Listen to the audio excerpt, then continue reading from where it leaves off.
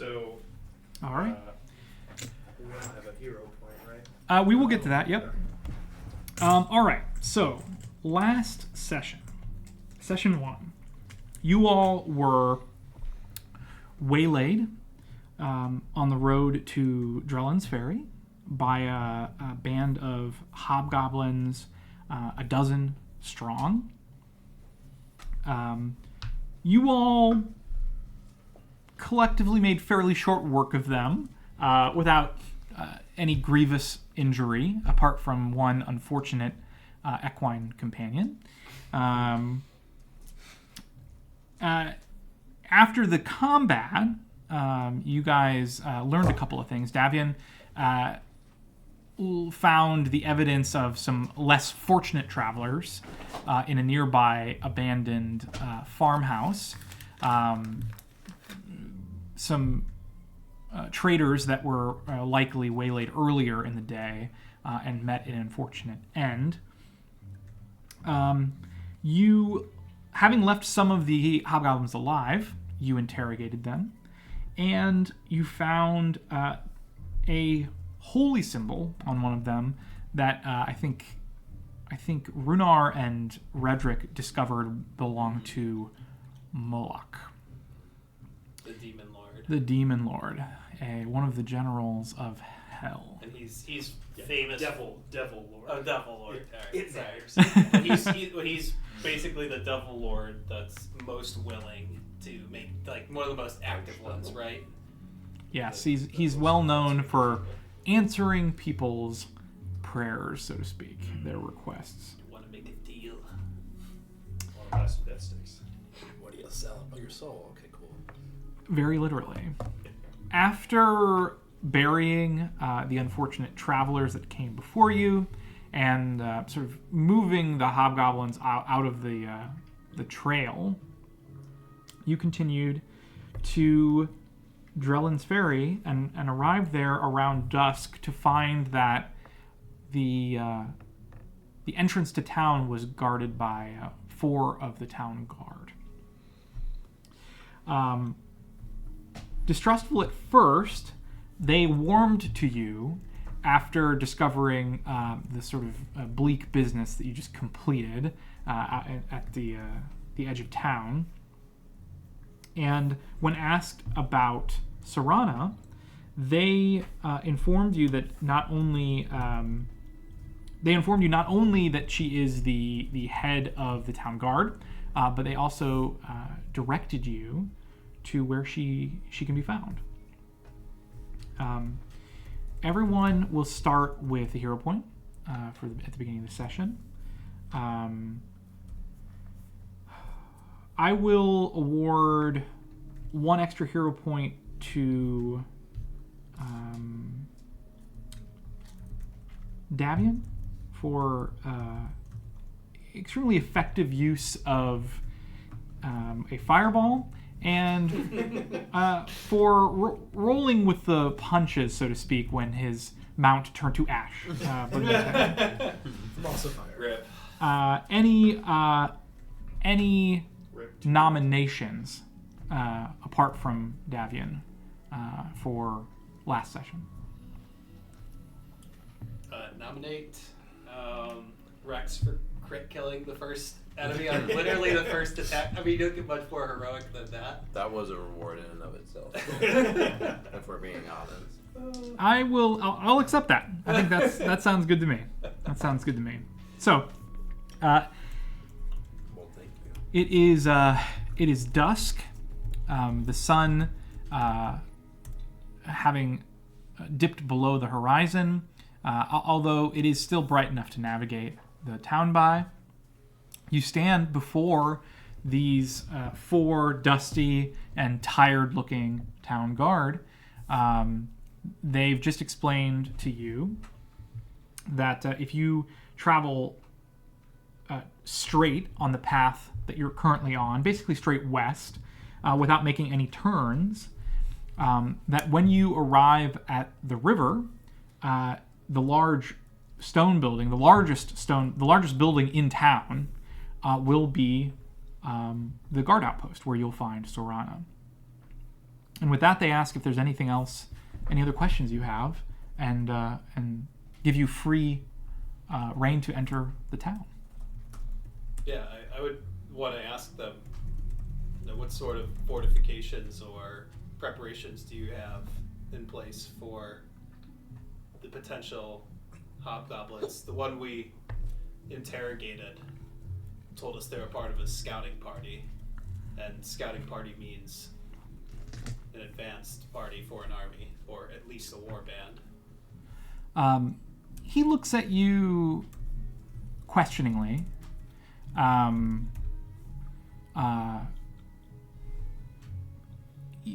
And says, well, we have watch posts at every exit to the town, 5 in total. But I guess I'm not really sure what business it is of yours. If you want to talk to Serana, go ahead, but I really don't know what you want from me. Really trying to keep you and yours safe and successful as possible. Recommend barricades, places where you can take cover, while preserving line of fire, choke points. He sort of raises an eyebrow at you and says, looks at all of you. Do you, if you have some information that we don't, maybe you should talk to Serana about it. But we weren't exactly expecting an invasion here. We just are here to keep an eye out for roaming hobgoblins. Learned the hard way that the invasion you don't expect is the one that will hit you the hardest. I would caution you that I assure you we've interviewed, I'll say interviewed in air quotes, one of these hobgoblins, and he clearly indicated he was part of a larger war band. He looks a little uncomfortable. Mm-hmm.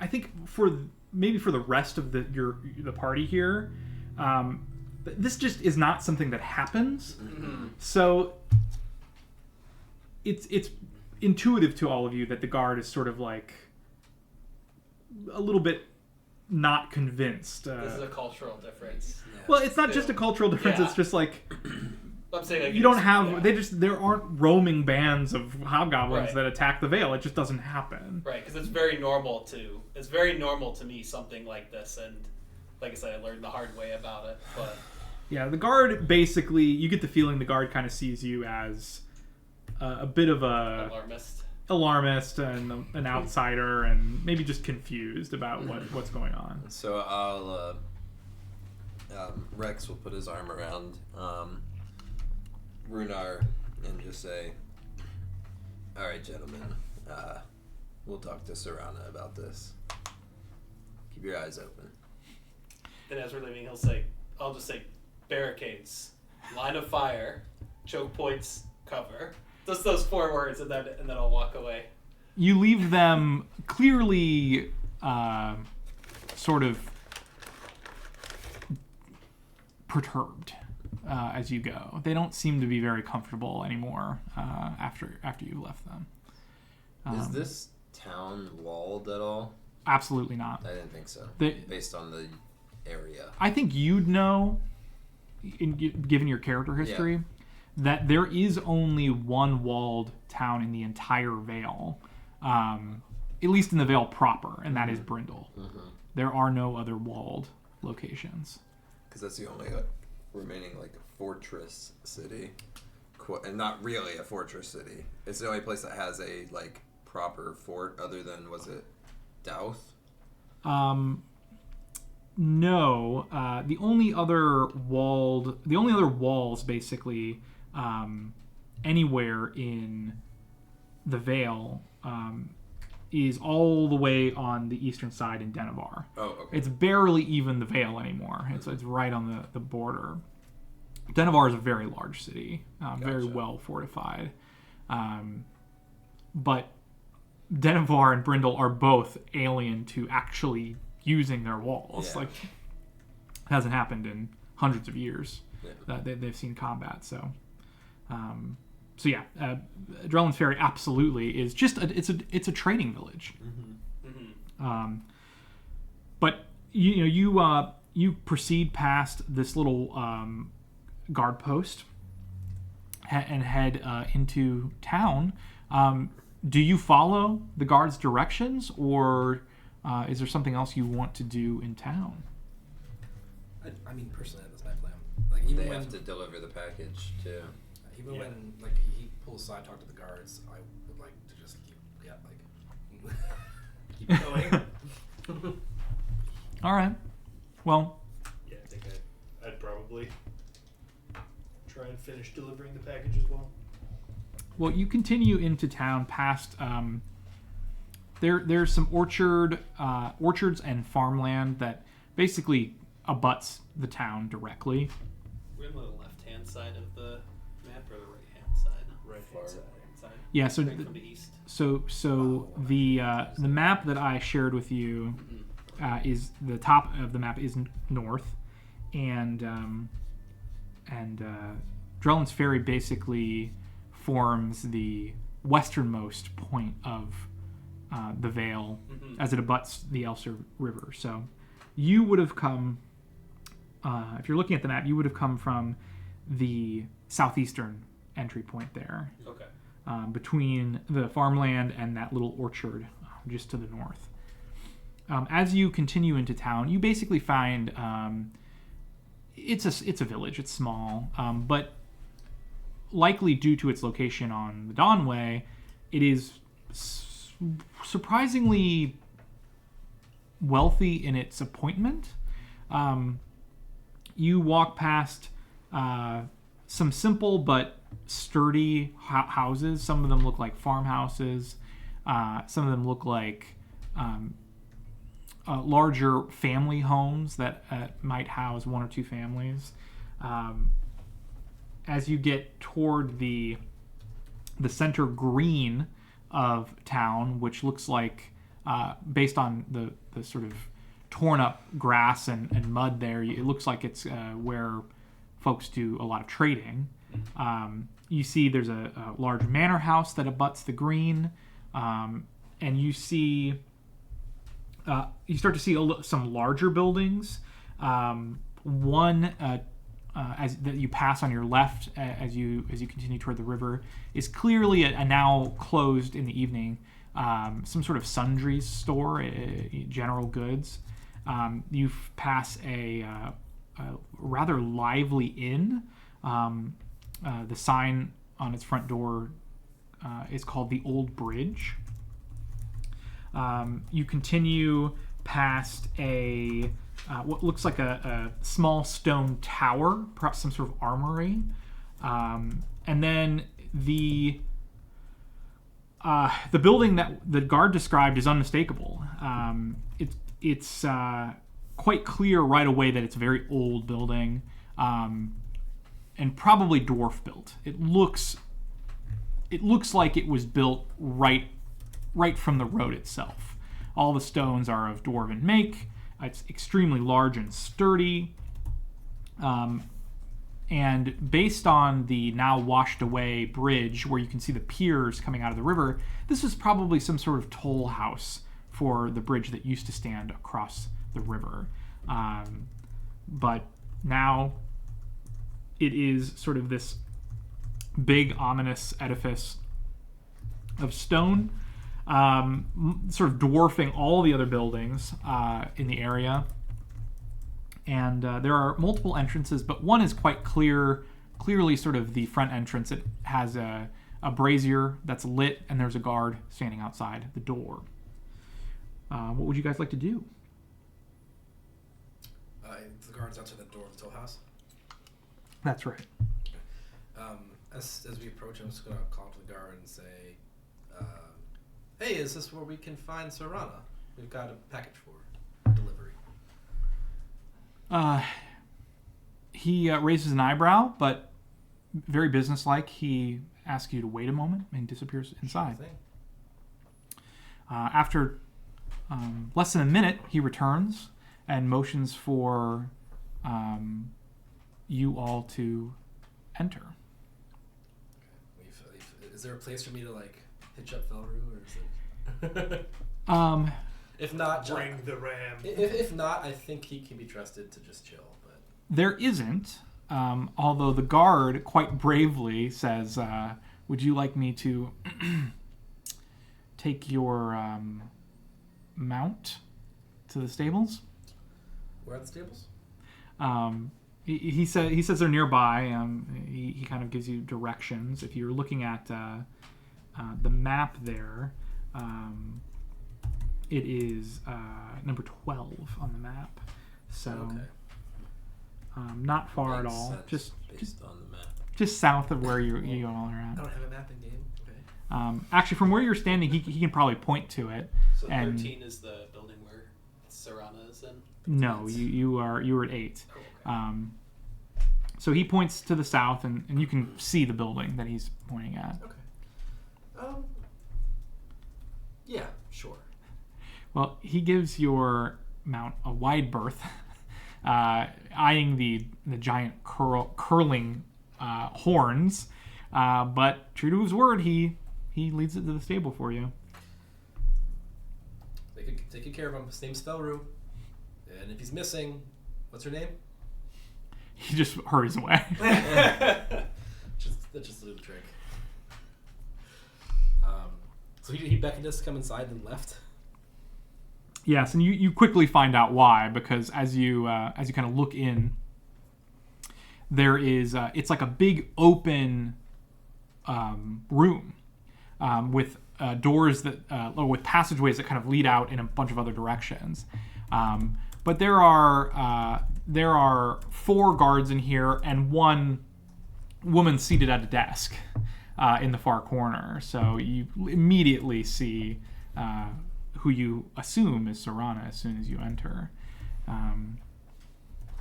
She confirms this when she sort of stands and motions you over with like a very quick flit of her wrist. As soon as we approach. Is she wearing like armor? Is she like that? She's the captain of the guard here, or That's what the gentleman at the edge of town told you. Yes, Okay. that she was the captain of the town guard. okay? But is she wearing like okay? She's wearing combat gear. Accoutrement. Yes, she has a sword at her side. Mm-hmm. She is. She has a metal armor, what looks like a breastplate on. Her style of armor, she seems to prefer to leave her arms uncovered. So she does not have mail on her arms. She has some forearm guards strapped to her forearms, and you can tell she's sort of a broad and very strong-looking woman. Her arms are quite large, and she kind of gives an aura of strength and command to the room. She's also quite tall. She's nearly 6 feet tall, and she does not smile or even really make much eye contact with any of you as you approach. She just seems to be waiting for what you have to say as you approach. I'll pull the package out of one of my sleeves. No. Captain Serana, we come with this parcel from Lord All the names. Jormath. Yeah, damn it. Jarmuth, yeah. We come with a parcel for you from Lord Jarmuth. And I'll move towards her with it to present it to her. She takes the letter, and with one fluid motion, she tears it open and reads it, sort of as you stand there before her. Her passive face turns into a bit of a grimace, and she drops the letter onto her desk. And at this point, she sort of gives you all a better look, maybe noticing the stains of blood and recent combat upon your arms and armor. It's not mine. A little bit of mine.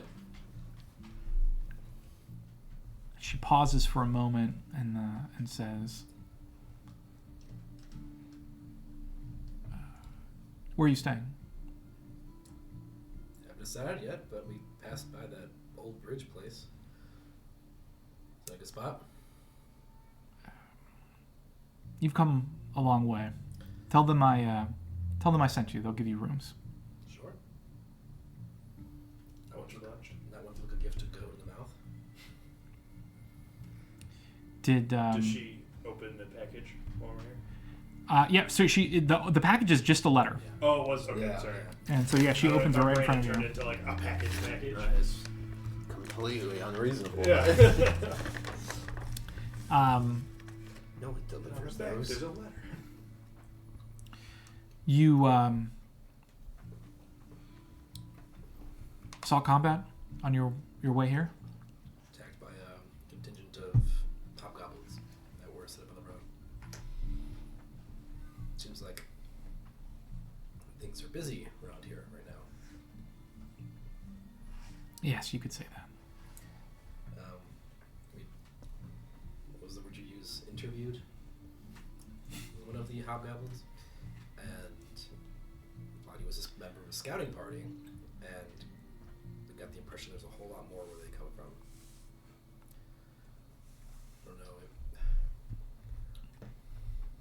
I don't know what their plans are necessarily, but it does seem like they're out for blood.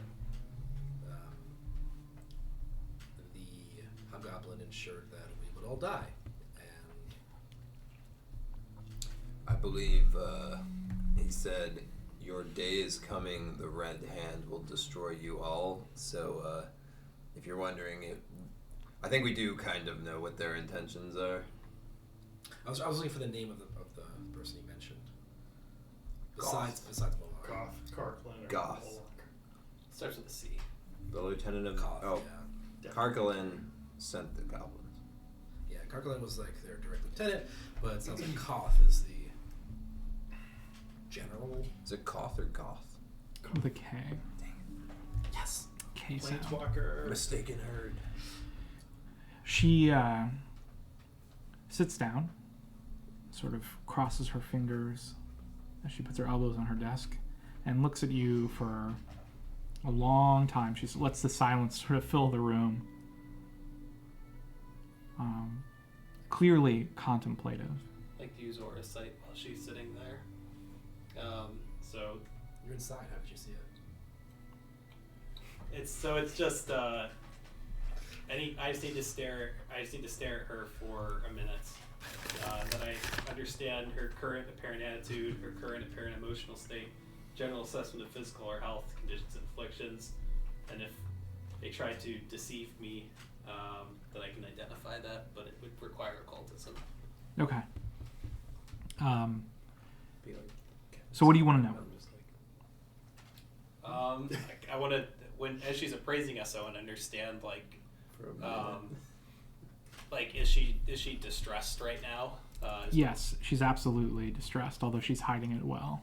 Yeah, and then how is she feeling towards us? Is it hope? Is it skepticism? Is it does she not know what to make of us? I think the only thing you get out of her in terms of her perspective of you is contemplation. She's thinking. She hasn't made any decisions yet, or any. She hasn't made any assumptions about all of you. No conditions or afflictions. I don't think this applies, but I think it kind of fits the theme of your ability. Yeah. You suspect she has not slept for at least 36, maybe 40 hours. Although she holds herself quite well for it. Anything else that ability lets you do? If there's like a hidden or subtle condition or affliction, then it would be like roll for it, like if they're cursed or Got it. If they're possessed or something like that. Perfect. You have to do extra to get that. Okay. But that's sort of the gist of it, as I understand it. Excellent. Well, as you sort of do this during the silence, she does eventually break the silence, and she says,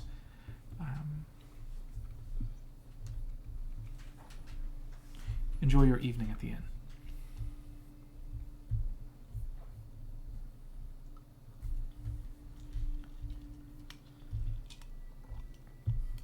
Maybe out of place for me to ask, but are you expecting a full assault here?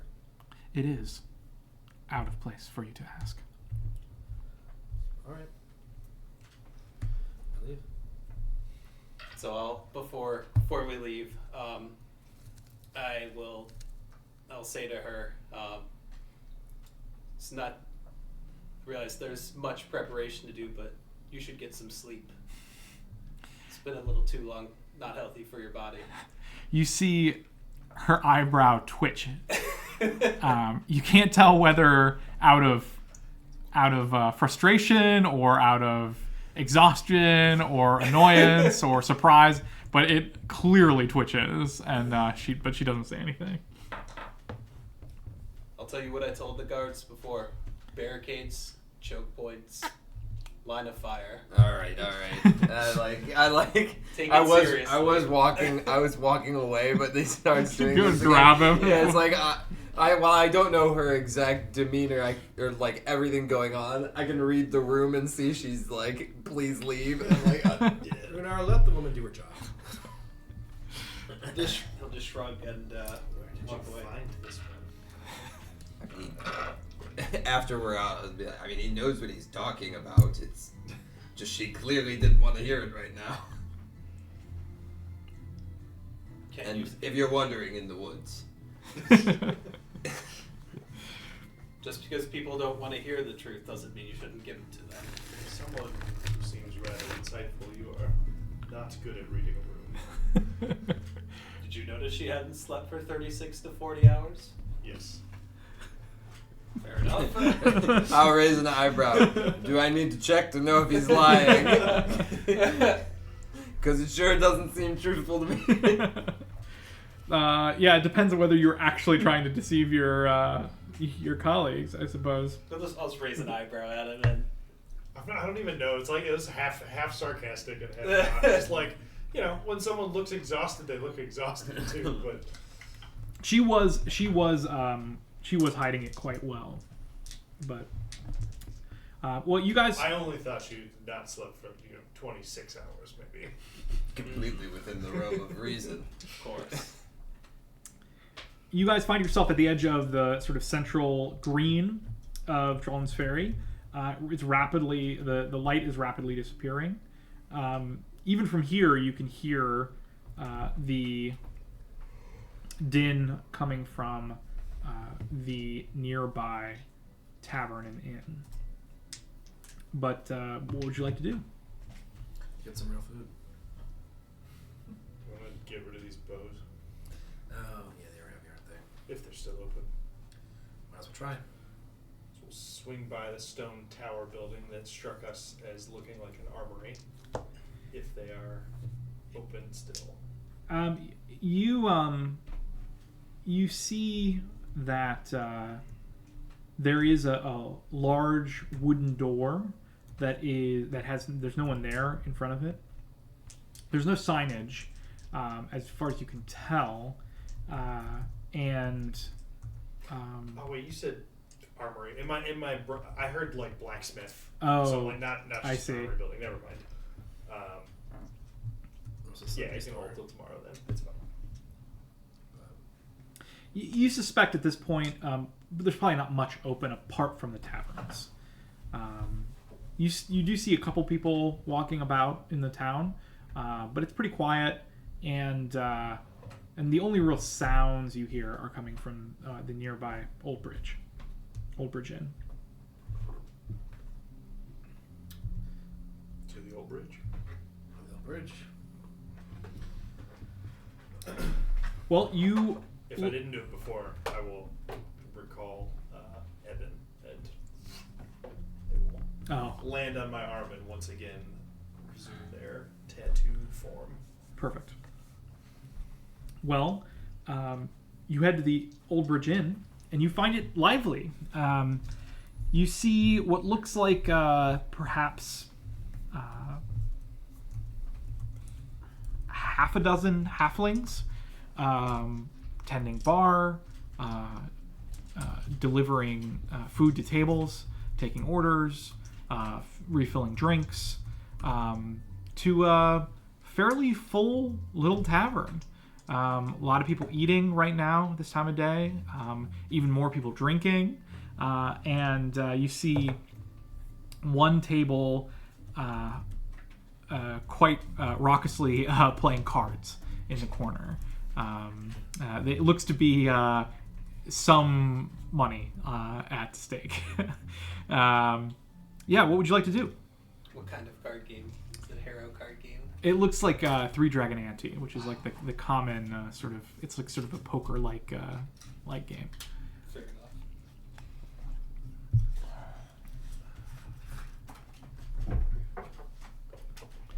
Ready to play. Excellent. I want to know if there's a bath. It's the first thing I'm going to ask the innkeeper. If I can order up water for a bath. Well, you find a halfling behind the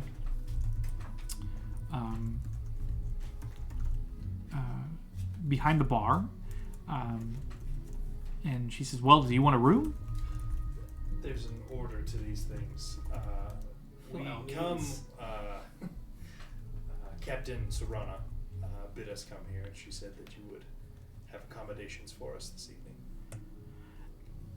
Did she? Of course she would. I wonder who's going to pay for those accommodations. I was also wondering that was an interesting suggestion on her part.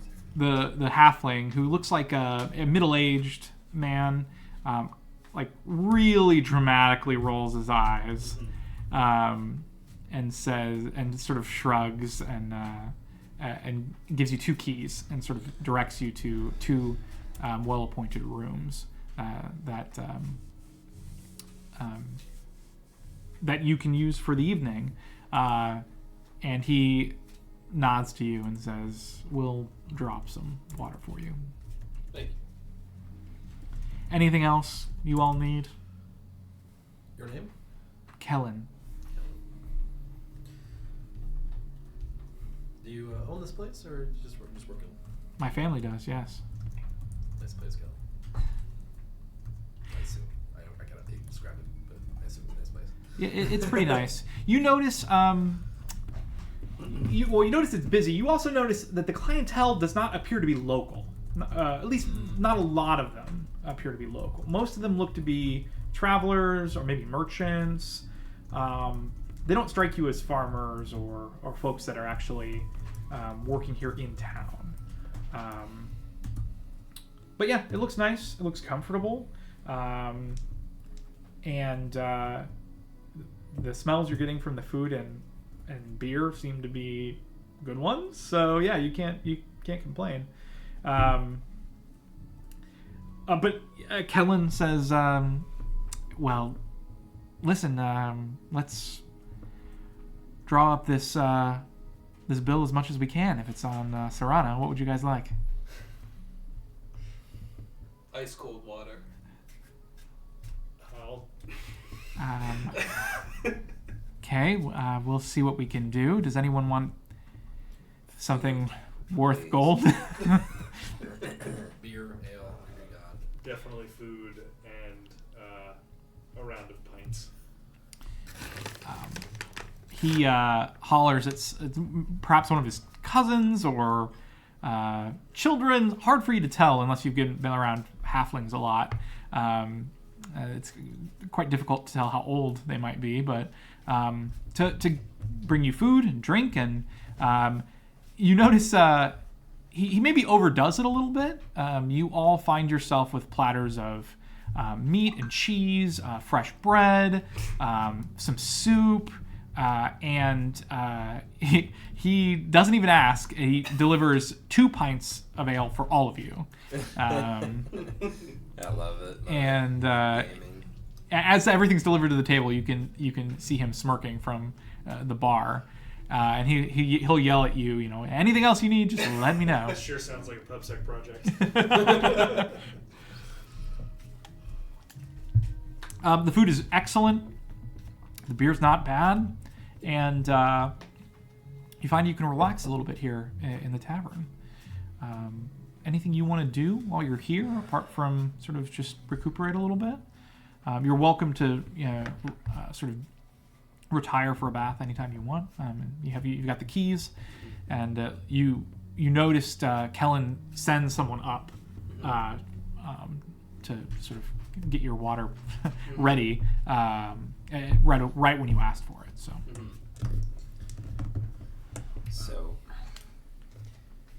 what do y'all make of it?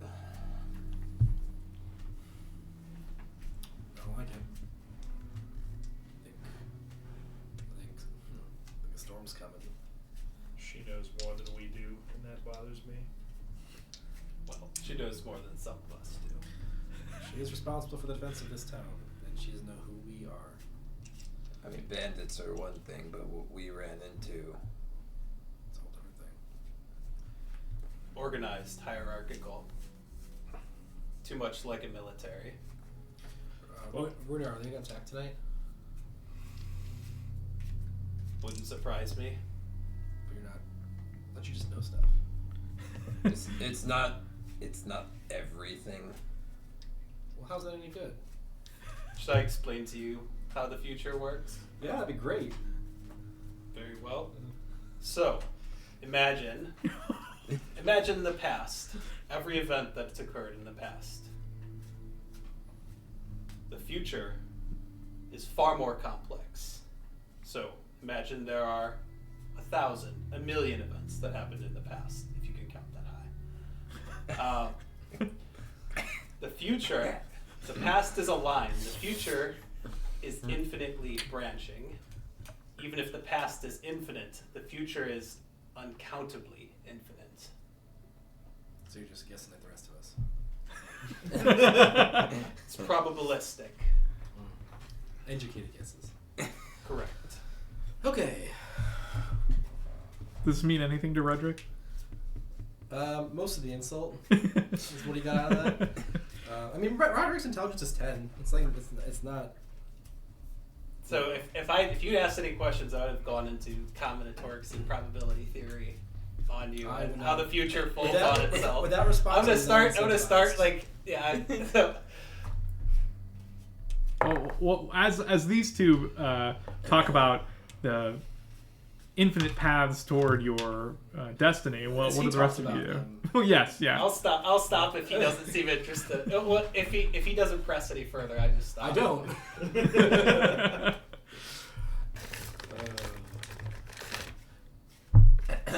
So, yeah. Anyway. So where the hell are you from? North. Far, far north. I gathered that much. Would you like to know anything more specific? Why are you here?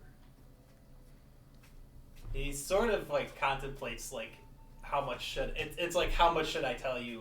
Look, kind of like somewhat similar to the look that the captain gave you. You look like you haven't slept 40 hours. Slept like a baby last night. I don't actually say that. But suffice to say, I've been sent here to stop the terrible things that are happening. That are happening? Are happening. Will happen.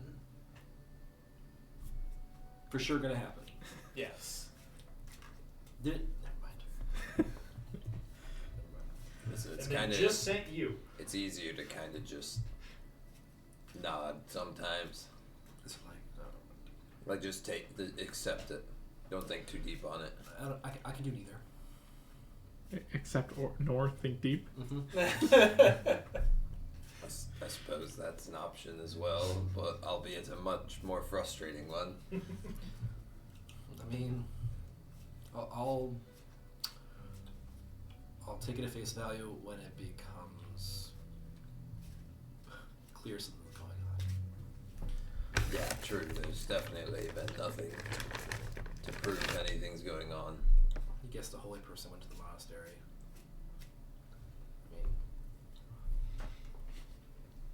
I mean, he did do that one thing the one day, but Do you talk about him in third person even though he's sitting right Yeah. next to you? yeah, I just look Just at making you, sure. look at you and just like pretend he's not there. Both be eating unconcerned as he does this.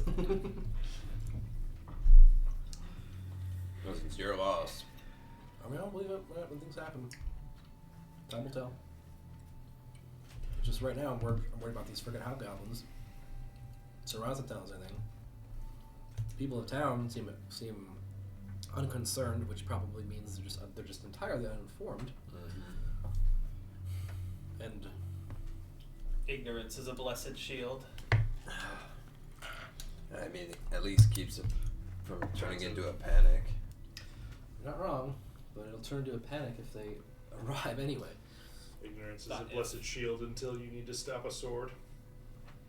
Not if, when they arrive.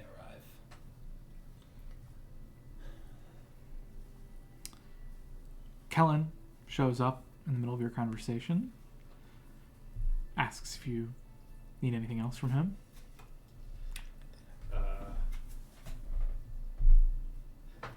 Yeah, how about a round for my friends over there? And I'll point at the rowdy card table that I'm going to go and join in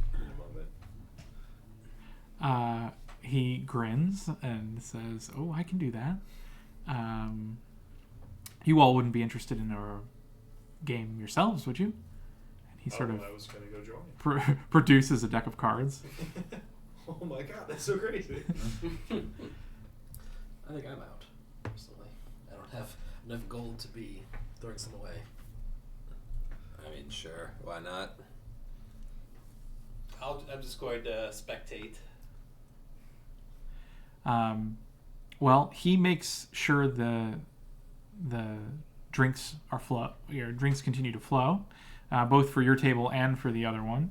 And you all play some cards. Together or with these people? He'll ask you what you prefer. He said he's happy to start a new game with the three of you. With us. Yeah, but if you'd like to try to go join the other table, Yeah, so my reason to go play cards was to talk to a bunch of people that aren't us. So I will join the other game. okay. Or Same. we will join the other game. Yep. All right. I, before heading over there, under the table, would like to just pull out a coin that I happen to have. Is that Zeke's coin? So much better. No, it's so much So better. much better, I know what it is. And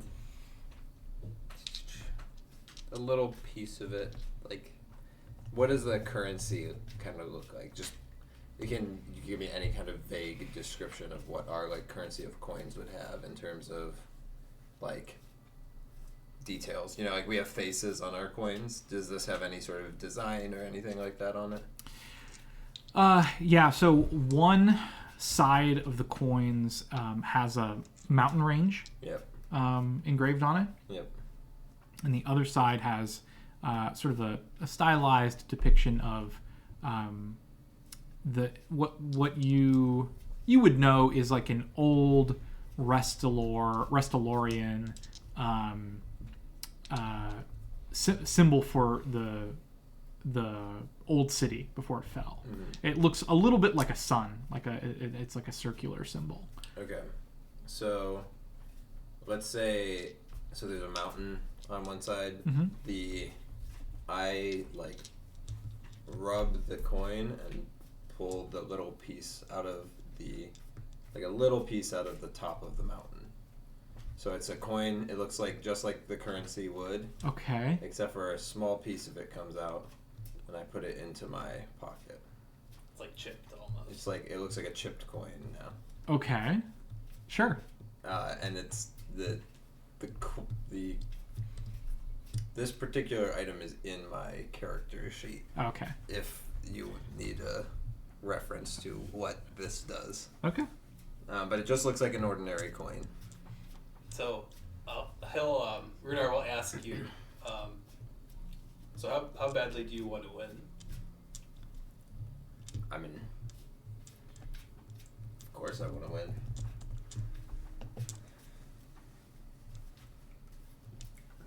I'm not playing to lose. He's playing to talk. I'm playing to win. They You're gonna lose your own share of that gold, do you? they are more than happy to let you into their game. They ask a silver for buy-in for their game. It looks like pretty much everyone at the table. There's one halfling. The rest are humans. Mm-hmm. The halfling looks like he might work here. You're not quite sure. And the humans, based on their dress, really and the way that they're interacting with each other, look to be merchants and perhaps some guards from the for those merchants for their traveling. But yeah, they definitely don't resist at all if you want to sit down and play. Is this like a bidding sort of game, or does it like involve deception at all? Like, do you know what I mean? Is it like poker where you would like bluff or anything like that? If I remember correctly, it is very similar to poker in that in its themes. Like there is absolutely sort of a sense of trying to get away with everything you can, and trying to bluff your opponents into thinking you have sort of cards you don't, and that kind of thing. Mm-hmm. So I've always heard it described as very similar to poker in that way, where you sort of make these, you like play these hands. They call them gambits in Three Dragon Ante, and like try to basically win the pot each round that you bid on. I don't know the exact rules, but that's the I feel like I have a copy of Three Dragon Ante somewhere. And they do sell it. No, they do actually sell it. Yeah, it's. But the nature of even the name itself, Poker, Three Dragon Ante. You raise stakes, and then the winner of hands earns the pot. So that's sort of how it works. But yeah, if you'd all like to play, I think why don't you? Well, I'll ask you. What approach do you take to the game? Do you try to deceive your opponents, or do you try to lull your opponents into sort of a false sense of security, or do you just try to use numbers to your advantage and sort of memorize as much about the game as you can? I decided I do want to go in. You will play? Yeah, and the way that I want to play is, do I see you as the biggest sort of stack at the table? Yes, it looks like one of the merchants has by far the biggest. So I want to aura sight on the merchant, and basically the way I'm going to play is pretty conservative, but I want to isolate him, and get into a position where, like, if I see his like emotional aura sort of change, it'll be like a pretty big. I'll be able to tell, like, since I can only do it to one person, I target the guy with the biggest stack. I can have a good sense if he's like bluffing, and Okay. then I like play super conservatively, otherwise like annoyingly conservatively. Okay. And then, I'll when Lay describes these two describe their approach, he said he wanted to win, so you'll see in a second. Okay. The rest of it. What do you I'm not guys trying do? to win. I buy in with a gold, even though the buy-in is a silver. and I'm going to lose money to people who tell me things, basically. Oh, okay. Interesting. All right. I buy in with the gold because unless you think it should be a different level of currency, that is what I imagine this coin would be. Oh, I see. Okay, sure. Yeah. Yeah. So I buy in with the gold. Okay. And so, in particular. And the way that I would like to play is so different from the way. So initially, how I would want to play is targeting somebody who looks, if it's possible in this kind of game, trying to like target the person that seems like they're having the roughest time first. Okay. Until I get some momentum and then start trying to hit down the big fish. yeah. So before the first hand starts, you will hear my voice in your head as I use message, which for me, like normally you have to mouth it. I have no verbal components, so I can do.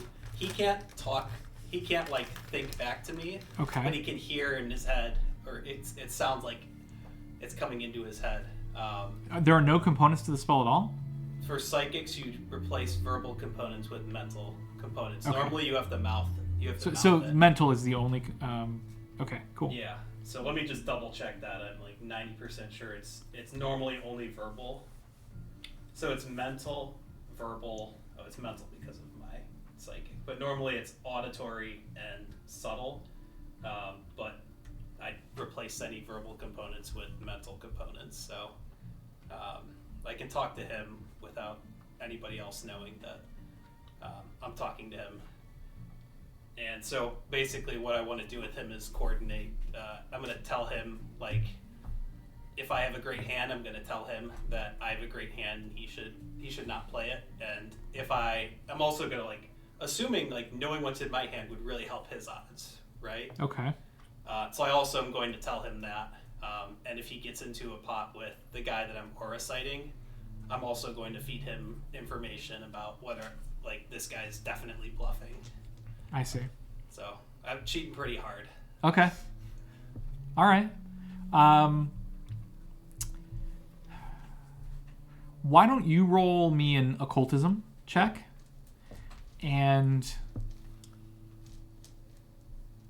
I don't know. Do you have a suggestion for what you'd like to? What skill you'd like to use? I'm between two things. One of them would be perception in the aspect that I am trying to read the other players throughout this to like outplay them based off of like tendencies. The other one would be like leaning into my like thievery background and just like knowing when somebody's trying to get away with something, like not necessarily like a like deception. Was there even deception? Like not necessarily trying to catch somebody being like deceptive or something, but knowing when people are like giving certain like ticks or tells, like which I guess it mostly just leans into the perception, I guess, more than the thievery component, unless I'm catching somebody cheat. So Can I guidance myself for that as well? What are there any components to guidance? I don't see any. It just says cantrip concentrate targets one creature, and it doesn't say any. I was about to ask about that too, because I can detect magic just innately, and yeah, it says cantrip, concentrate, detection, manipulate. So manipulate would be some kind of somatic component, probably, right? Usually 2 action spells, like for each action, for each action a spell has, it adds 1 component. So if it's two actions, it's usually verbal and somatic. If it's 3 actions, it'll add like a material focus or something like that. Okay. Guidance is 1. Guidance is 1. I don't have material or verbal components, I suppose. So unless there's somatic, just check. Yeah. I don't see it anywhere. It just says. It literally doesn't even list a component for it. Guidance is verbal and somatic. Okay, never mind. I won't do it then. where'd you find that? Yeah. This is 1st edition. Okay, I'd say it literally just says cantrip and concentrate on it for me. So I think it's just. Spell gains the manipulate trait means material component. It's just verbal, guys. It's just verbal. Okay, that's fine. Means it's mental.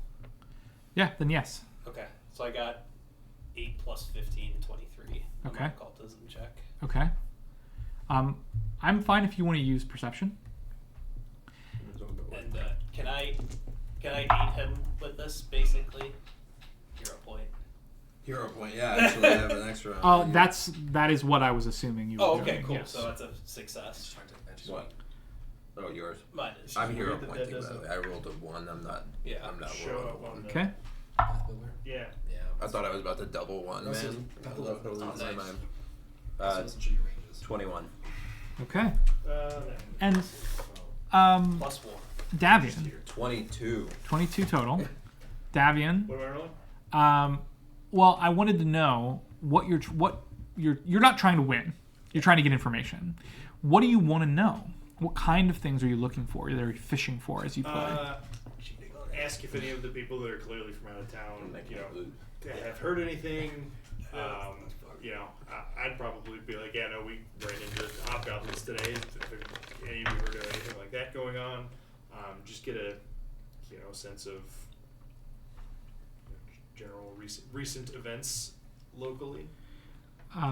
The guards, the folks that look to be guards, the ones that have daggers at their belts and look like they've trained a little.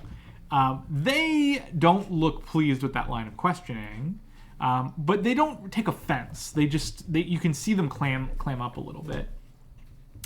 The better dressed folks at the table, the ones that might be merchants, are happy to tell you that they have gone through all manner of trials getting to town, and that they are waiting for everything to blow over, and that they want nothing to do with crossing the river or getting to Brindle until the town guard takes care of these whatever hobgoblins are left and makes it safe again.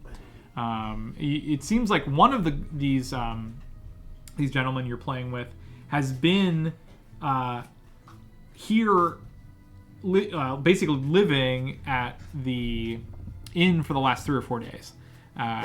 Basically arrived here, coming from the west across the river, and was just like, I'm not going anywhere.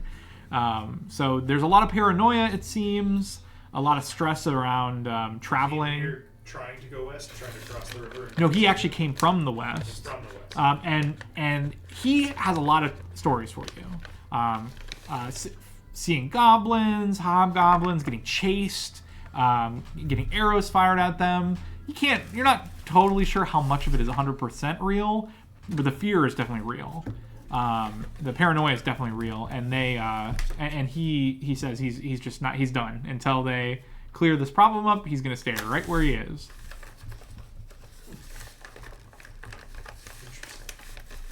Oh, by the way, I realized I get a plus 4 to aid, so he crit. It was a crit aid, so he gets plus 2 instead of 23. Yeah. Okay, so over the course of the evening, you gather a lot of this information. Anything else that you wanted to try to gather information-wise? You quickly fall in line with the group and like sort of what they want to hear, and you lose a little bit of money, and you're quickly able to get off already. It's gone. Yeah, you're quickly able to get your information. So. I think that's it for now. And you notice, as you play, that Rex is basically just looting everyone dry. And a part of it appears to be that he's playing in a way that doesn't really make sense, but always seems to be to his advantage.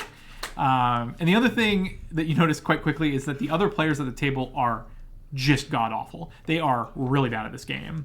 They have no business putting money on this game, and they're betting way too much on bad hands and giving away. They have obvious tells. We're just sharks. So at the end of the night, you manage to secure 7 gold from the table. Who takes those? And you do well enough that you feel like you probably could have continued playing if you held out on them a little bit, but pretty soon, like, they have no money left. They have no will to play, and they decide to call it a night. What does, so I don't have a super good reference for the cost of like standard stuff in Pathfinder compared to 5e. Yeah. What does a mug of ale cost? What does what does a night at a decent tavern cost? A night at a tavern, I think it's like a silver. An ale would be like a copper, 2 copper maybe. Okay. So this is a good deal of money. Yeah. Yeah. You basically fleece them. No You problem. could stay here for 70 nights with that. So, Perfect. what do you do while they're playing? Did you ever take your bath? Not yet. No. Oh, I'm gonna take his bath. Okay. Sure. Because they got the bath already. No one's using it. I might as well. Did he warm up water too? Oh, yeah. Then yeah, I'm definitely using it while it's warm.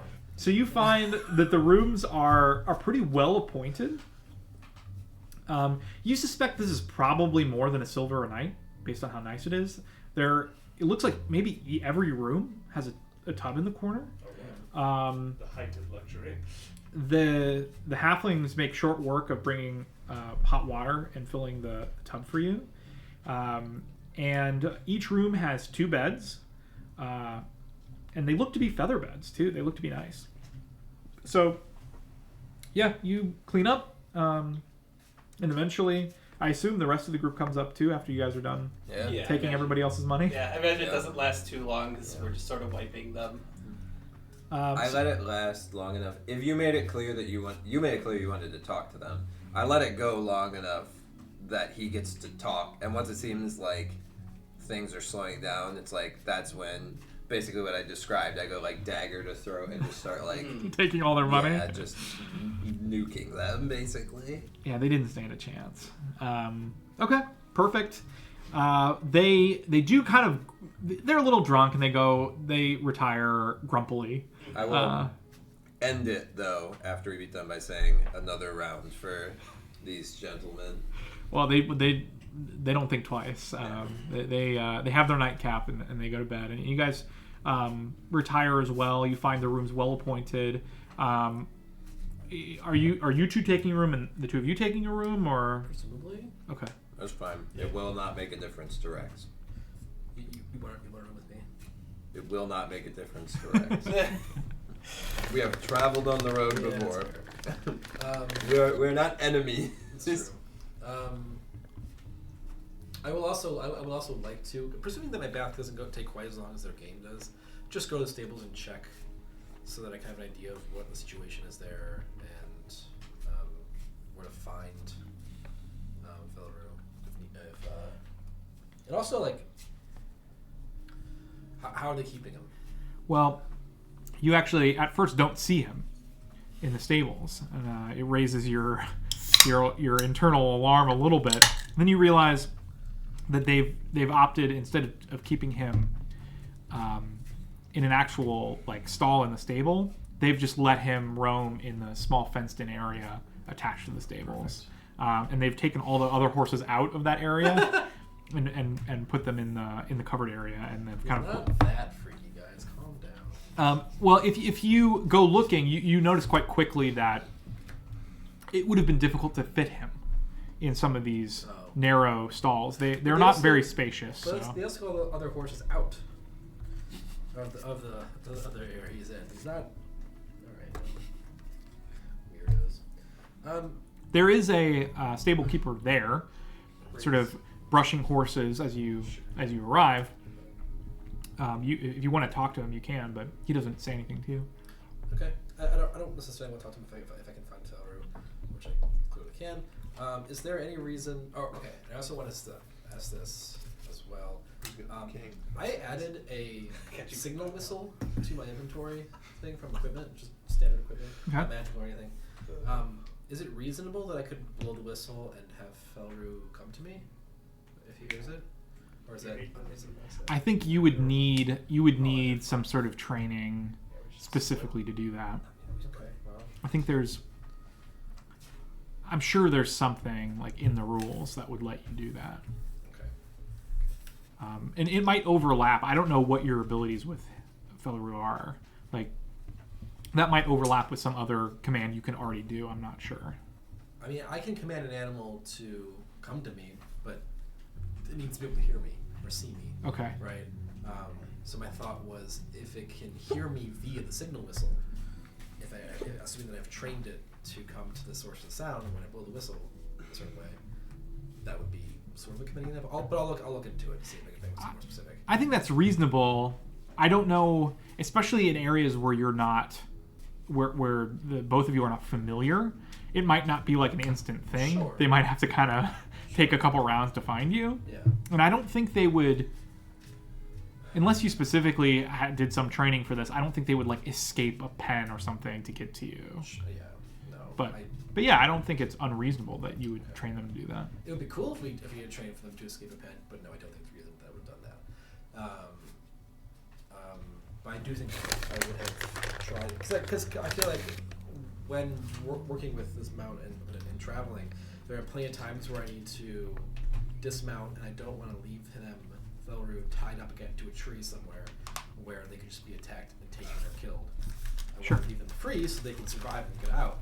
But then if they're not there when I get back, I want to be able to blow the whistle and have them find me again. Yeah. That's my logic. I think that's fair. But okay, that's sort of what I wanted to do. As my training, even at the stables, I blow the whistle while I'm standing at the edge of the stable, and if and when Felleru comes up to me, I sneak up some fruit when it was looking. Okay. The sort of young man who's tending to the horses stares at you but doesn't say anything. What? It's just have you ever seen a goat before? It's just a big goat. He does not engage. He like goes back into the depths of the stable and tends to more horses. What, you want to feed it? You want to feed him? You can feed him. It's a good time.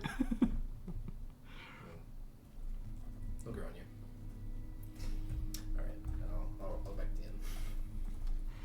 As you go back to the inn, you notice that Serana is standing outside in the street, talking to a gentleman you don't recognize. What's he dressed like? He has pretty nice red robes on, and he has like a staff, like a walking stick. Can I roll a knowledge check to see if I know who this person is? I don't know how successful I can be at that. A cultist or a wizard? I would be society. So like a full red robe, or I guess like if that is like a uniformed position of a city, I feel will. like it'd be reasonable that we could. We can always try. Recognize that. Otherwise, the DC is just 40, and I will succeed.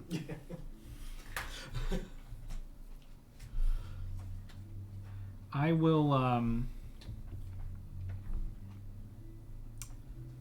I'll just share with you what he looks like. I have a picture of him.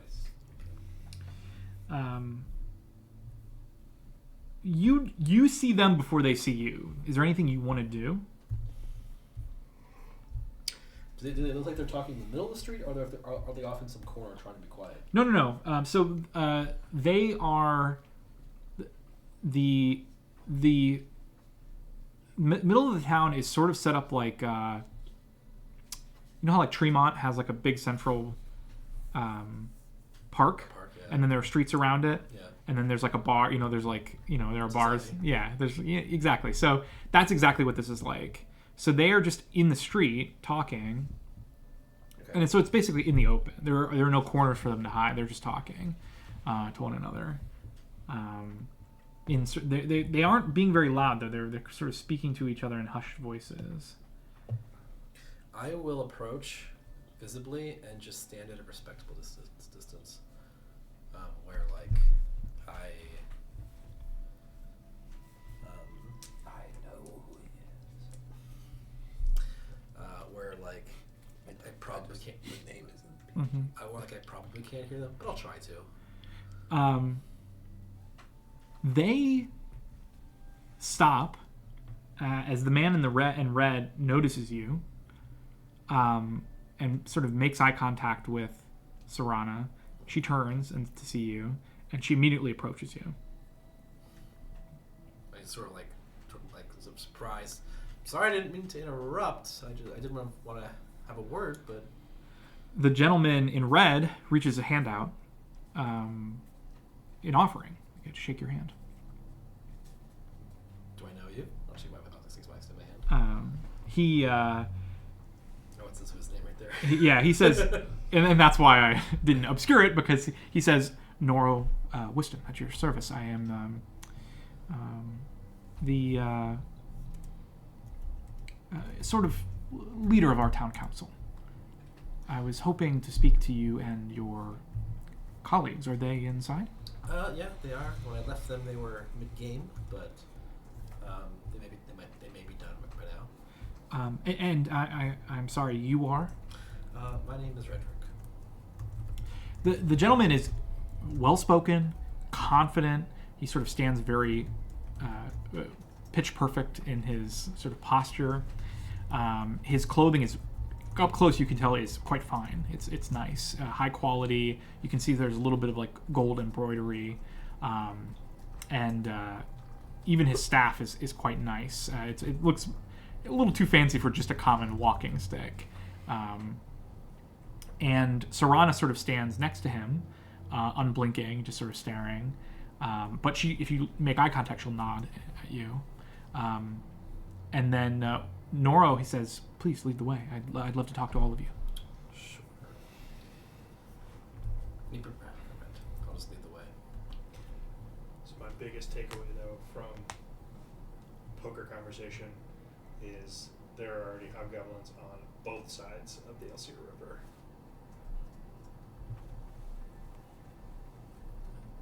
Seems reasonable.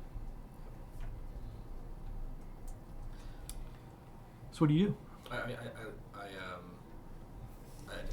the way. Okay. Yeah, I'll move inside and see if my companions are still at the table or if they've gone to their rooms. At this point, almost certainly they're up in their rooms. But you have no trouble gathering them if you want to. You can kind of all crowd into one room. They're big enough that you can have 6 people in there, no problem. Sure. There isn't a lot of seating, but you can all fit in there, no problem. I'll be as we approach or as we enter, and I see them say, "Well, it looks like they already went up to their rooms. We could talk up there. Although I do warn you, one of our members, he's new.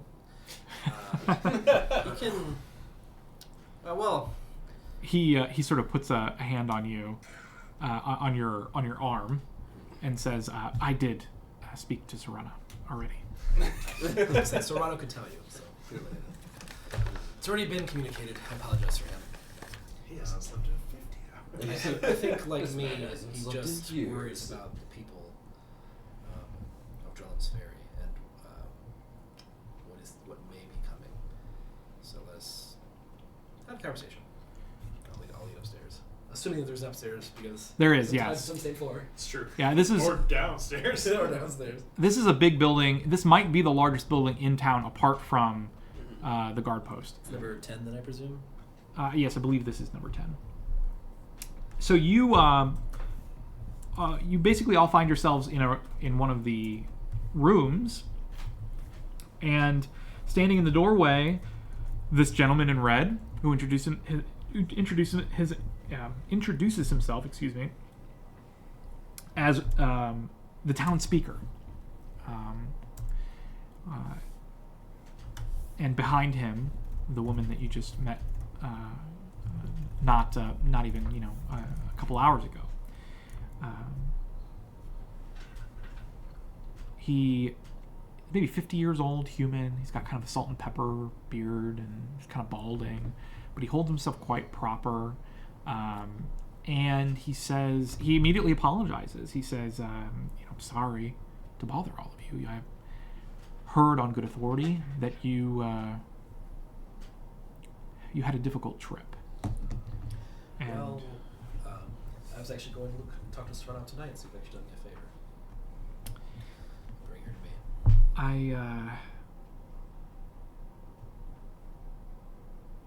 I just ask for a few minutes of your time.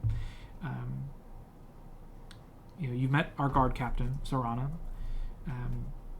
Perhaps you've already put this together, but we're in a bit of trouble here in Drellin's Ferry.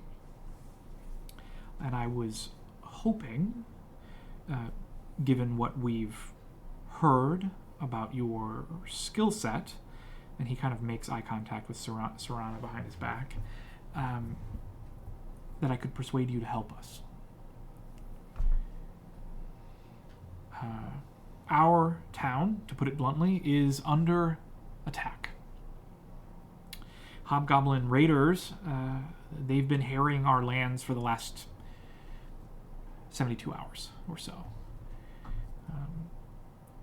It hasn't been anything challenging to the town proper, but unfortunately we've found people in the surrounding homesteads attacked and killed. Their homes burned. And as you are apparently aware, they have been waylaying travelers on the Dawnway. At this, Sarana speaks up from behind him. We have had trouble with them before. A quick raid on our furthest homesteads, usually on the west side of the river. Nothing too bad. Usually not even any casualties, just stolen goods, that kind of thing. But this is different. I had my guards check your handiwork, and, you faced down a dozen hobgoblins, so you know better than most.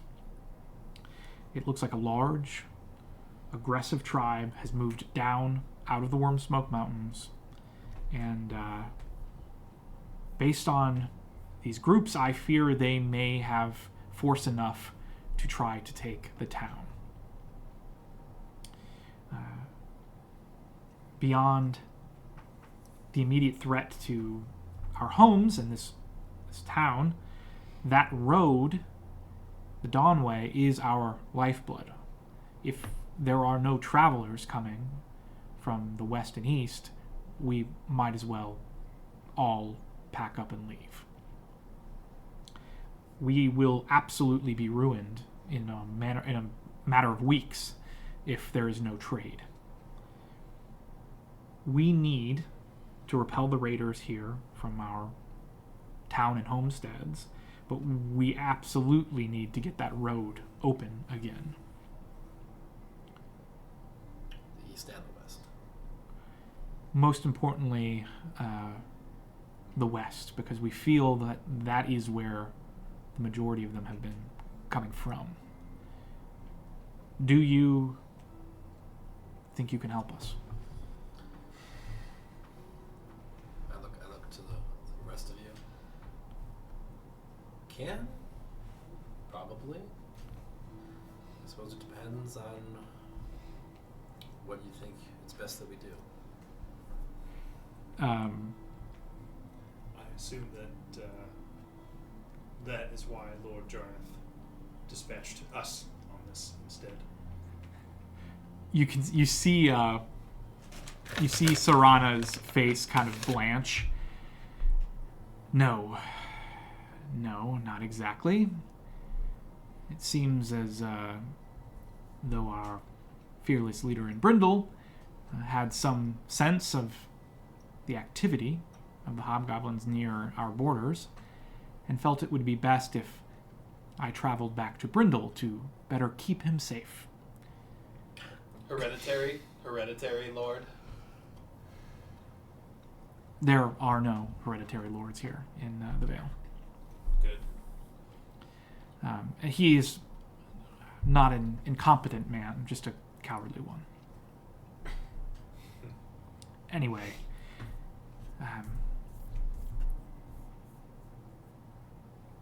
and she kind of looks at Noro, who says, "You'd be helping a lot of people if you could find out where they're coming from and really drive them off." Sounds like a tall order. I would like to oracite him, and I want to know if I get the sense that he's sweet talking us and potentially leading us into a trap. What is the exact language on the ore site? So if he's being, the language is, if he's being, the deceptive part would be, I have to just give you the. So it's current apparent attitude to you, current apparent emotional state, general assessment of physical health, conditions or afflictions, might need to see the occultism again. If there's a specifically hidden or subtle condition or affliction, and if you roll a secret occultism check, if your result exceeds the targets, you can identify if they're being deceptive in some way. So I think since this is such a widely applicable ability, Right. the easiest way to do this is just for you to say which of those things you want, Yep. and just make the check, or just ask specifically, like, "Hey, Yeah. I'm gonna make an occultism check to Right. determine if he's lying to us, Yeah, if that's within the yeah. realm of the ability." Right. I want to know if he's being deceptive, and he doesn't care about saving people. He's looking to send us into the grinder. The most competent people who can be defending here potentially. You immediately get the sense that this gentleman takes the responsibility of the town very seriously, and would not be asking you unless he felt it was absolutely necessary. Okay. Talk about slapping the old confidence, huh? That I was like, oh yeah, no, that's probably why he sent us with that letter. Yeah. Because we're capable. Yeah. He was like, I don't know. Go get this person who's more capable and bring her here. Oh man. You can tell she really didn't want to tell you. That's amazing. She probably wouldn't have said anything if you hadn't asked, but yeah. That's what you get for prying. I mean, look, we're happy to take out an entire army for you, but I just don't think the four of us are enough to do that. If, like, these people, these hobgoblins we encounter, they said they're a scouting party, and they can't be the only one if you're having incidents like this all across the countryside. If they're sending several dozen scouting parties out, the four of us aren't equipped to deal with 100 hobgoblins. His eyes go Not wide when you say that, and he looks at Sarana, and she looks at you, and says, "How many raiding parties did you encounter on your way here?" At least the one we fought, and then at least one. Sounds like one or two that are patrolling the countryside, attacking your villagers. That's 36 right there. And if they're just the scouting party, my assumption is that there's a larger force they're coming from. Wow. Yes, we had assumed that there might be as many as 50, perhaps more, but... I mean, if there's only 50, that's still a lot. I could do 50. I I don't mean- know. But we'd have to fight them in isolated pieces. We couldn't take them We all could at do once. that. Yeah, please understand, I don't need you to, I would not put this pressure on your shoulders to defeat all of them single-handedly. Even if you could just gather some information, why are they here? What do they want? Where are they hiding? What their plans are? Anything. Listen, I'd be willing to pay you well for any information you can bring back to us. I think that's. I look at you specifically. I think that's something we can probably work towards. If you're willing to reward us, and also, I think even more importantly, let us, first of all, supply us whatever we need, and let us come back to resupply or use Drellin's Ferry as our home base. I think we could put some serious damage on them based on if their scouting party was at that level. Sure, they might have a few real problems there leading the charge, but you have to imagine their average soldier, so to speak, is probably a lot of what we ran into on the way here. If we get the drop on them in spurts and pull the same sort of antics that they've been pulling on our people on them, we can take out huge swaths of them. Agreed. He sort of winces at your request, but you notice that Serana sort of puts a hand on his back, and he says, "Of course, we will." Serana is right. Without trade, we have no hope. We will. How does 60 gold pieces sound? To each of you, of course, if you can come back with information. And as you've requested, we'll provide you some gear from our local stores to help you on your way. I think what we may need more than anything else is horses. Yeah. Preferably fireproof ones. I wink at this. They look at you confusedly. Davian's got... I probably still look a little singed. You might, actually. His horse's name wasn't Ash, but it might as well have been. It is now. Yeah. Just in case, that way we can, if we get spotted, we can get away. Not being surrounded. We will help. But while we do that, we just need to know that preparations are happening here, whether that is to defend Drellin's Ferry or, God's forbid, abandon it if need be. Yeah, we should be making preparations for the worst. And by we, I mean this town. You can see immediately that Noro does not like this line of thought. And before he says anything, Serana sort of says, she steps up and says, one of the reasons we need your help so much is that we cannot spare anyone.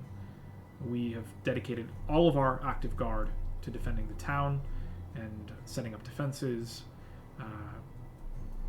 Luckily, we've been able to gain some information from the few hobgoblins that we've been able to destroy and that you've been able to destroy. We know what kind of weapons they have, and we know what we'd be in for. It also seems as though the vast majority of the raiders have been seen on the west side of the river, which puts us at a significant advantage. I do not feel that we are in such danger that we need to prepare for evacuation. But if we had more information, I certainly would not. May I suggest, if you haven't already made these plans, but a way to sabotage the lines across the river so they cannot cross so easily? It's already been considered, but our ferry operator is our main detractor of this idea. But believe me, yes. It can be done quickly and easily. Yes, I just don't need to destroy net right away. Just if the force comes, but then also, I know you said you are already stretched thin. Are any of your men watching the river up and down to see if they're crossing somewhere else? So you'd be forewarned. There are few fordable parts of the river, but we do have a small contingent of guards watching, not to engage, but only to alert us if someone were to try. The hobgoblins that got across obviously got across somehow, and a small group, so. We suspect it was probably that, and so we've been watching. Either that, or they've brought boats from the mountains, which would be Weird. Alarming. But regardless, I feel we're well prepared for defense. It's offense. It's gathering information that we just do not have the power to do. Well, you mentioned that you had more information other than what we had given you. Well, we did some scouting. We sent a dozen guardsmen west on the road to find out where their lair might be, where these groups were coming from. But they got cut to pieces on the Donway. Only one of them returned. And frankly, we just didn't have we didn't have anyone that we could send in. We could risk after losing that many guardsmen. We didn't have anyone else we could risk to try that again. But we, like you said, we've seen at least 3 of these war bands, which are all a dozen to maybe 20 strong. So we suspect there are 50 of them out there, unless they're holding more in reserve for reasons I don't understand, but it's possible. I will also warn you. We have seen. It looks like you've encountered one. These hounds, strange hounds. We haven't encountered any in battle, but they certainly don't look like normal beasts. I forgot to roll on that, but can I do a recall knowledge on those hounds? Same. Yes. Yeah. Is anything specific you want to know about them? I guess more just would I recognize it from either experience or study? Kevin assumes it's a hellhound, but I don't. I was gonna say I also want to know. Personally, I would want to know if it was natural or not. Like, is it something naturally occurring in nature, or is this like an aberration, abnormality, like same sort of deal? So you both know that they're hellhounds. Okay. Yes. You know that they are not animals in the traditional sense. They do not naturally occur in the Vale or anywhere you've ever heard of, even on the fringes of the Vale. You had never heard of one before, but you know enough to know that is not a normal animal. So yeah, you would have put it together what they were, why they're here. You don't know. Sure. Are they I guess depending on how well he rolled, I'm wondering about saves. Are they particularly tough or dexterous or? I think the time for that is past. Fair enough. If you'd see them alive again, I'd say we could try Cool. for that type of information.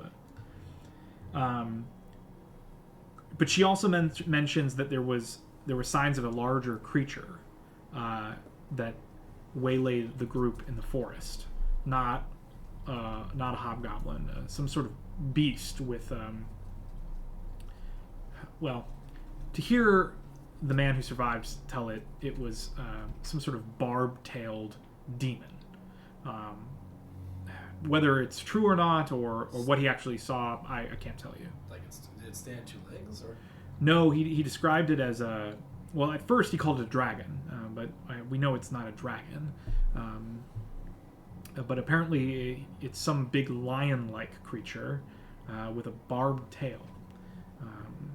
He said he didn't get a very good look at it, though. He just saw it attacking his peers. It's like to recall knowledge on that.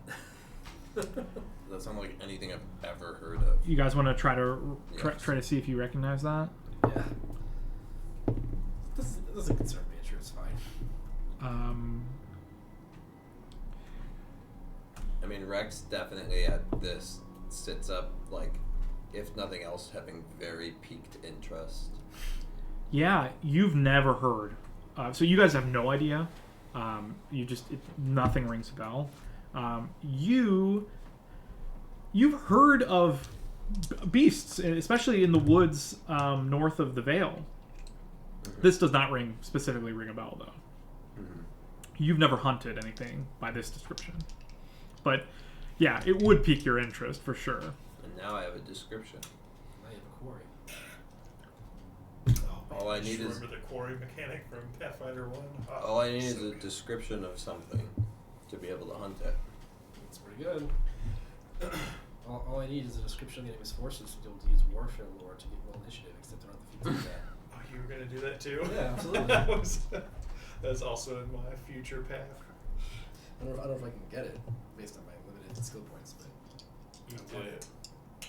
Yeah, I think like you can't get it for 7th level because you have to be expert in warfare lore. I really need my skill level ups. It's really sweet though. You get to roll warfare lore check if you're doing like a specific plan. If you have like info on an ambush that you're facilitating or something. Yeah, we're disconnecting and reconnecting a bunch.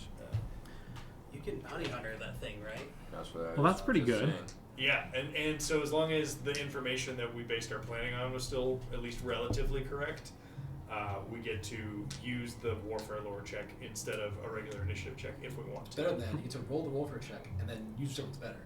That's pretty Oh, good. that is good. Fun fact: warfare lore is a lot higher than perception, generally speaking. Yeah. Mine probably won't necessarily, but it gives me effectively advantage on initiative rolls if I could partake it, which would be huge because my profession is awful.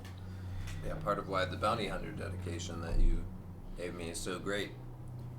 If I have heard it, you can use hunt prey to designate a creature that you've seen, heard about, or learned about through other means, such as a bounty board or wanted poster. So That's awesome. now that's why bounty. When you give me that, Pretty I was like, cool. That is so cool. It's like So That's yeah, a big so- flavor win. Yeah, so Yeah. if you're like, yeah, so there's this guy, Norris, what's his name? Norris Whiston.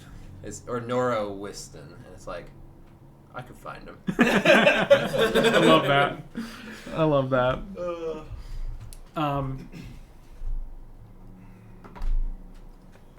Noro seems relieved at your line of questioning and just your willingness to help.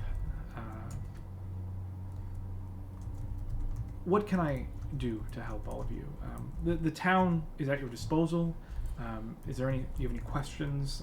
You're obviously welcome to stay here at the inn as long as you'd like. It will obviously be paid for. But how else can I help all of you? Well, the horses, the aforementioned horses. We need horses. We need provisions. If you have, it's handy if you have any degree of a map of the area, the woodlands around here, anything to work off of. If you have any people here, huntsmen that are usually in these woods that have some insights about, useful paths to take around the road, useful places where game likes to hide or hasn't been as much lately. He looks at some of these questions. He looks a bit out of his depth. He kind of like has a blank stare on his face. But he says, "I will absolutely prepare your horses, your provisions. I'll talk to the town wizard, see if he's able to provide any help from his stores."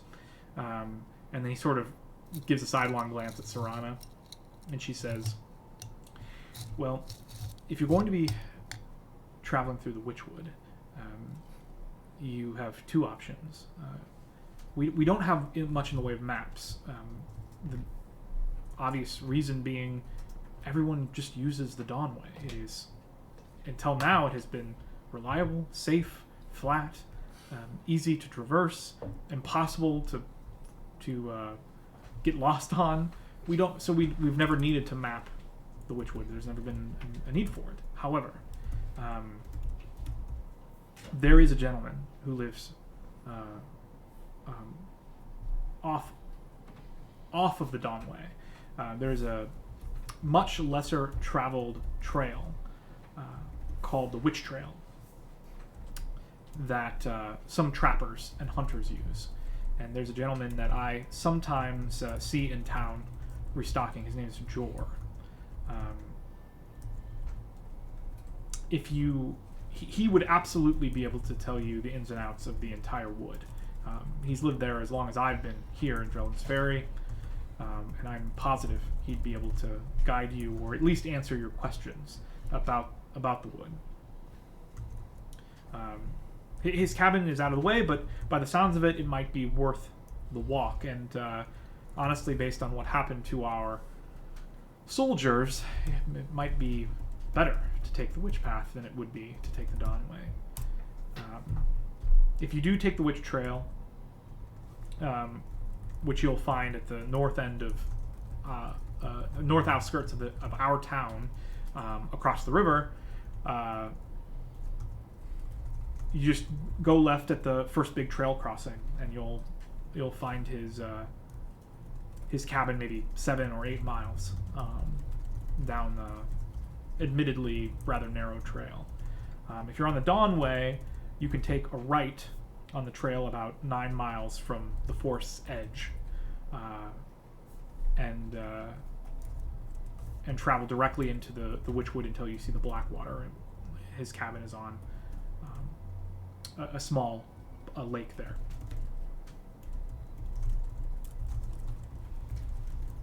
Sorry, so it was 7-8 miles down the Witch Trail, or how far down the Dawn Way? Not 9 miles on the Dawn Way. After you reach the forest. And then go right. Yes, you head right off the Dawn Way directly into the forest until you hit the lake. You can't miss the lake.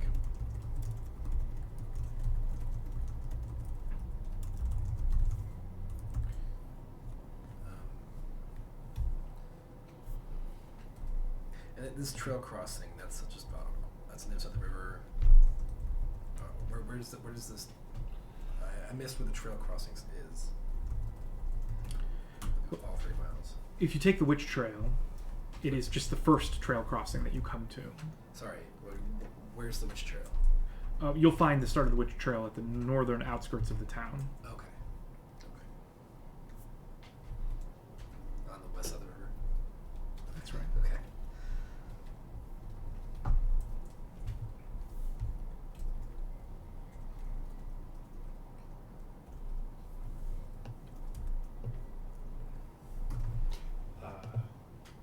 After Nora offers the supplies from the town wizard, I definitely perk up at that. Some potentially fun stuff that we can get there. As I said, stay as long as you'd like. My home is just east of the green, right across the way here from if you leave the tavern. And I think you already know where you can find Serana if you have any more questions. Otherwise, we'll have your horses and provisions at the stables for whenever you might want to take them. I gather, having spoken to Serana, that you only need 3 horses. Is that correct? And he kind of looks at you. Yes. Excellent. I have much work to do tonight. And he leaves. Serana stays a moment, and just to make sure, if you have any questions, she answers them. You have 2 more. A question and a request.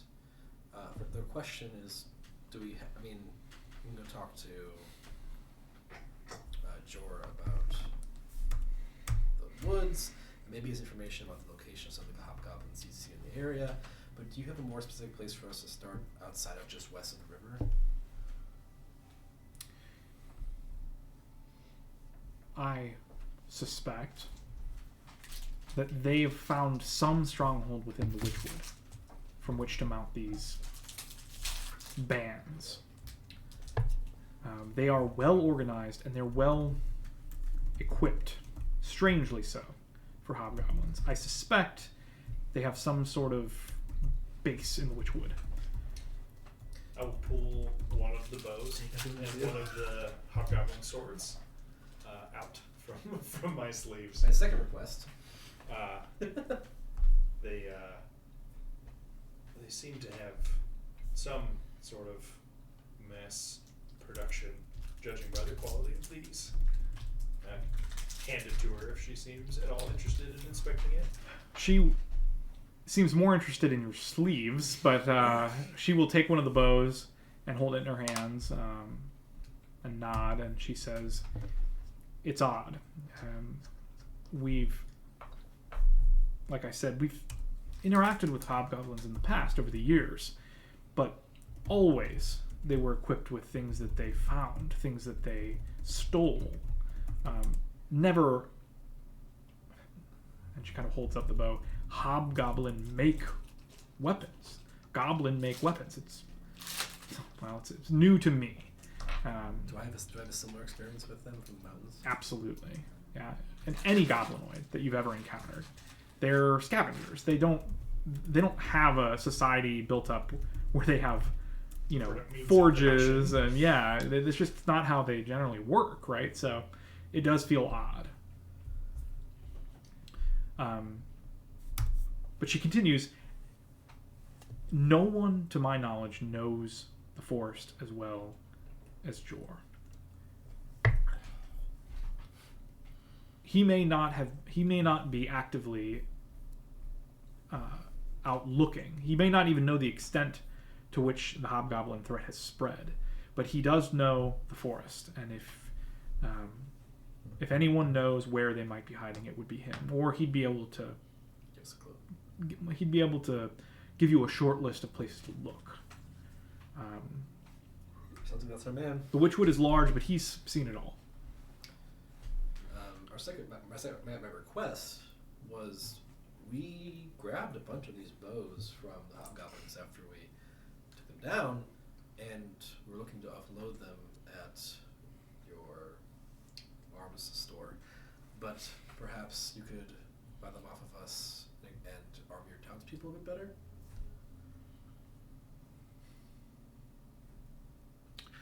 Our town guard is well equipped, but should we need to raise a militia, it would certainly be better than some of the weapons we have for them. Most of our militia members are required to arm themselves, just because we don't have enough goods to give them all weapons.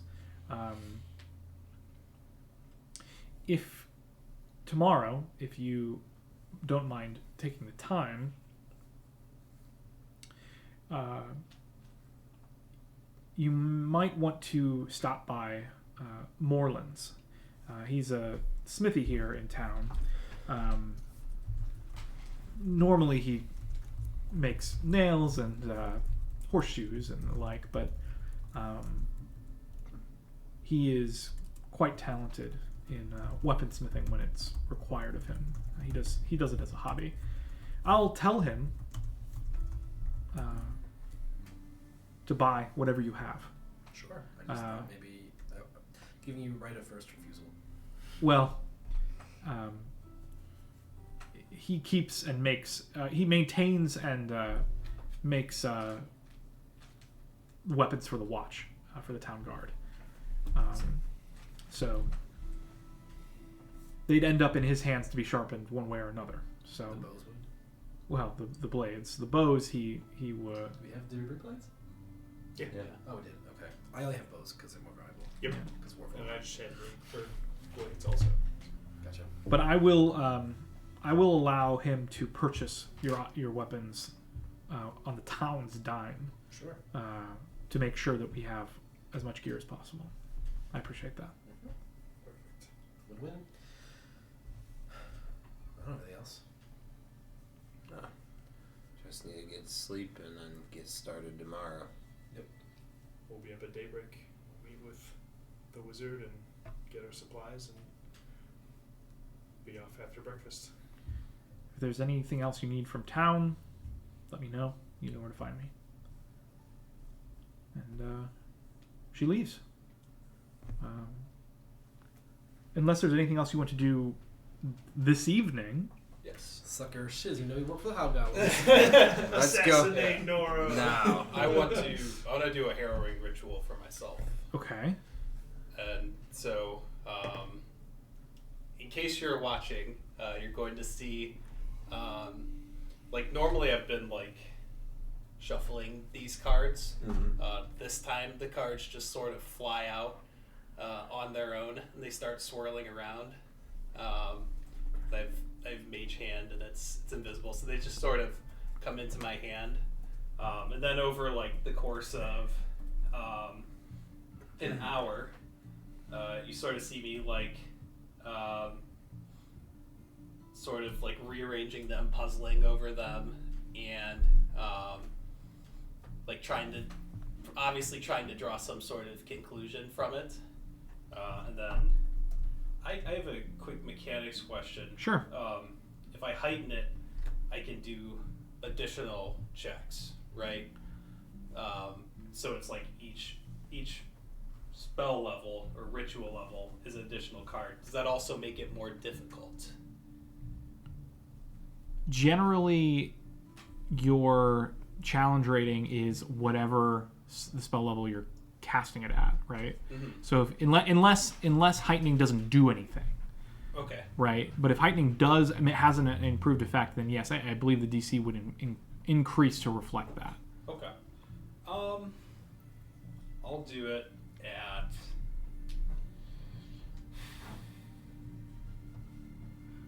second level. Okay. And I'm gonna make 2 occultism checks. Right. Is it the standard DC for a second level spell? Yes. Got it.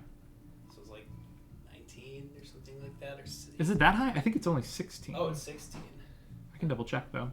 Can you let me know what the second and third are? I just want to be able to decide if I want to how much of a risk I want to take here. Yeah, hold on one second. I have my GM screen up. I just to confirm, it is just the basic level DC. Yeah. Okay. And that's like the special effect of the feat that I took, is that it's never more than the standard DC. Yeah. Yeah, is I believe the phrase it was used. So. Yeah, never more than the standard DC by level.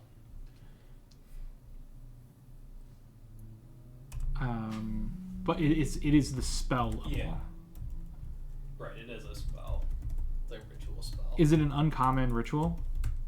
Yes.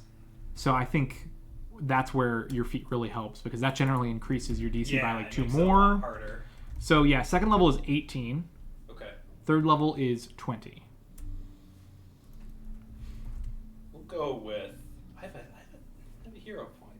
Go with 20. Okay. Third level. That is a 27. That's a good start. So you make 3 of these? Yeah. Cool. Come on, give me one. 2.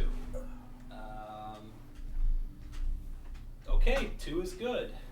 So 2 is keys. So I have 1 keys, and it was a regular success. Can I guidance myself for one of these? I don't know how that works. Yeah, I'm not sure either.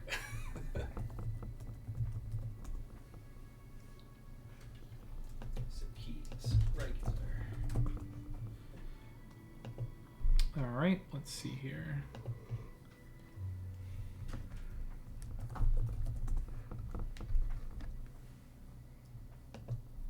I'm gonna take that back and say I only want to do it at second level. Doesn't change the first roll though, if that's all right.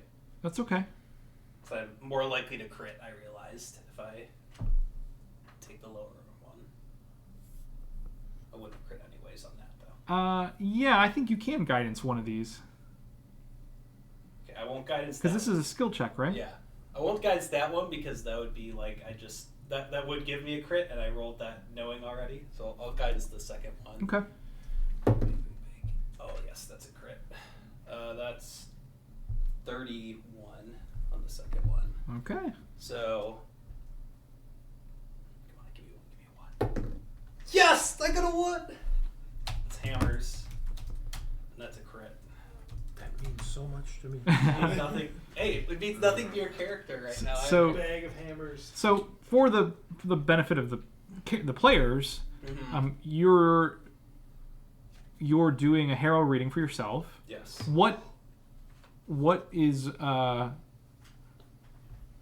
what sort of things show up in the Harrow deck? Yeah, so the first thing that shows up is going to be the Magician, and I don't know, unless anyone's going to ask. I don't know if you guys are all here at this point, but it's going to be probably just Rex. Yeah. So the first one is going to be the Magician. Does it say the Magician on it too? Yes. Really? The second one. It's a little on the nose, don't you think? He sort of grins and shakes his head. And then... Don't you dare pull out the Ranger next. The Ranger! Then, I'm sure that's not a card. Oh, that would be amazing if it was. The second one is going to be the Ace of Swords. Pretty cool. And do you let anything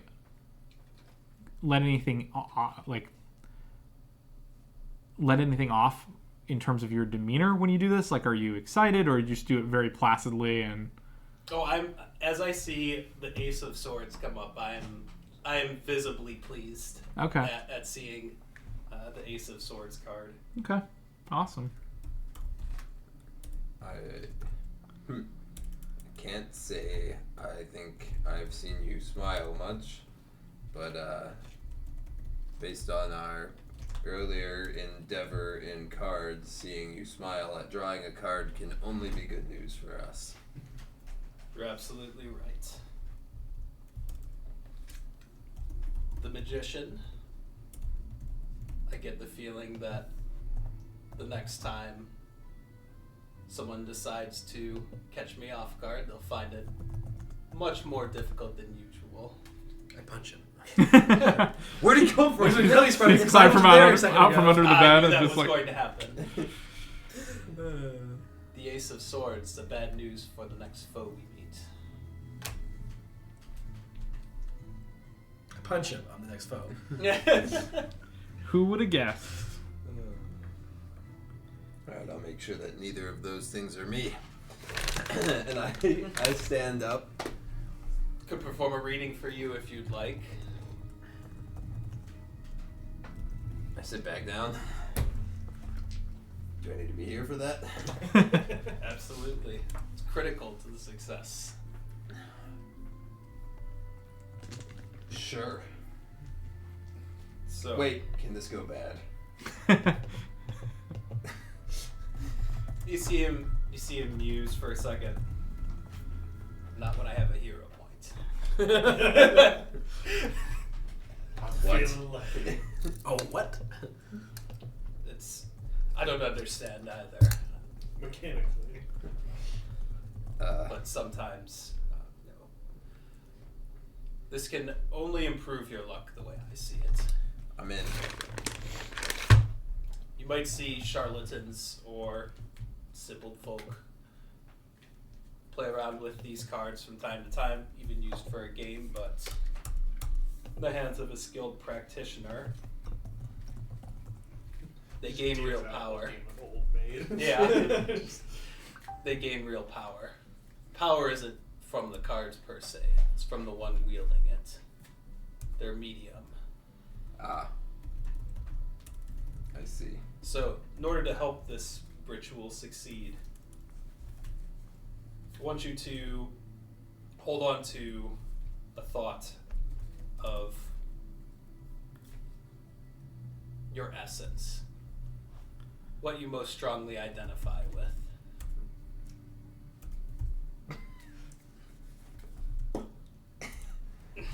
Put the glaive on my lap.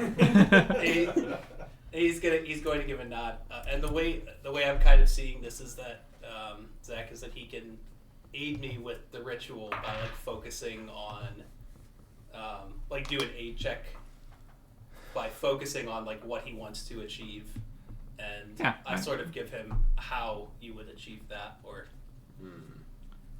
I think that's fair. okay, yeah, that's the way I think it is. Like focus on what you want to achieve. So if you want to give me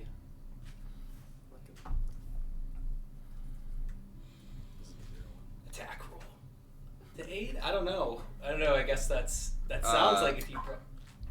I think so. I grab the glaive because it is my tool for hunting. Yeah. It is what I use. So, what I would be like the essence, if that I'm like focusing on, would be like the essence of like the hunt.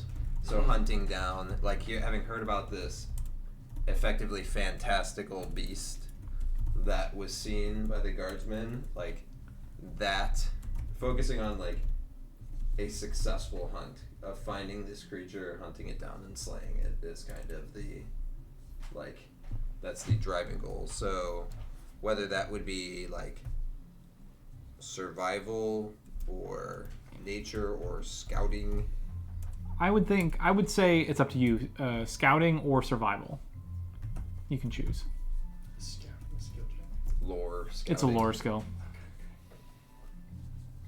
But yeah, feel free to roll whichever one you want. To me or him? Up to me? It's your roll first. If you want to Alright. lead. I'll do survival.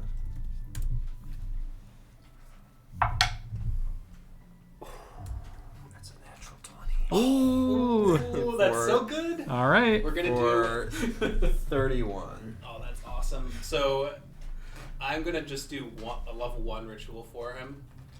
Just give him 1 card because I'm extremely likely to crit on it right now, and the crit effect is much better than the basic effect. Sure. Alright, that's a Oh, crit. wow. I Uh, rolled a Dang. 20 and he rolled a 19. so, let's see what we got here. You want a 1. I have no idea what's happening over there, which is perfect because I don't actually. I also have no idea what's happening over here. Okay. Okay, so. So he's drawing cards. So, the card that comes up is going to be. It's just death. Like, great. You said this couldn't go bad. If I can find it. The TV in the corner you didn't know starts playing Yeah. the ring film. Yeah. You'll die in 7 That well. The star. Symbol of new beginnings, of your willpower to change the future. And the next time you make a will save, if you fail, you get to re-roll and add 4 to it. Ooh. So I'll keep track of that too in case. you Please forget. do. So Rex has star, will save, crit.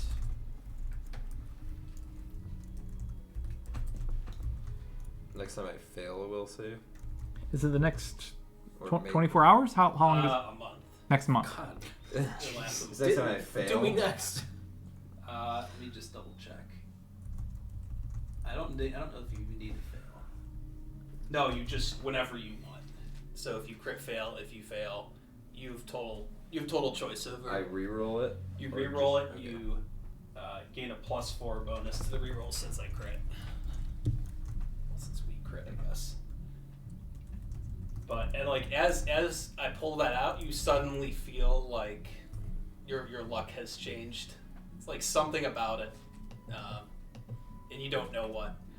But in the future, when you do use it, I'll come up with something that I saw in the future that changed the result.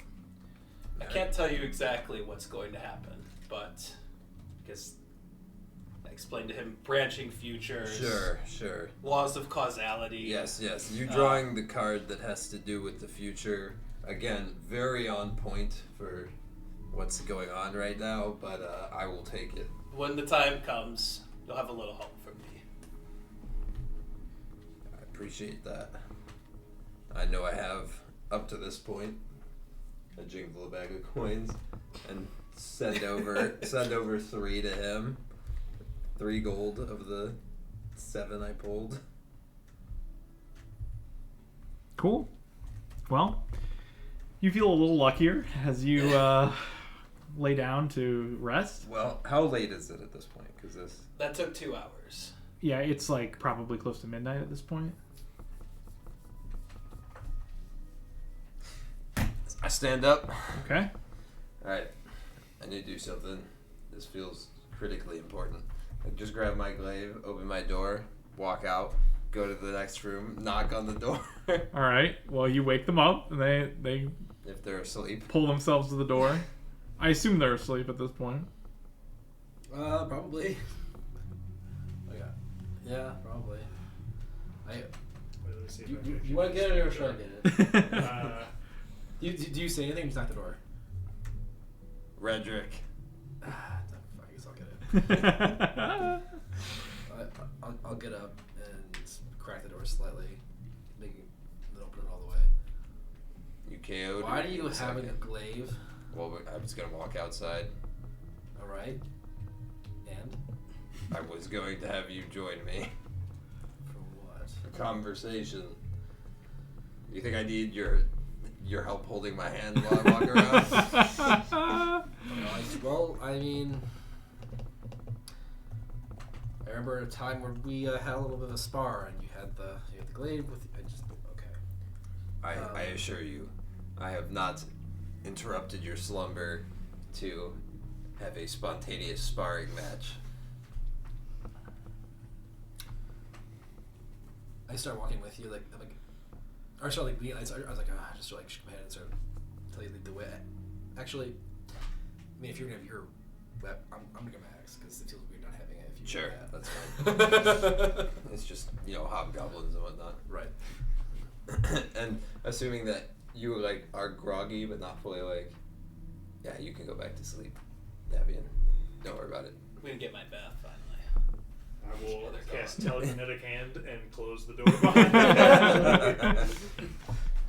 me. It slams a little harder maybe than you would have expected. Oops. Only one of us got lit on fire today. It was me. Well, yeah, you guys head out. There are a couple people sleeping on the hearth, and some of the lanterns in the room have been extinguished. There's no one really eating or drinking here, but you can leave, and you find the green quiet. Yeah. So, basically, just gonna do a short, little walk, kind of looking around, but not trying to I'm not actively where are the hobgoblins in here, right? Just kind of keeping an eye around while we're talking, but. All right, Redrick. What do you think about this Whole situation. Mm-hmm. How accurate do I think with my warfare lore? How accurate do I think their estimate of 50 people is? 50 hobgoblins in reserve.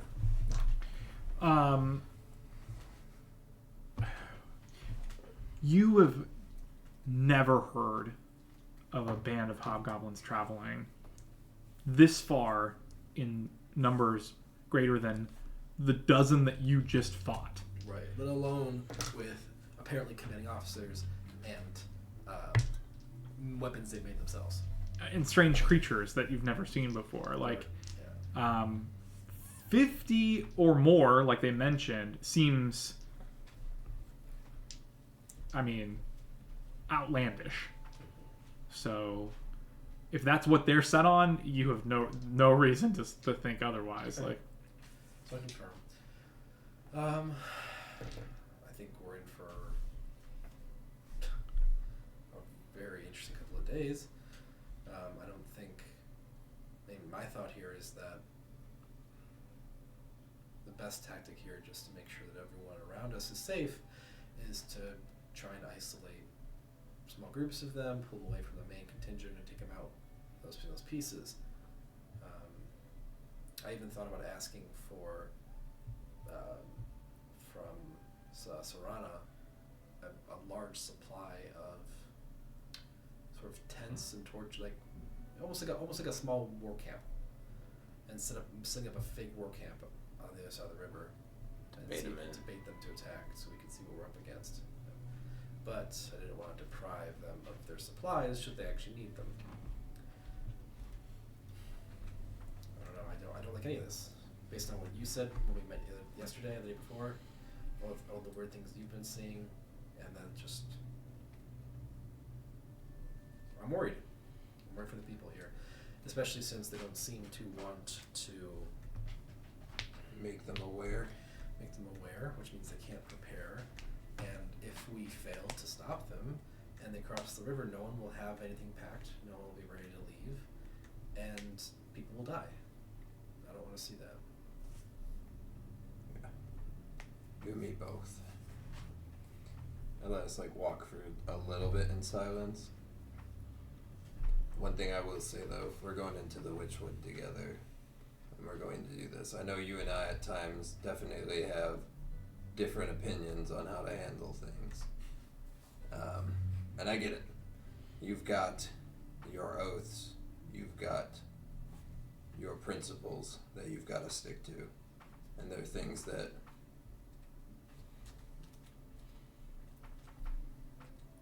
important is not a sufficient word to capture how much you need to stick to them. I understand that. And in most cases, when it's reasonable, I can work with that.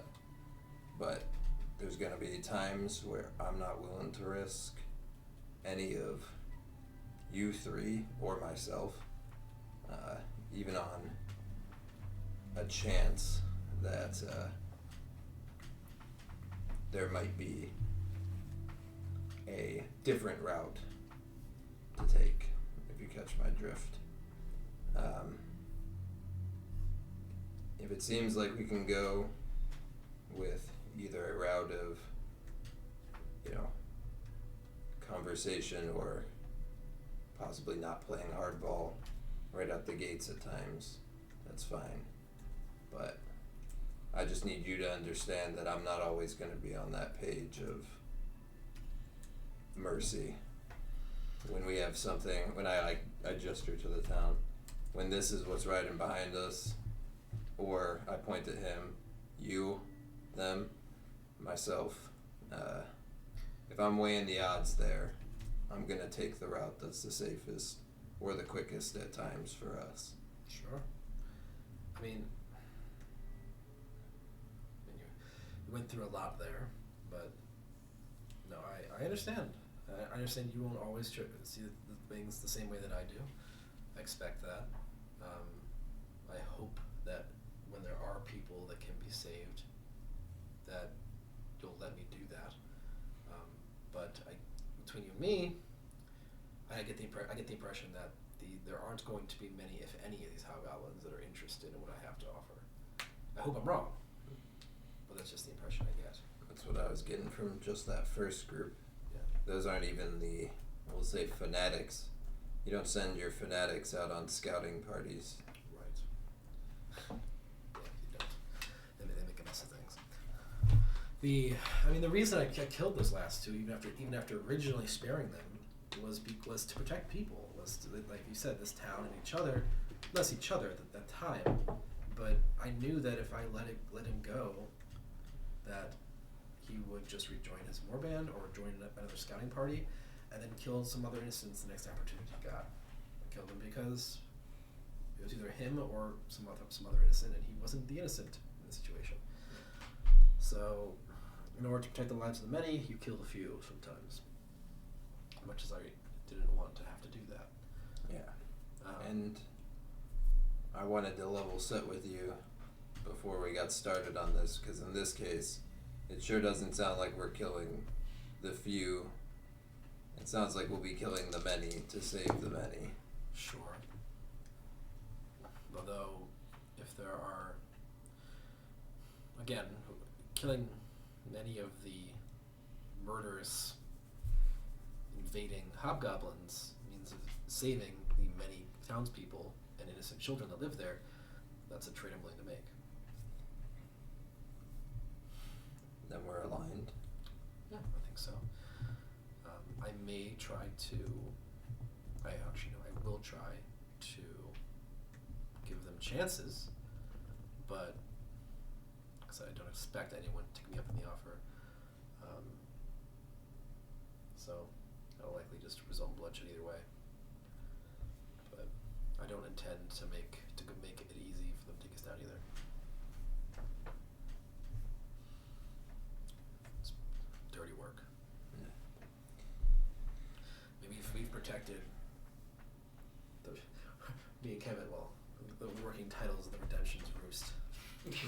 for, or just without Redemption's Roost, with the commune that I run. We've taken out bandits with the same logic. Yeah. That, they kill people. They don't seem to want to change their ways, and you gotta do what you gotta do to protect the innocent. This is a more extreme version of that, where it seems hobgoblins are less prone to empathy, and there's a lot more of them. Yeah. So, I don't know. Hopefully that abates your concerns. I wasn't worried on my end.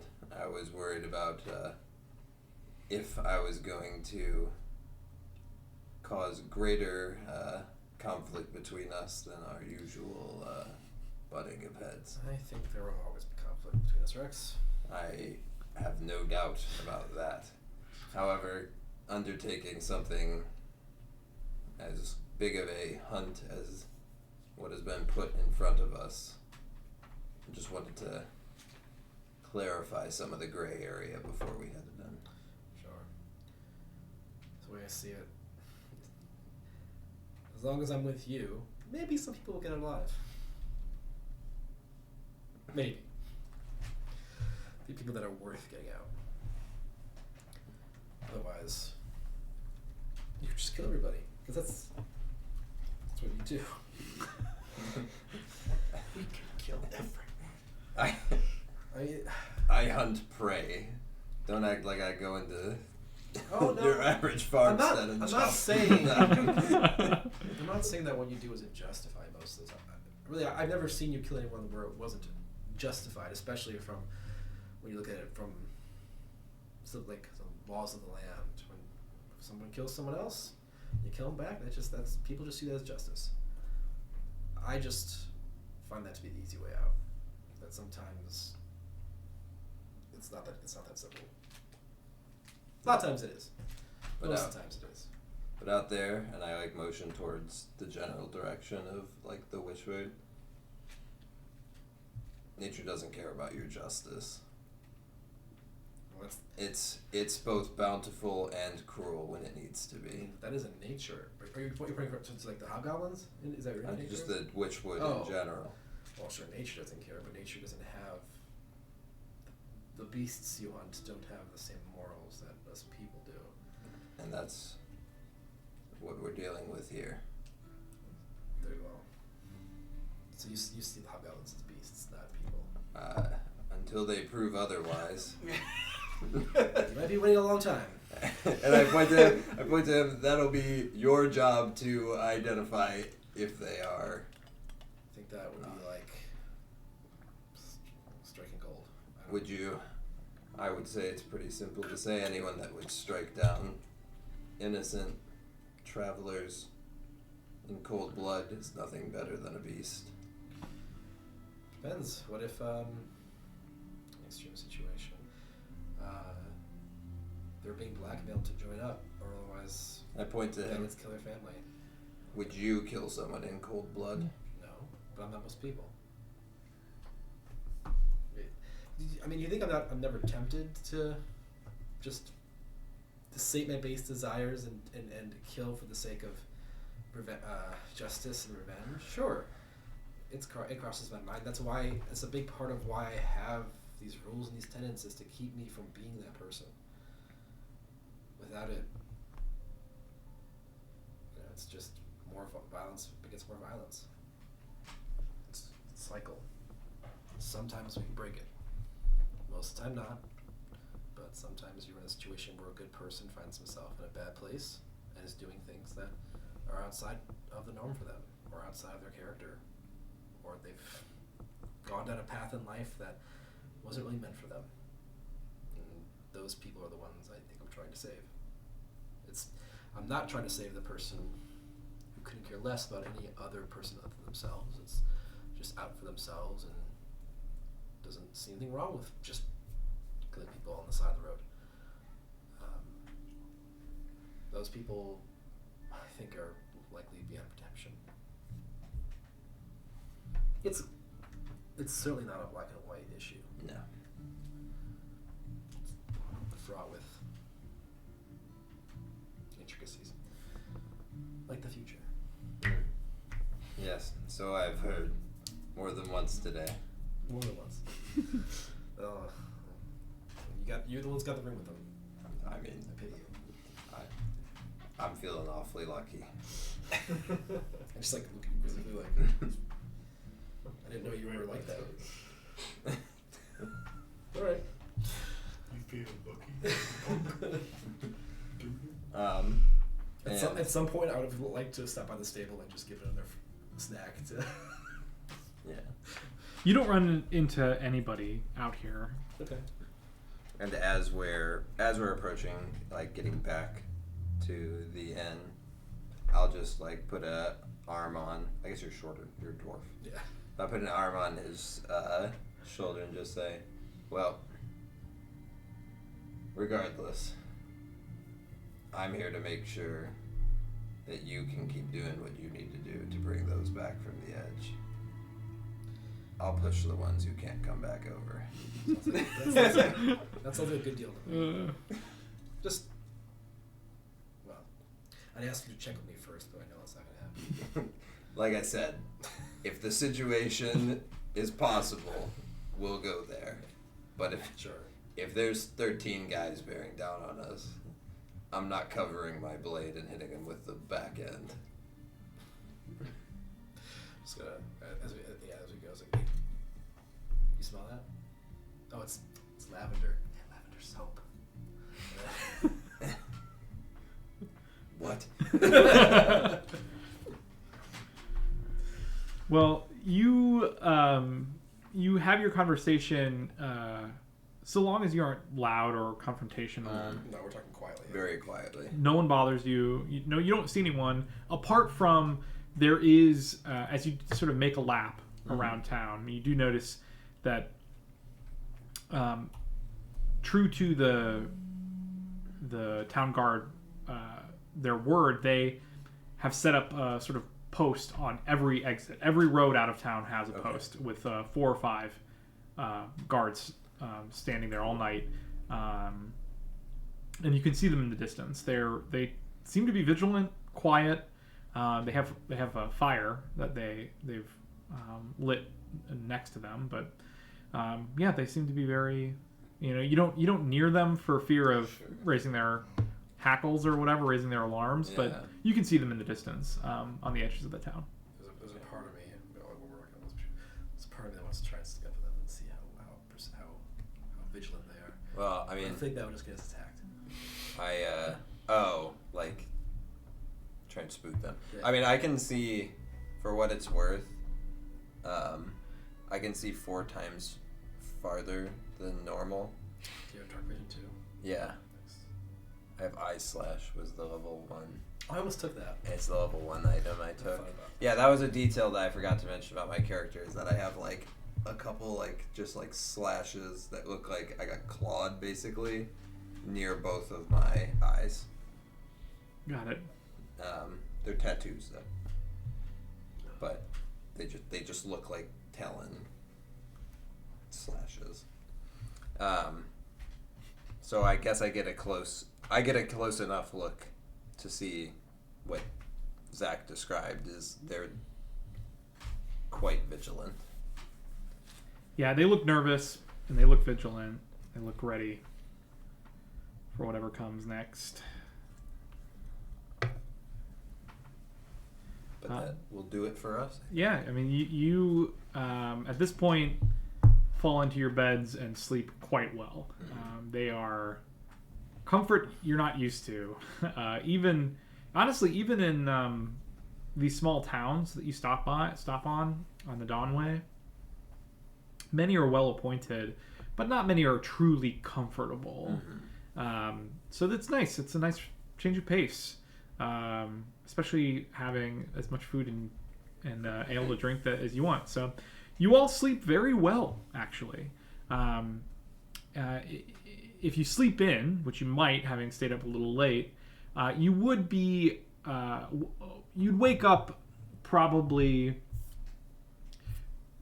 by maybe 9 or 10 o'clock, as you hear a clatter from the kitchen and people flowing in for breakfast to the tavern.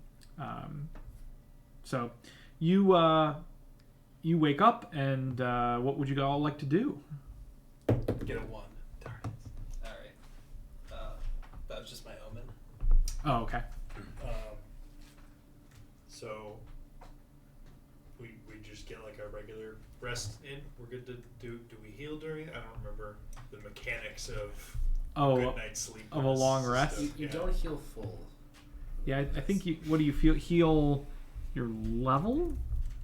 It's like your level times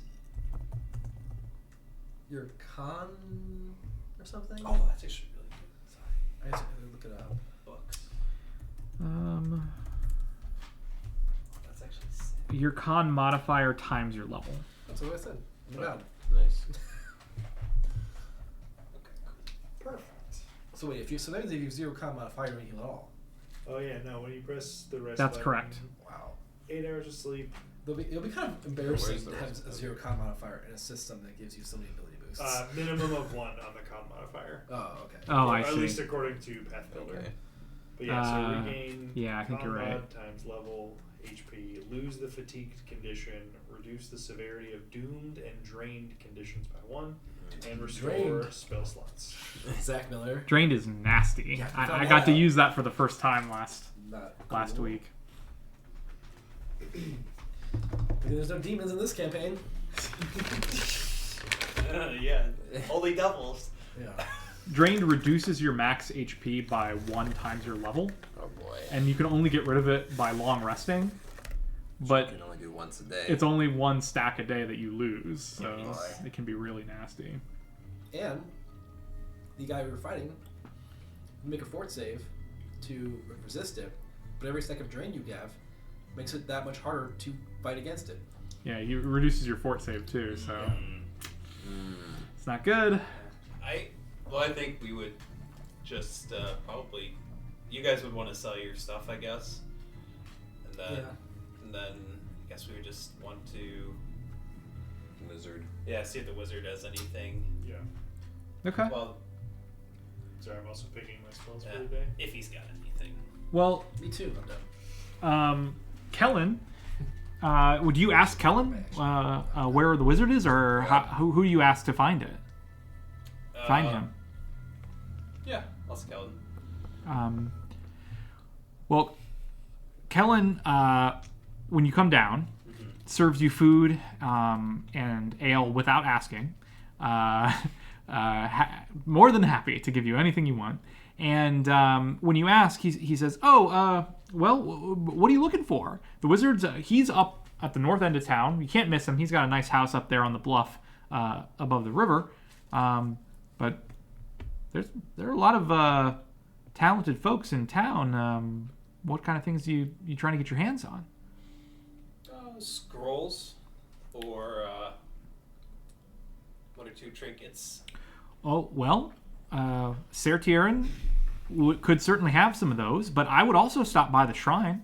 I know Brother Darney there has some skills with magic. He probably has some scrolls as well, especially if you're looking for, something to heal your wounds. If you stop by Moreland's, he might have some weapons for you or armor. I don't know if you need that, but he's pretty good with a hammer.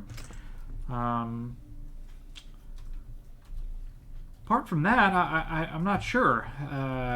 Well, Jarrett's is right down the street. If you need food or, your a new shovel or anything like that. Do you need any storage? That would be nice. The given all the trade that comes through, there's a gentleman by the name of Eormel. He has some warehouse space. I'm sure we could work something out with Noro to get you some storage space if you need it. Sure. Perfect. maybe a saddlebag would be good to have too. I don't know if there's like a saddlebag thing that would increase like what you can carry, because then now we have horses. I believe a saddlebag works like a backpack and then ignores the first bulk.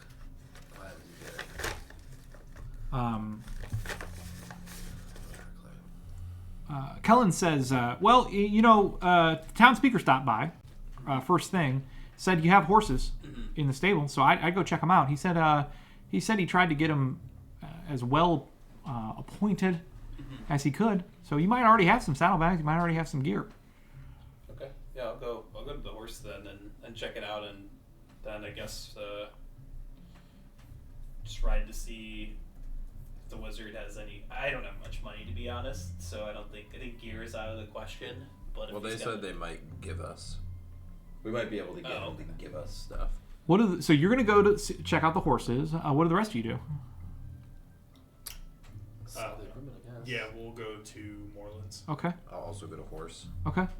So the two of you round the corner, check out the stables, and find that you have 3 riding horses. Mm-hmm. They look nice, which is saying something because a riding horse might cost 5-10 gold. Mm-hmm. They have saddlebags. You have provisions for maybe a week, along with some odds and ends like bedrolls, a tent, some rope, just some common like traveling supplies. You also find an extra set of clothing in there, traveling clothes, extra pair of boots. Clearly, Noro is good to his word. You also find a small lockbox in one of the saddlebags, but no key for it. It cannot be opened. You could break it certainly, or you could try to pick the lock. Well, as one who indeed possesses a thieves' toolkit, first I'll turn to Runar. I don't suppose you have a way to open this? He's going to. Do you have your thieves' toolkit out? Yeah. I'll just point to it. That's the best way I can think of. All right. I'd like to aid him since I also have thievery skill. I don't know if there's much you can do to aid him in a lockpicking check. I think that might be challenging. That's fair. At least not with your own lockpicks. So I'm not sure if I'll let that one go this time. That's fine. Look at backseat lockpickers. So attempt to do so. Have you tried going right? Yes, I've tried going right. First thing I tried. Yeah, go ahead and make a thievery check. Okey doke. Green for greed.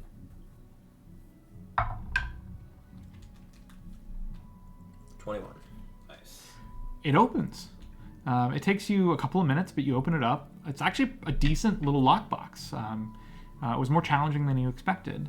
It's only about like maybe this big, but you open it up and there's a small vial.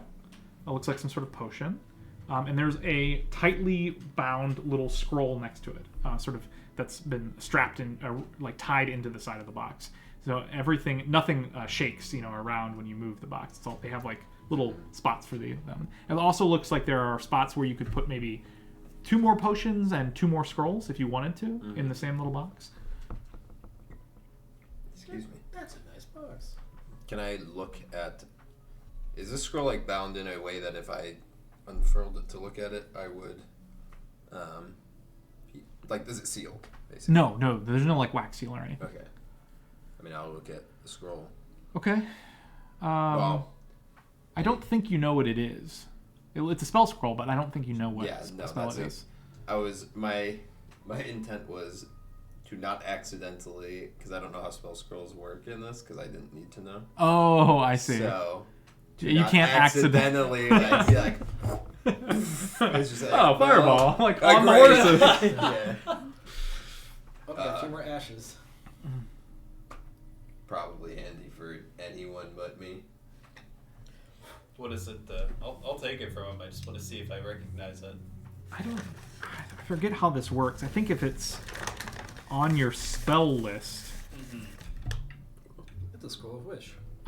you automatically know what it is. Right. Otherwise, I need an Arcana check. So why don't you roll an Arcana check for me, Sure. just to start. 14. So is heal on your spell list? First level spell? Yes, I believe so. I don't think it is. I don't think it is either. No, soothe is on my spell list. Heal is Now, I only know this because in our other party we could be a psychic as well. Yeah. Primal is it's on primal and divine. I think it's not on occult. You take a long look at it. You have no idea what it is. All right, back in the box. Yep. Pick up the potion. Does it look like something I have seen before? I can't. Yeah, you can make an Arcana check. Textbook alignment is still spell in this game. I'll do it. Really? All right. That's funny. 17. Yeah, you're pretty sure this is. It's not the day with. Good times. You're pretty sure this is a lesser healing potion. Oops. You're fairly sure. I told him it wasn't gonna make. Yeah, crush it. I reached my hand there, like, it doesn't 8 times during this session. 2 of them were yellows, and I'm like, there's like 3 in the whole bag. How did I You got them get all. the yellows? You got them. You're I lucky. was trying not to get the yellows, so we could try the yellow. Oh, wow, I just got a yellow. Quick. The two of you go to Moreland's. It's a fine little, clearly a townsmith. He has like an outdoor area where his forge is. There's there's like boxes of nails and pry bars and tools, axes and shovels and or axe heads and shovel heads. Lots of horseshoes, but there's also like a little door that leads into what looks like a storeroom. And when you ask him about the items, he leads you in there. And it's basically a little workshop where you see like a sharpening wheel and some more fine tools, not like the actual hammering tools of the forge. And he seems like just more than pleased to talk to somebody who wants to ask about weapons and not like reshoeing their horse. Actually, while you're at it, I mean, it's been a while. I need to reshoot my. He says, well, Sarana, stop by, and listen, show me what you have. I'm happy to take whatever you have off your hands. In the meantime, if you want to look, I've got I'm a hobbyist, but I've got some nice things. I mean, I will be carrying. We would stop by the stables to get all the bows off of The drop bows. Veldro, which means I'm like walking heavily encumbered. Just holding 8 bow and arrows in your arms. Basically, but like that would be very reasonable to do. Yeah, for sure. But yeah, so we drop. I mean, those are fairly obvious. I'm not hiding them in my backpack or anything. Yeah. He just asked you to drop everything on his workshop table. We'll just lay out all 10. No, how many do you have? You have 10 bows. I have 8. You got 8. All right. So we will lay out 10 short bows, and then the 6 blades. Well, 8 maybe. Well, 10. 8. There's 6. No, we left some swords because they were heavier. he walks to the corner, pulls the key out of his pocket, unlocks what looks like a almost like a wardrobe. But when he opens it, it opens up and you can see there are weapons mounted on the inside. And he says, "Please take a look while I look over these weapons." Inside you see some pretty nice weapons, and you can see there are runes inscribed on the weapons as well. And he says, that's...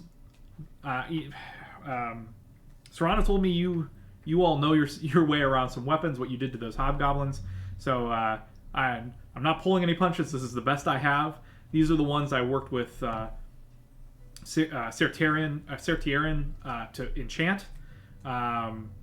He does good work as well. I don't know if you've talked to him yet, but please take a look. And you see there's a battle axe, a long sword, a steel shield, a breastplate, and a chain shirt, all of which look enchanted. Then he's got also some more mundane weapons and armor of different kinds that are outside of the wardrobe on the walls. Can you list this off again? I'm sorry. The enchanted weapons. You see a battle axe, a long sword, a steel shield, a breastplate, and a chain shirt. Let's do those. First time. I mean, I will spend some time picking up, especially the weapons probably, and just handling them admiringly. They're pretty nice. Yeah, what are the weapons what runes are on them? The weapons are +1 striking, and the armor is +1. Okay. He will pay you a good deal of gold. He'll pay you the full amount, or the normal amount, half of the cost of the item, Sure. which I think is 1.5 gold for the bows, and I don't know the long swords off the top of my head. 4 silver, maybe? What kind of bows were there? They were short bows. Looking at short bows. Yeah, we have long sword. 1 gold piece. 5 per silver. long sword. Okay, so 3 and You get 15 gold pieces for the bows. All 10. 15 total. Because there were 3 each. 3 times 10 is 30. Cut that how in many half. did you say you were carrying? 8. You and okay. You get 2, right? Yeah. So yeah, so all the swords and the bows turn into 18 gold. Mm-hmm. Cool. He gives you... it looks like someone provided him with gold to do this, and so he pulls out a little lockbox, unlocks it, counts out 18 gold pieces, and gives them to you. Okay. Split it, I assume. I'll divvy it out later. I'll just mark it here, and we'll. Okay. Gotcha. I'm good for it. I promise. I know I kept the 30 from last time, but I'm gonna share it.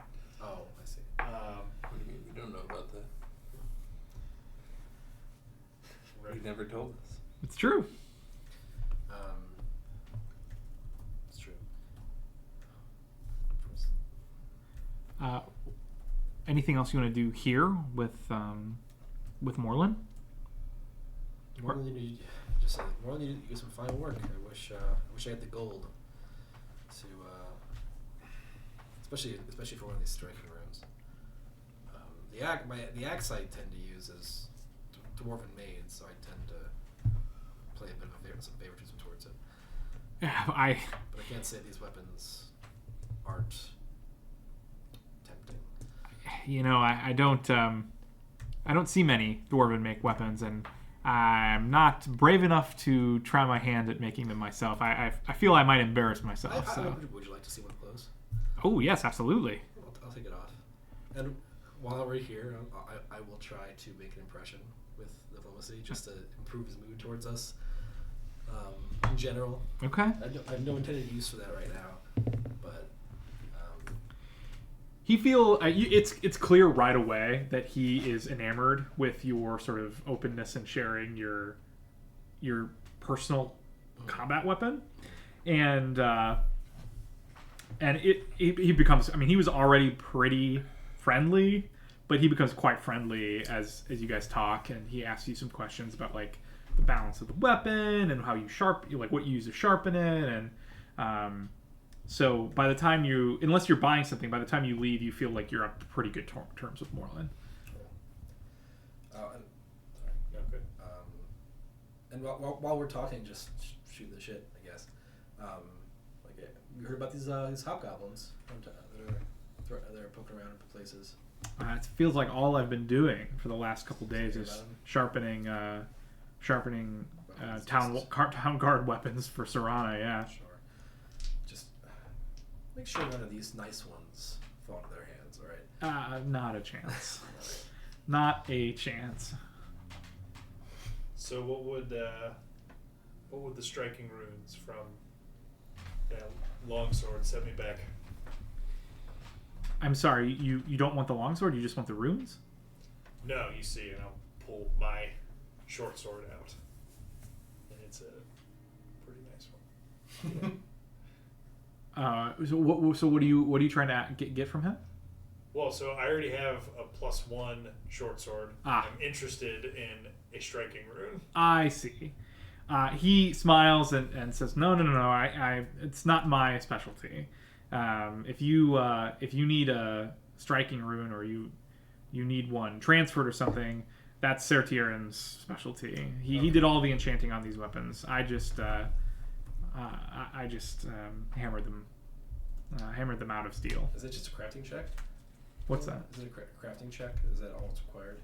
Oh, to transfer runes? I believe so. Yeah, there's some sort of crafting check. I could probably do it for you. But you would have to buy the Yeah, weapon you'd have to buy this. from I know. from As him. far as the transferring goes, I can do it.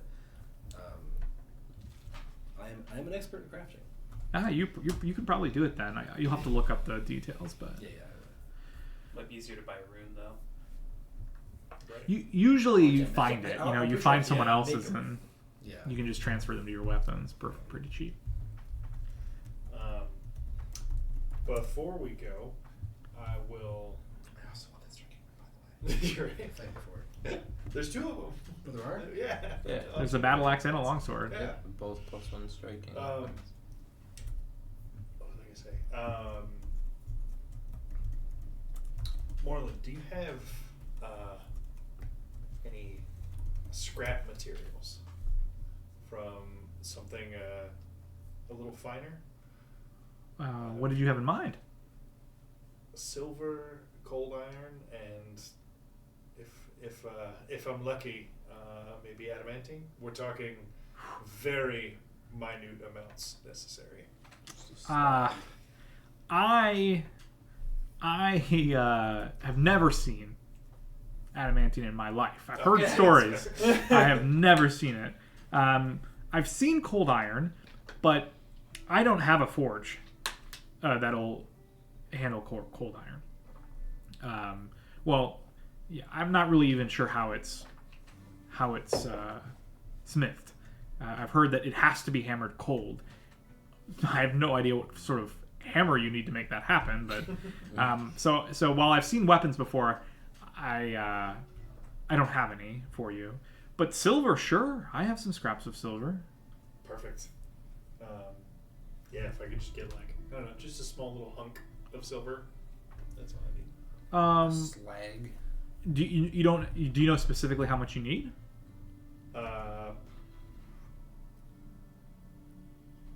For needle darts, it's you shape needles out of a piece of metal in your possession and send them flying, and then they return and come back into the metal. So literally just a tiny thing that I can send. What does it give you a bulk of the weight for the darts?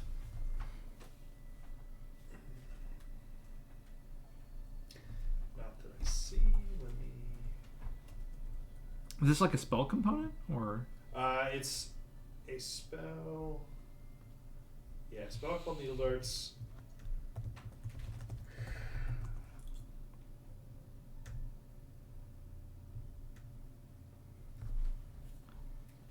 You shape needles out of a piece of metal in your possession, so it's just a little piece of metal, and he turns it into a needle. And depending on what the metal is made out of, it does additional, if it's I see. yeah. He will he has like a bar like this long, maybe the thickness of like a gold coin, and about half the width of a coin. So it's just like a little bar that he would have hammered into like maybe jewelry or something, like just a blank. Mm-hmm. And he'll sell that to you for 5 silver. Deal.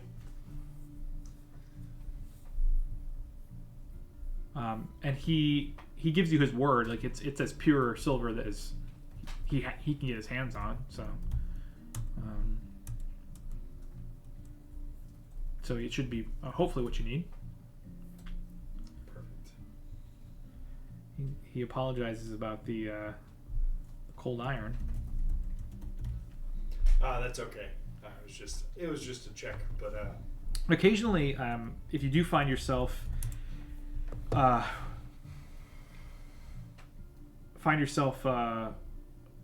with the ability to trade with maybe a larger trader or in Brindle or something, I'm positive you can find like a cold iron dagger that would probably be have metal to your needs.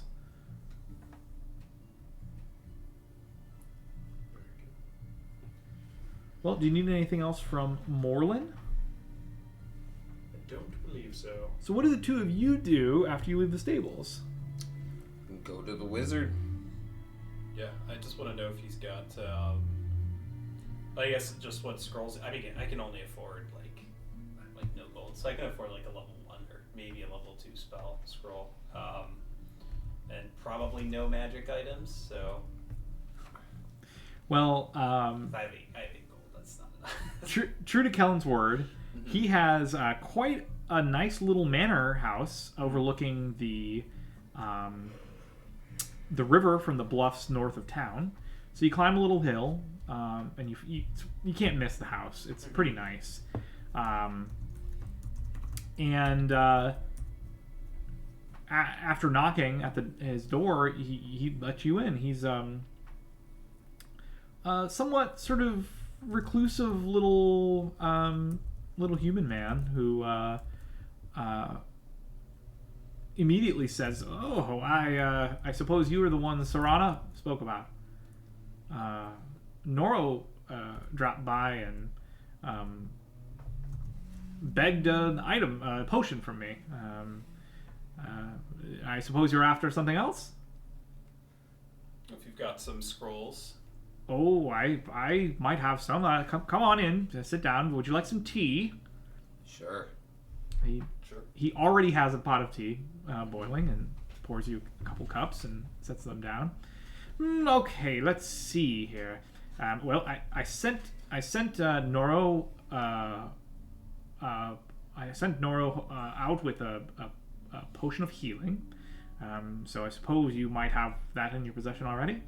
Yep. I have a potion here, another healing potion here, although not quite as good as the one I was asked to part with. This is a potion of bark skin. He says, sort of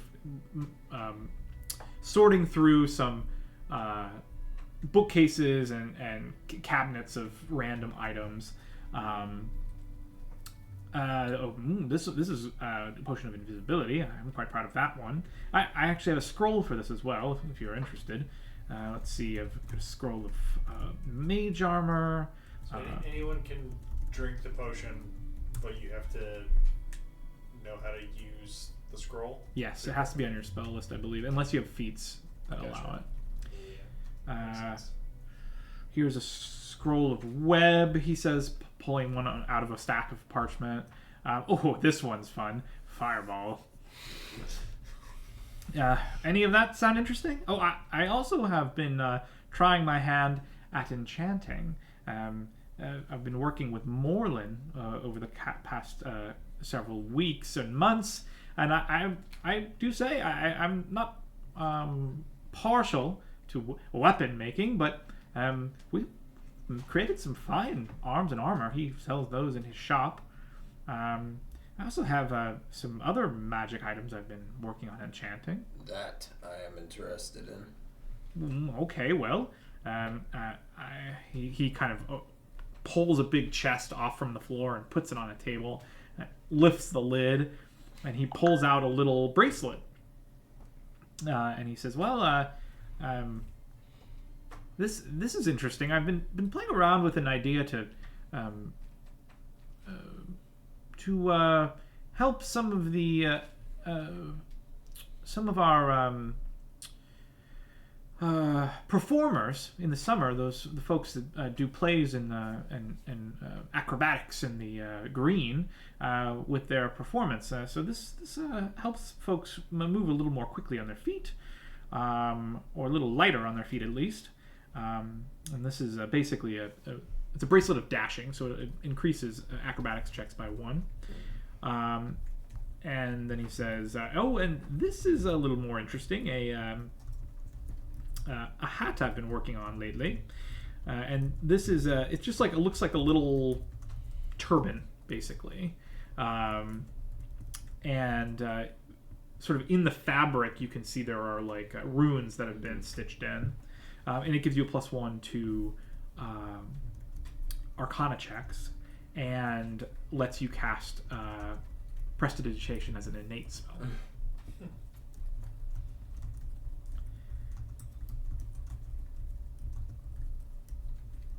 And this is Sertiran. Yeah. Right. And depending on how long you guys spend at Moreland, if you were going to the Wizard next, you would probably show up. Yeah. Kind of what I was thinking, yeah. Yeah, I would think they'd show up while we were there. Do you do made-to-order scrolls? Oh, I could. It might take some time though. We'll be out of town for at least a day or two, I would imagine. Sure. What are you looking for? Sure strike. Ooh, interesting. I think I can do that. As many as you can make. As many as I can make. Well, have you the gold for such a thing? Should have at least 60 by the time I come back. Goodness gracious. Well, then yes. I will gladly take your 60 gold. I'll see what I can do. You're going for a what? 60 Sure gold strike. worth of sure strike scrolls. Wait, how much is each scroll? 4. Okay. I doubt he's gonna have 15 done by the time I get back, but you know. I don't know if he's that fast. But... I'm gonna probably buy everything he has, everyone that he has. So Okay. if he makes them, so Sure. just How much for the scroll of fireball? 30 gold pieces. It's a good price. Terrible.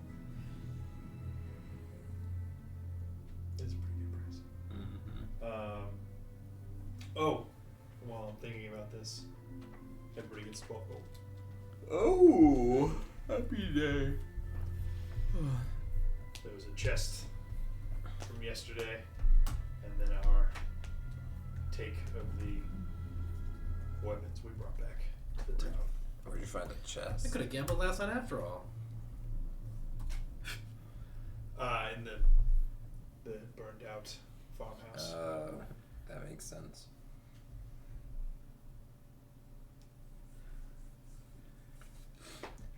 They gave us, I hold up the box, what'd you say, healing potion. Luster potion of healing.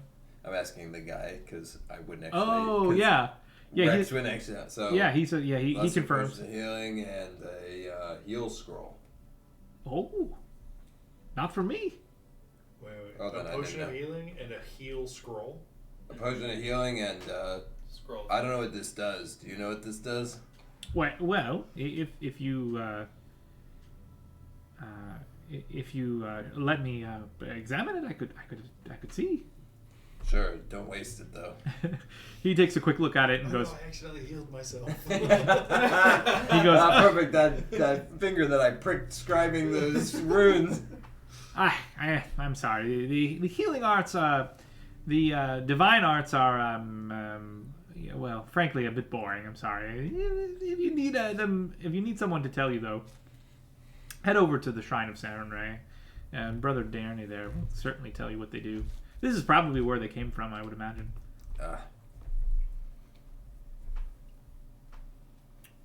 What? Do you know what this is? I tried it. I look at it. If heal's on your spell list, then you should know. It is. It's I took archetype. It's a cleric, which Oh. definitely has heal on it. Got it. List. Yep, definitely does. Yeah, it's a scroll of heal. Yeah. What heal you? Sweet. Does that mean I'm the one who can use it? Probably. Does that mean I'm the one who can use it? I think so. Yeah. Oh, okay. Congratulations. I can only cast cantrips right now, so we'll see. I don't know if I have to roll for use this or not. One day it will be useful. I don't think you have to roll anything if it's on your spell list. Okay.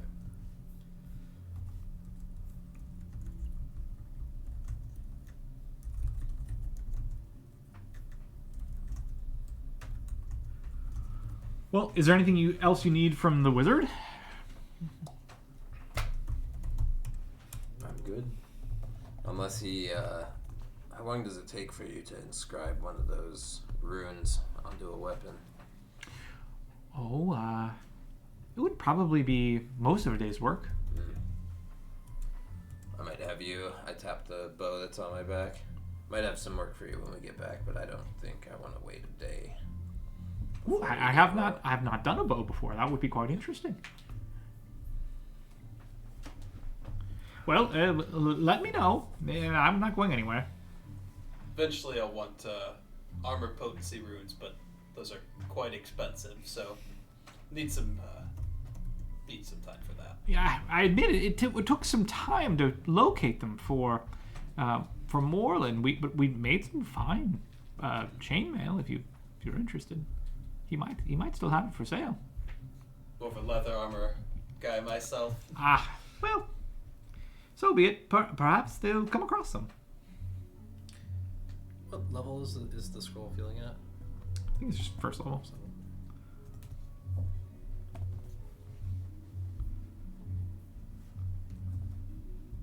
How much is the invisibility potion, by the way?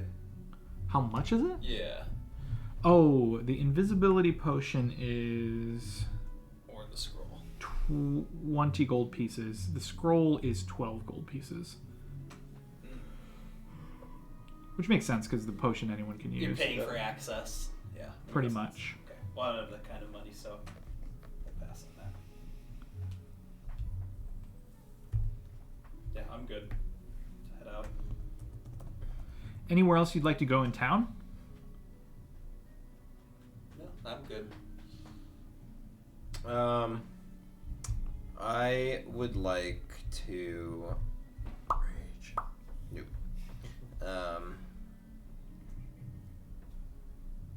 The general goods store was at Jarrett's. Jarrett's, yeah. I mean, I'd like to buy, if he sells any sort of like trapping supplies, like if he's the caltrops guy, or or like bear traps or stuff like that. Caltrops. Nope, didn't spawn with caltrops. He would have Or birth rope is nothing. yeah, he has. So if But you they did give us rope. if you check out his general store, he has actually way more stuff than you expected. Okay. His store is like, if you've ever been to one of those old school bookstores where like the aisles are so narrow that you're constantly afraid you're gonna knock something over. Yep. That's what it's like in here. Oh my God. There's stuff hanging from the ceiling, and the variety. He's got like the obvious stuff like tools and lamps and oil and rope and wood, but he's also got tons of clothing of every style and like toys and house goods. He's got specifically like types of adventuring gear, so like minor weapons. He's got rations, torches, climbing gear. He has he's got like some acids, like things that you might need for very niche situations. All manner of toolkits and skill kits. He even has a couple of what look like minor healing potions in behind like sort of a little glass case. I think you'd be able to find almost anything you want here as long as it's non-magical. She snakes one of those potions. How much for the potion? He has 2 minor healing potions, and they are 4 gold pieces. Snap them off. He absolutely has caltrops. Yep. He also has caltrop snares, which are like traps that use That's caltrops. That sounds good. Minor healing potion, 4 gold, buy. Yeah, I'll buy one Seven. as well. Yeah. How many So caltrop use snares roll, does he have? We each have potions. He has- And there's also one more. I also fancy. bought a potion. Okay, my starting goal. Okay. He has 1 caltrop snare, but he has some other snares if you're interested. Sure. Let's see. He has 1 alarm snare, which doesn't do any damage, but obviously alarms. Mm-hmm. And he has. Where is it at?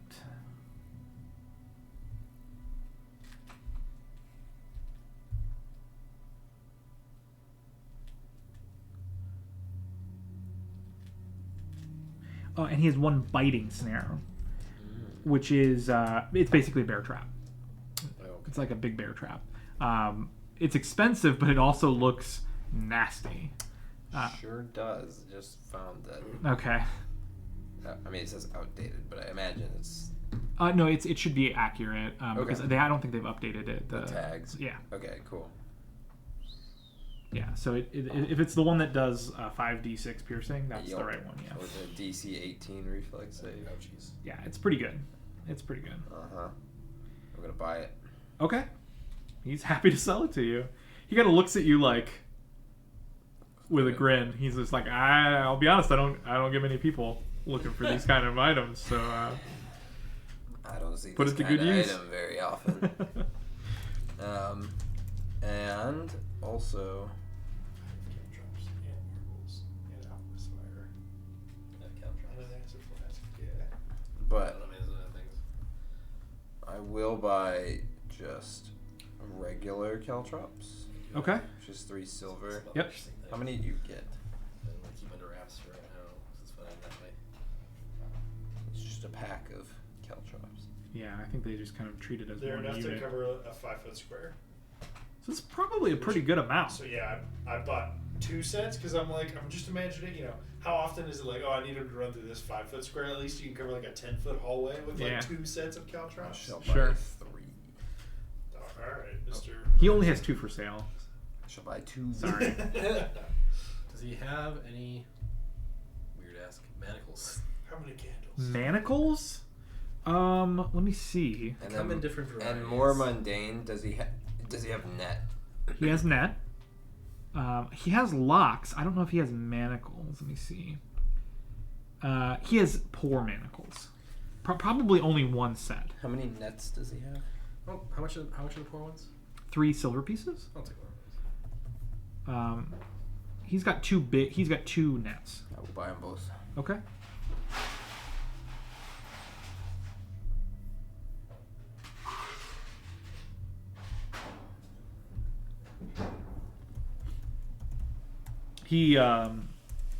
He's like weirdly interested. Mm-hmm. He asks a lot of questions like, "Oh, what are you hunting? What are you guys after?" People. Something big. It seems like he doesn't get to have conversations with people that buy something apart from like shoes very often. So Yeah. he's pretty interested. So apparently you need the general fee craft magical item in order to be able to use your crafting to transfer magical runes. Yes, that's Which is right. really annoying. That's right. And I don't have that. It doesn't seem more important than the other things I'm using my general feats for. That's fair. Well, as you guys sort of leave Jarrett's, you run into Nora. And he says, happy to run into you. I've actually been trying to find you for like the past hour. It seems like you've really been all over town today. I'm just standing here holding this big bear trap. Look up at him. Yeah. Who is this you said? This is Nora? This is Nora. Yeah. I just wanted to let you know that your horses are ready. I've packed the bags as well as I'm able. I hope you find the gear to your liking. I will say, in one of the horse's packs, there is a small lockbox, and he sort of fishes out a key from his pack and hands it to whoever's closest. I'll just take it. I managed to procure some goods both from our town wizard and our town priest. I hope they serve you well. Truly, good luck. I don't know when you intend to leave, but I will say I've already told the guards across, or I've sent a message to the guards across the river to let you pass, and that to look for your return whenever you decide to come back. But you should get no trouble, even if you head outside of town toward the witch path. But more than anything, I just wanted to thank you again and ask if there's anything else I can do for you before you leave.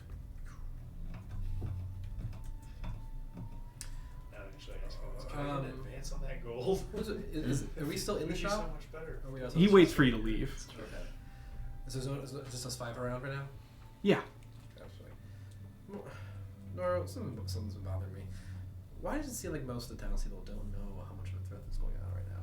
Because you don't want them to panic? Send them to panic? Is that the reasoning? Or are you looking out for your own skin here? What's the deal? Well, I do believe most of them know. I'm just not concerned. I know for a fact some of them are. I don't know who you. Talked to a few. I don't know who you spoke to today, but understand that while they may be worried, they're still here for a reason. They make a living. Them being anxious around customers does no one any good. But I can tell you, I'm sure you spoke to several people who are on the council, the town's council, and we are all quite worried about what's going on. Okay. But apart from keeping busy, there's little we can do. Sure. I just want to make sure that pride and blind hope isn't getting in the way of pragmatism here. I look at Rex. Right, I say the word pragmatism. Admittedly, the folk here in town have little to fear. This is the most defended place in the region. I think if you were to talk to some of our outlying farmers, they may have a different perspective. Absolutely. We are trying to send groups of town guard to them, or militia members every day, just to check on them, but there is where most of the stress of our townsfolk really lay. All right.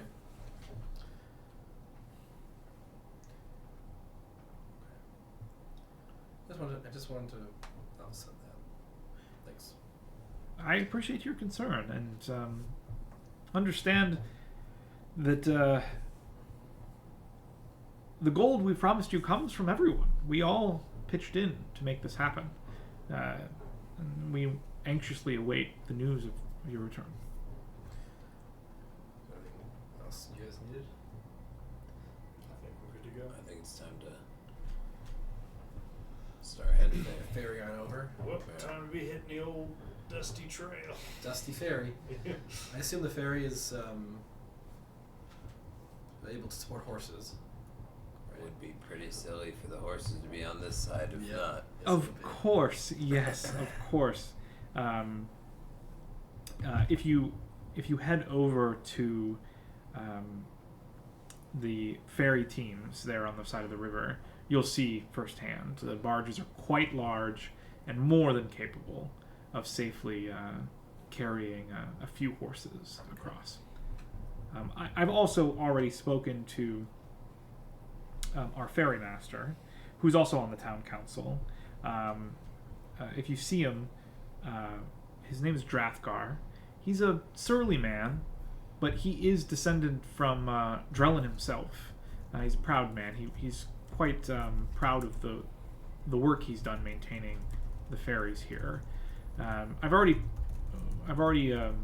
come to an understanding to let you pass for free. So just tell him who you are, and he'll let you across. Appreciate it.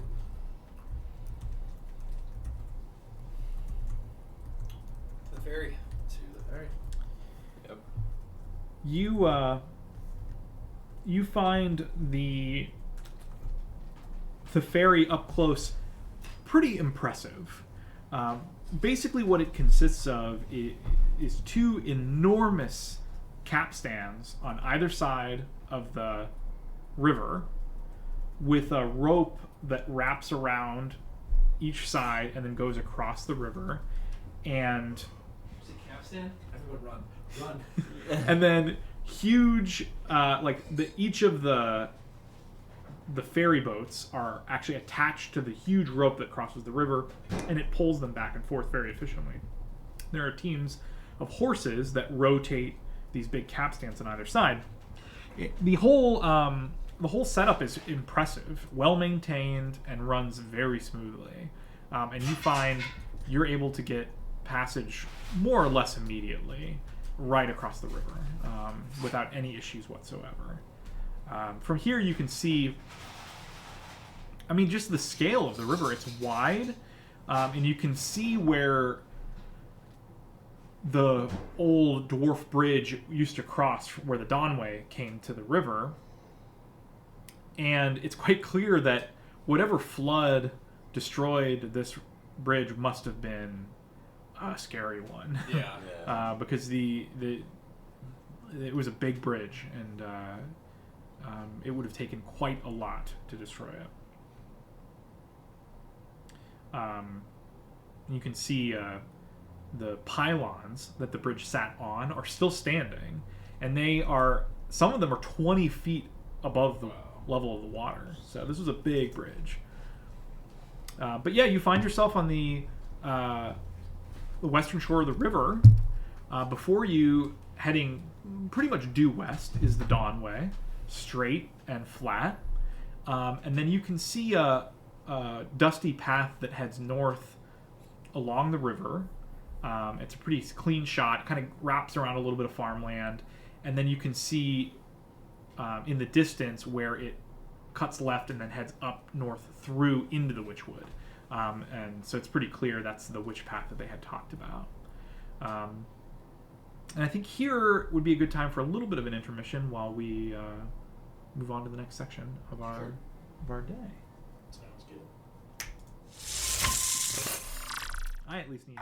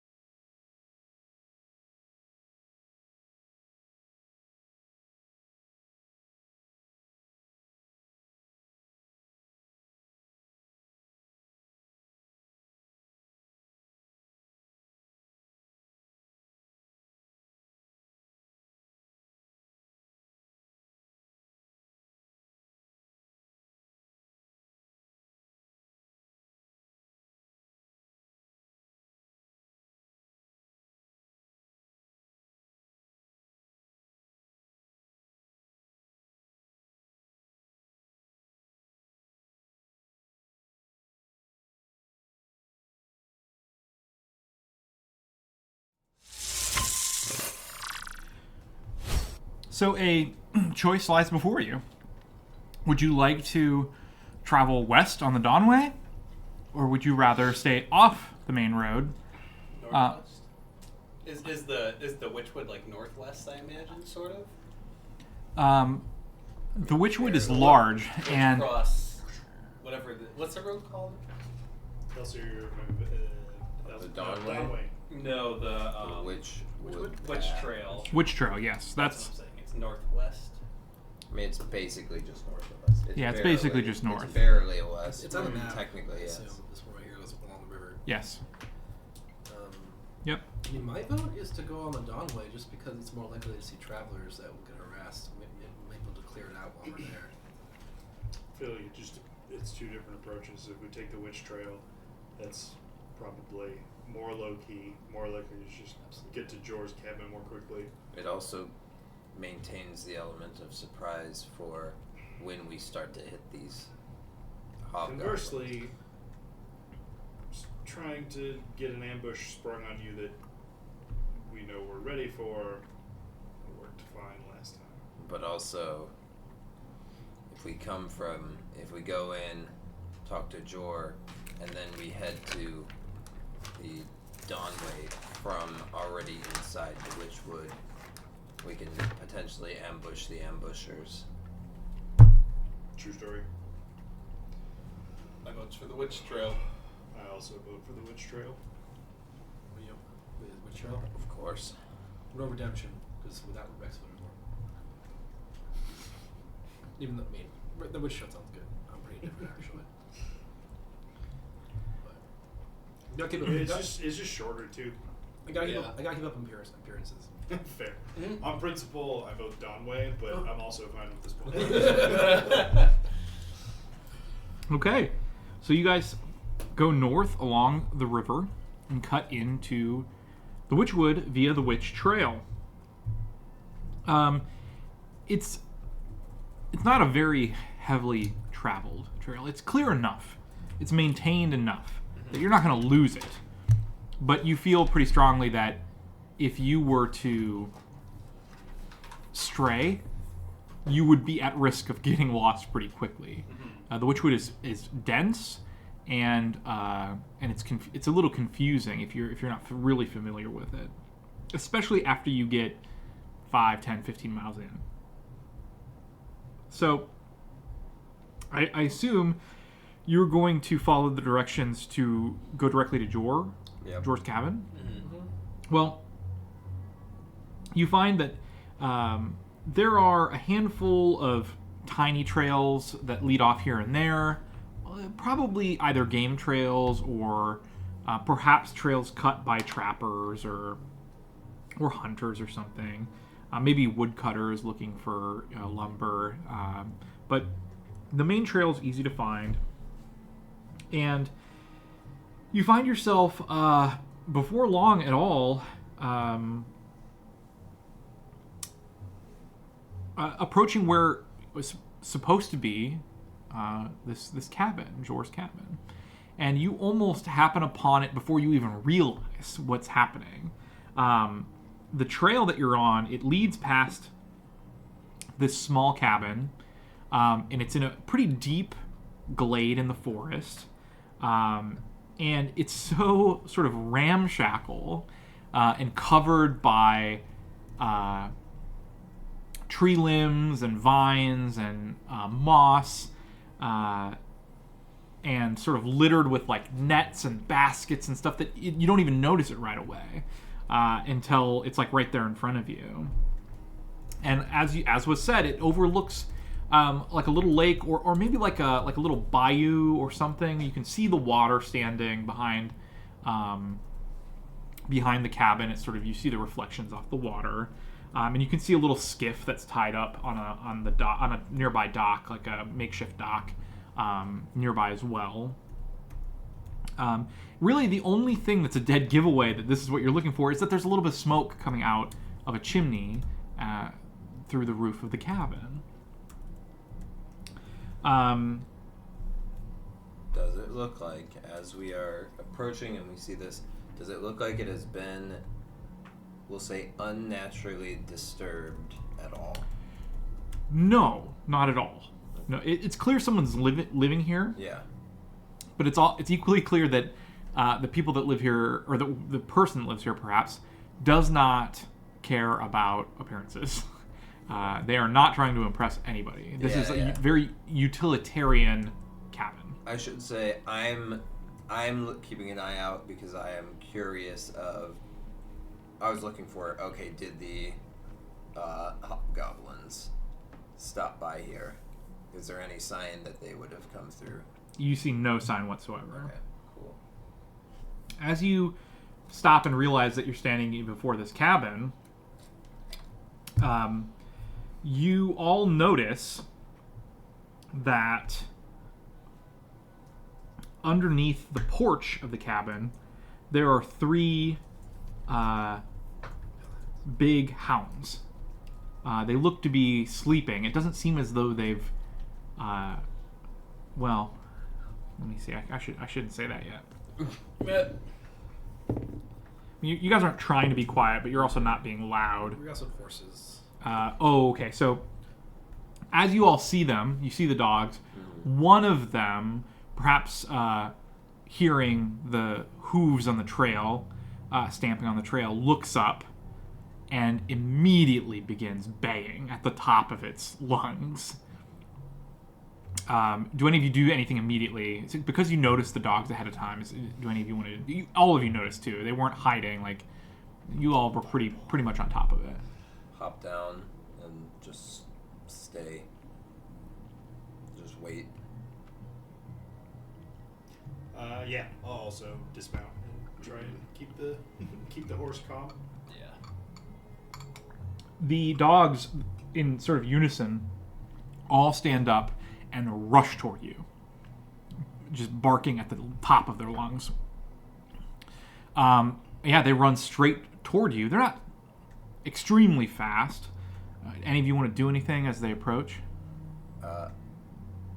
To be clear, also, just in case there was any confusion, they are not hellhounds. They just look like hunting dogs. Yeah. I know. I figured, but I just want to make clear that there's nothing odd about them. They are just hunting dogs. I'm going to remain as unthreatening as possible. Yeah. Okay. Well, they approach right up to you, maybe 5 or 8 feet away, and just bark their heads off. But they don't approach you any closer than that, at least. Yeah. You see, probably only, I think, who did I? Rex, you notice that there's movement through one of the windows in the cabin. It looks like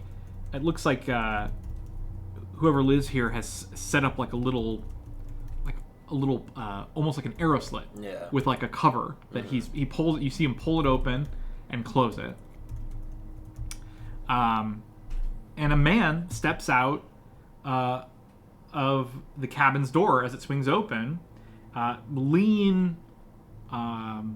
Lean human man of indeterminate age. It's really hard to tell. He has a full head of hair and a big beard. And his face looks wrinkled and leathery, but it's unclear whether it's because of age or because of living out in the sun for many years. He has a vest on, and his large arms are visible, like very deeply tanned, and he doesn't hold a weapon, but he does have a big curved knife strapped to his thigh. And he sort of whistles, and the dogs stop barking, and sort of just sit down and look at all of you. And he approaches you. He sort of slowly strolls up to you, and he says in a gruff voice, "Don't get many visitors out here. Who the fuck are you?"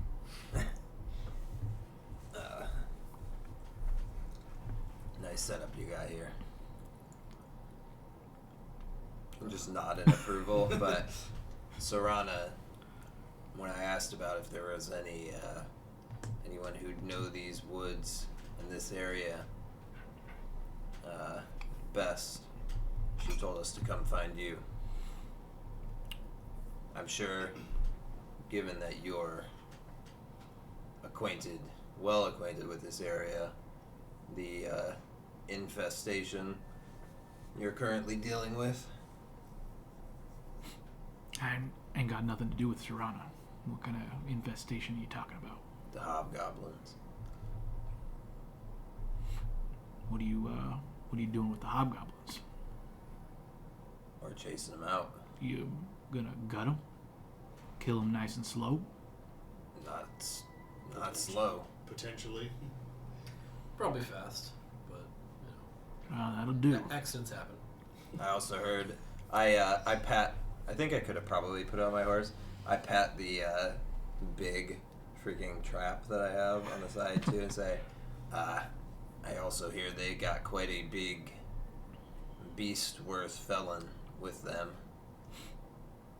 Well, I don't know about that.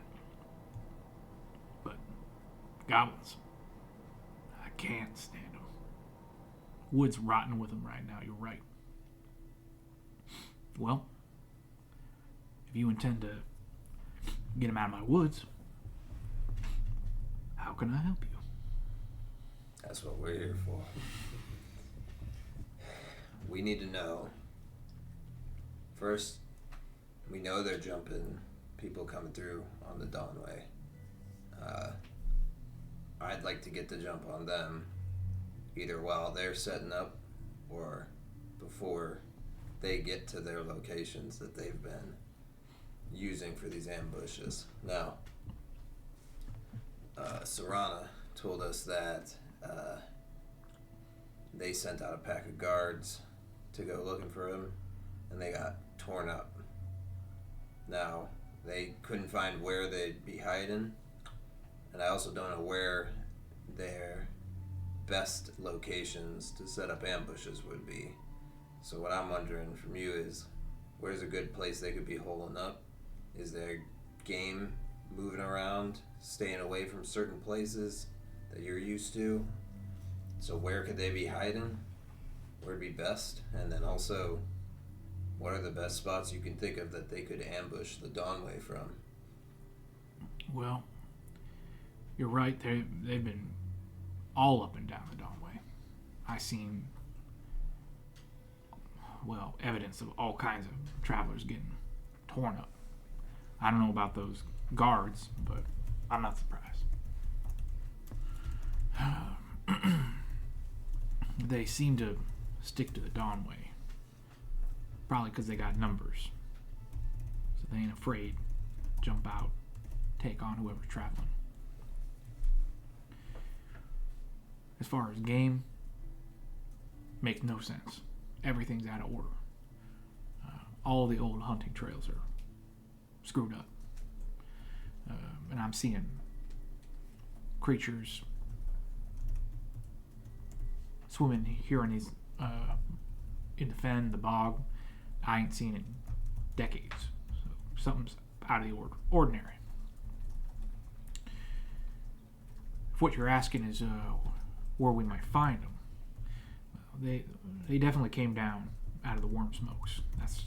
I got no doubt about it. But it does seem like they got a big war party here in the forest somewhere. Might be, if they're already here, that they're setting up camp up at Skull Gorge. It's a big bridge across the gorge here at the very north of the forest. That's where I'd bet. But maybe they come down Old Forest Road. Maybe they set up over at Wrathkeep. That would mean they come down much further south than I expect, but we could go check it out. It's fairly close. Is it Wrathkeep? That's right. That's right. What was the first one you mentioned? Skull Gorge. Skull Gorge. It's a big old bridge. Sort of like the one that used to be across down in Drellin's, except much bigger, and still strong as ever. Vreth keep close enough that we should leave our horses here and proceed on foot quietly? Well, that's up to you. Horses would be safer here, but it'd be faster if you want to stay on a horse. I'm not partial to a mount out here, but they get you around quick. You got a horse? No. Then we leave the horses. Now, I suppose you want to do some goblin killing. I don't work for free, but if you find me some goblins to help you kill, I'll give you a discount. How's that sound? What are we talking? 10 gold a day. Unless, like I said, you gave me some goblins to kill. Then it's only 5. Won't take more than a few days if all you want to do is check out Vrath and Skull Gorge. Is it 10 gold a day? Or 5 if we kill goblins.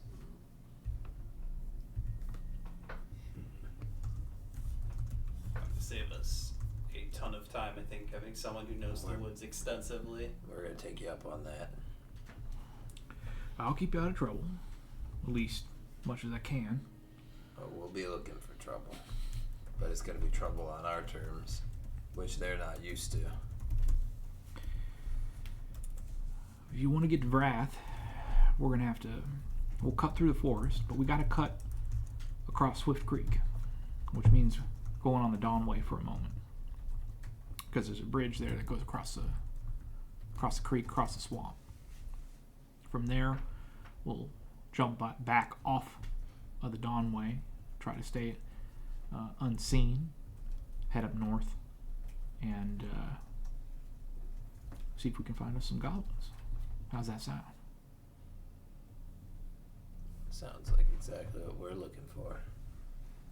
Wait, so we're going to Vrath Keep first? It's closer. Oh, it is closer? Okay. Is it, It's further south. Skull Gorge is further north towards the mountains, right? That's right. Vrath Keep is maybe 4 or 5 miles from here. Oh, It's slow going, but we'll get there. We'll get there in a fast. couple hours, probably. That's right. That's right. What is Wrath Keep? I mean, it Oh. sounds like an old keep, but Oh, there's lots of stories. If you'd ask down in Drellin's, they'd tell you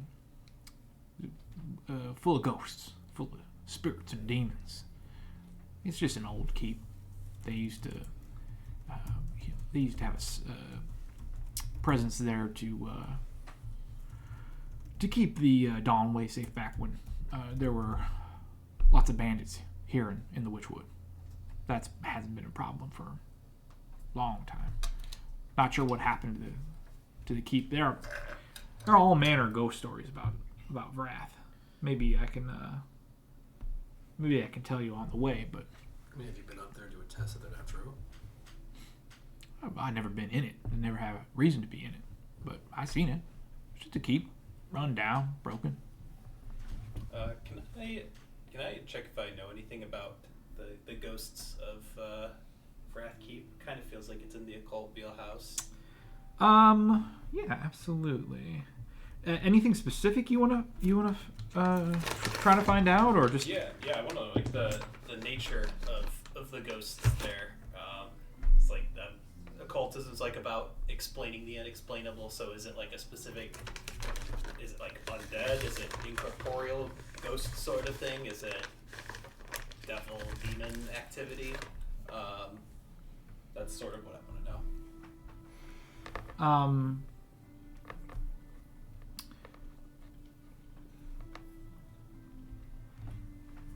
trying to figure out what you might have heard. I think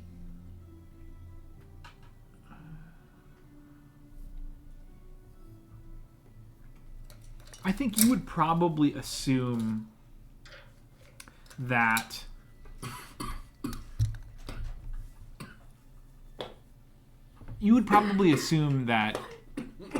it's related to some great amount of death that happened in the forest.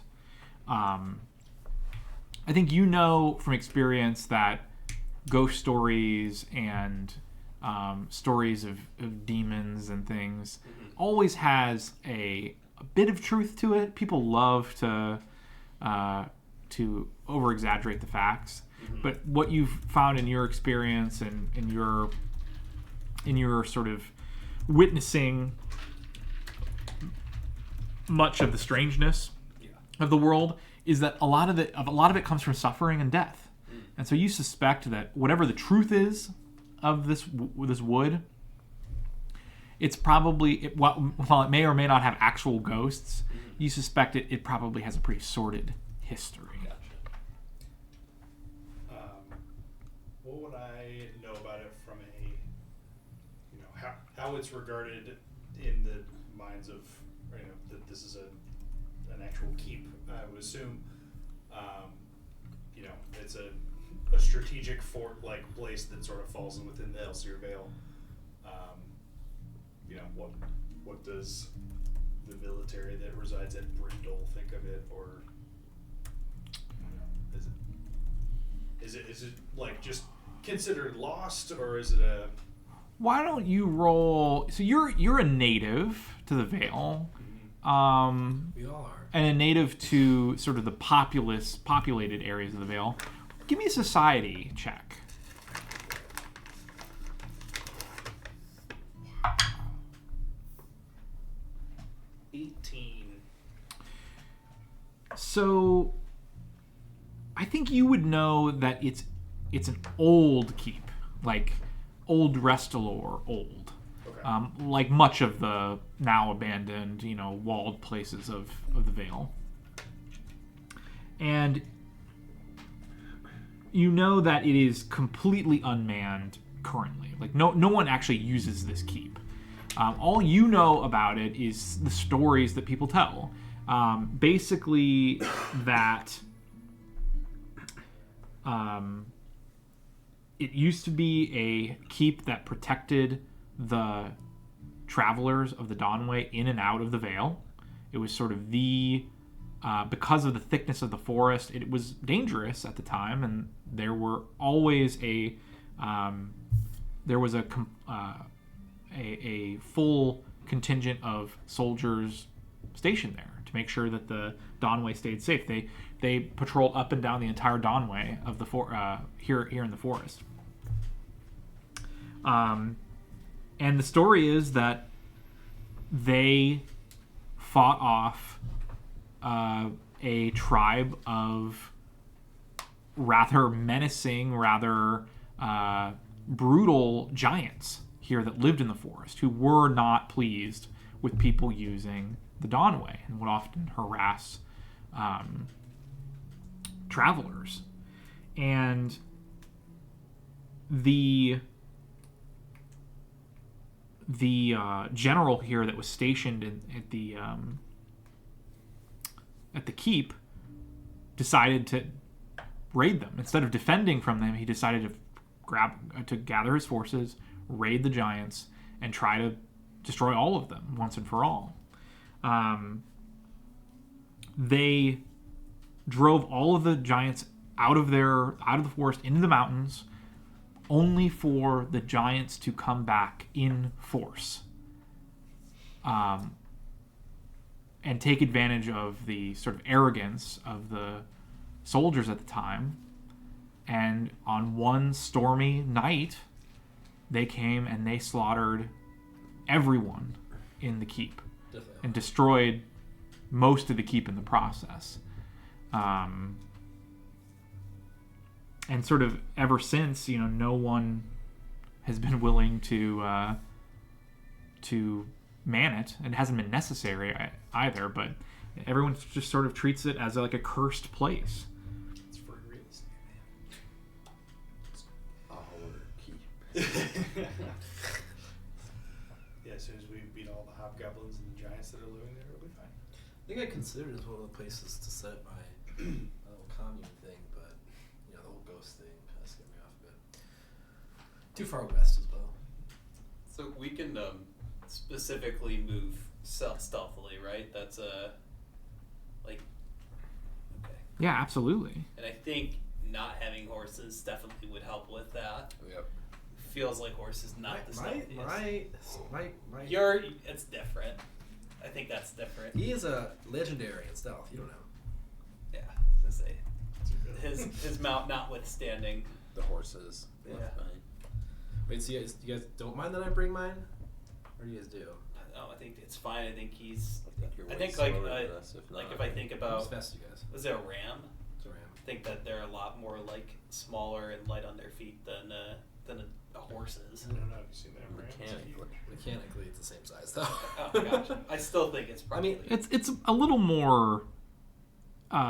There's like rams are way more nimble than horses. if you Well, think about it. specifically, your ram is a little more reliable It than is. your average riding horse too. It is. It's also.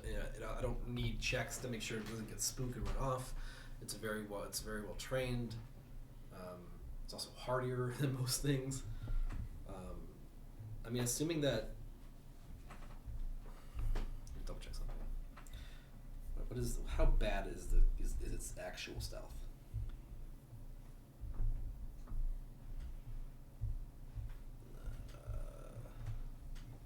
Few skills. There we go. What the fuck? Is it better than you? It's apparently trained. It's a +10. That's a Wow. sneaky What the ram. fuck? That ram does not play, man. See, so I mean, I think almost as we've sneaky decided as me. that. Confidently. I'm a Dex character. I have a +11 stealth. He almost tied me. I'm imagining you just randomly turning around and it's just there staring at you, Not blinking. Oh my god. It's ready. Yeah, It he's is coming and we're ready. headed to Wrathkeep. What the fuck? Len, you have something like stealth related for traveling, right? No. I thought it was that you anymore. could cover our tracks. without I can slowing us always down. cover our tracks without us being slowed down. In fact, that's just what happened. We always gain the benefits of the cover tracks action in such terrains, which is every terrain, because I have every terrain as my terrain expert. Terrain expert. All of them. Yeah, it is literally. It's select one. I did it once for Ranger, and then when I got to level 4, I took Terrain Stalker, and I get to do 2 more. So I've got every terrain. If it's rubble, snow, or underbrush, we're good to go.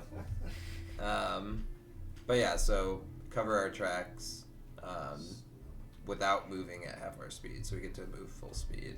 Okay. I don't think I have the thing where there's the follow the leader You don't have that extra yet. bonus yet. No. Gotcha. Are you an expert in stealth? I'm an expert in stealth. I'm an expert in stuff. You too? Trained. Right. Well, so Rex, it says that you have to be willing to provide assistance, but if you let me follow the expert, I get a +7 to the roll Yeah. on my stealth opposed to For a sure.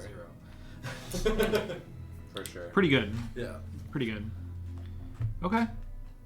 So you guys are trying to be stealthy as you're gonna Yes. do My ram is like too avoid big now. notice basically Yeah. as you travel. Yep. Okay. Well,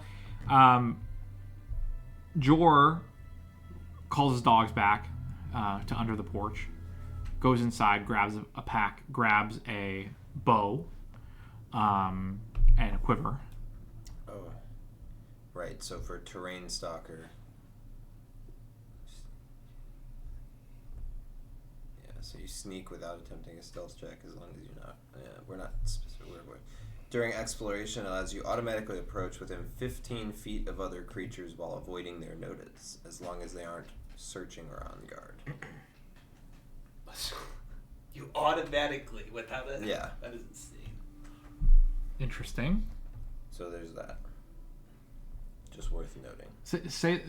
Read the exact language again. During exploration, This also allows you to automatically approach within 15 feet of other creatures while avoiding their notice, as long as they aren't actively searching or on guard.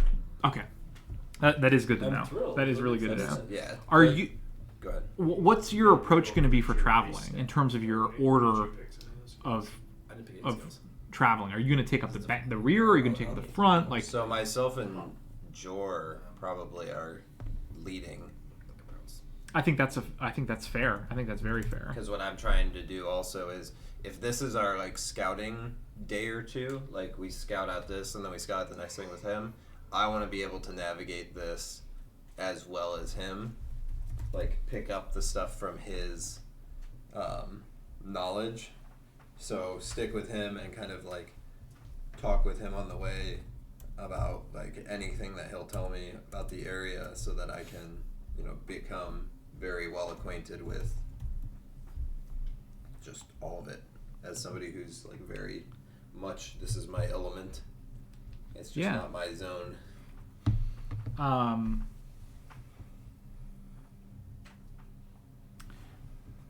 Well, he wastes no time. He seems excited, and he starts leading you through the forest, through some trails that are questionable. Like, you would not maybe trust these if you were out on your own, but he seems to be very confident in where he's going. You wouldn't. Is there anything specific you want to ask him? I mean, he seems open to conversation. He's not a talkative dude in his own right, but he's open to answering questions. So I guess the big things that I would end up asking him would be about, like, what is he, like, basically the best routes to cut through, and, like, significant landmarks that he uses for navigation in the, like, Witchwood, like this section of the Witchwood. Basically try to make a sort of, like, a, like, mental map, but also kind of just, like, like there are waypoints that people who are familiar with places use as I'm this far from this. If I go left here, it'll be X amount of time. Like, basically try and get his description and his tricks for navigating his chunk of the woods. I'll be honest. You can keep an eye on the creeks. Cold Creek to the north, Swift Creek here, which comes by my cabin. There's a reason most people use the Dawnway in the Witchwood. It is a strange place. If you talk to folks who got lost here, they'll tell you the trees seem to shift. The terrain seems to move around on you. It takes practice. At least when you get deep in the Witchwood. Especially north of Cold Creek. It's thick. And the paths are not clear. And they seem to turn back around on themselves. But down here, just keep an eye on Swift Creek. Keep an eye on your bearings. They all run west to east. Can't change that. So if you ever get turned around, that's what you look for. Just don't get too close. There's a couple crossings, and run into my fair share of critters trying to ford. So try to use the bridges if you can. And as he says that, he sort of points up ahead of you, and you can see where out of a clearing there's a clear stone road, the Dawnway. And just to the north of the Dawnway there, it kind of gives way into crumbling rock and leads into like a wooden causeway that goes across this wide, boggy sort of standing water. It's part of the river, but you can tell most of it just isn't moving. There's like a deeper part in the center where that the causeway crosses that seems to be moving, but it's just, you can see reeds coming out of the water here and there. It's murky. You can't really tell quite how deep it is. And the wooden slats of the causeway as you get closer are sort of slick with slime, It's sort of messy. Before we even came out into the clearing, though, yeah, before we started approaching the bridge, I would want to do like a real close, like a pause and a real good look around to see if there's any signs of ambush or presence of, a scouting party or anything nearby. Yeah, Jor sort of guides you such that you don't have to leave the edge of the forest until you basically have no other choice. Yeah. He really tries to keep you concealed as long as possible. And then, he'll follow your lead as you stop and take a look for a long time. It's pretty quiet, apart from the bubbling of the creek. And you don't hear any the sounds of any feet or hooves on stone. And you don't hear any rustling in the woods. And at some point, Jor says, we gotta cross sometime. Might as well be now. Yeah, looks clear. As you guys get up onto the edge of the causeway, Rex and Davian, both of you, notice that maybe 20 feet west of the causeway, there's what looks like the remains of a wagon of some sort. It's just parts of it are sticking up out of the muck of the murky water, and you can see. It's hard to see, but resting on top of one of the boards is what looks like a reptilian head. Its eyes are sort of lazily looking around. You don't think it's noticed you. Does it look like anything that I've seen before? Or even heard of? I mean, it's the head. Given the size, maybe like a really big, constrictor snake, maybe, or like a small gator. That's what it kind of looks like. You can just see the head and the eyes on top of the head looking out. Definitely not what we're here for. No, that's a problem for another day. You are pleased to find as you so the solid ground quickly gives way to this muck. Yeah. But the causeway is pretty sturdy. The boards are wet with everything here is just like soaked. Sure. But it's sturdy. And while you wouldn't want to start sprinting across this thing, it doesn't have any handrails or anything. Mm-hmm. It doesn't look like there's any chance this is going to give way or break or anything like that. It looks really well made. Someone has taken the time.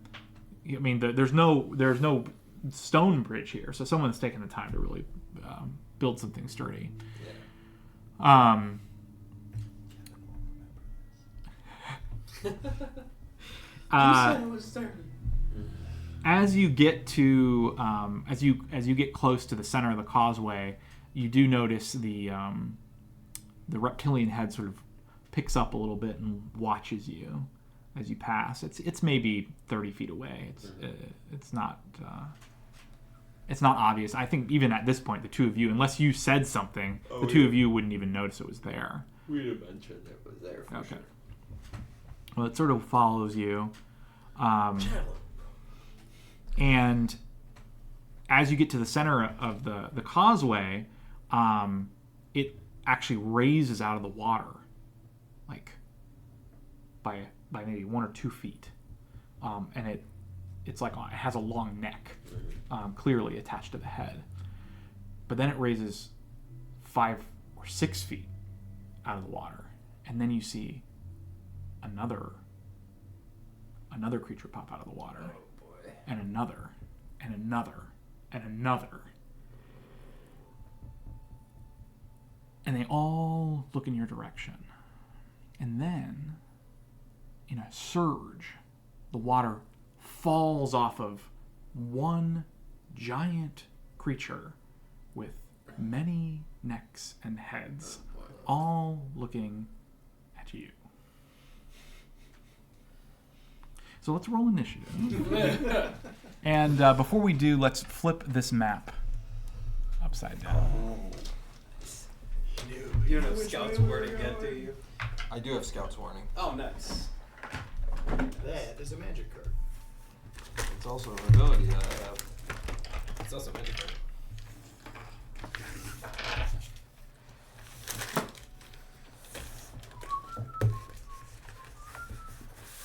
Ooh.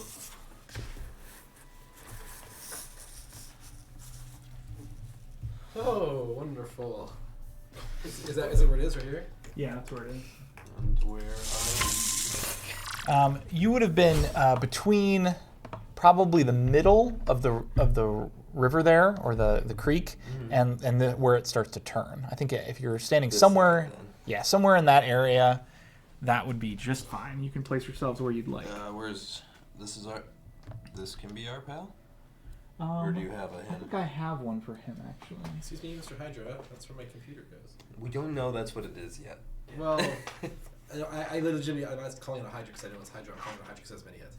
I don't know what else to call it. It's definitely not guaranteed to be a Hydra. I don't know. It could be anything. It could be anything, but the odds are very heavily in the favor of Hydra. Yeah. It could be anything. Could even be a Hydra. Especially good. It could be 5 hobgoblins wearing elaborate costumes. True. Oh, that sounds fun. It sounds way better than if it's actually Yeah. what it is. Yeah, maybe I don't. Do you have anyone with a bow over there? We have 2 bows right Okay. here. I'll let you. Oh, yeah. Let's choose this guy. Is that a hairy guy? Is he? Question: is initiative a skill check? Yes, because it's either perception or stealth. So I would say that's absolutely a skill So- check. I got a good roll, so I'm not. Everybody's gonna get a bonus to this. This time I did. This time I did not have extra subpar perception. Where's my Scout Warning? Oh, here it is. So I'll say out loud to everybody, alright, watch it. Coming this way. With the trigger being about to roll a initiative roll. I got So you'll all get a +1 circumstance bonus. Swaller. 27. 18. You hear Jor mutter, "What the fuck?" And does he get a bonus too? Yeah, he's with us. Yeah, excellent. He's Okay, an audible, let's he's an ally who can hear. start with Rex. 30. Woo! Runar. 27.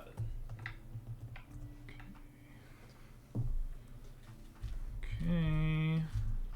Looks okay.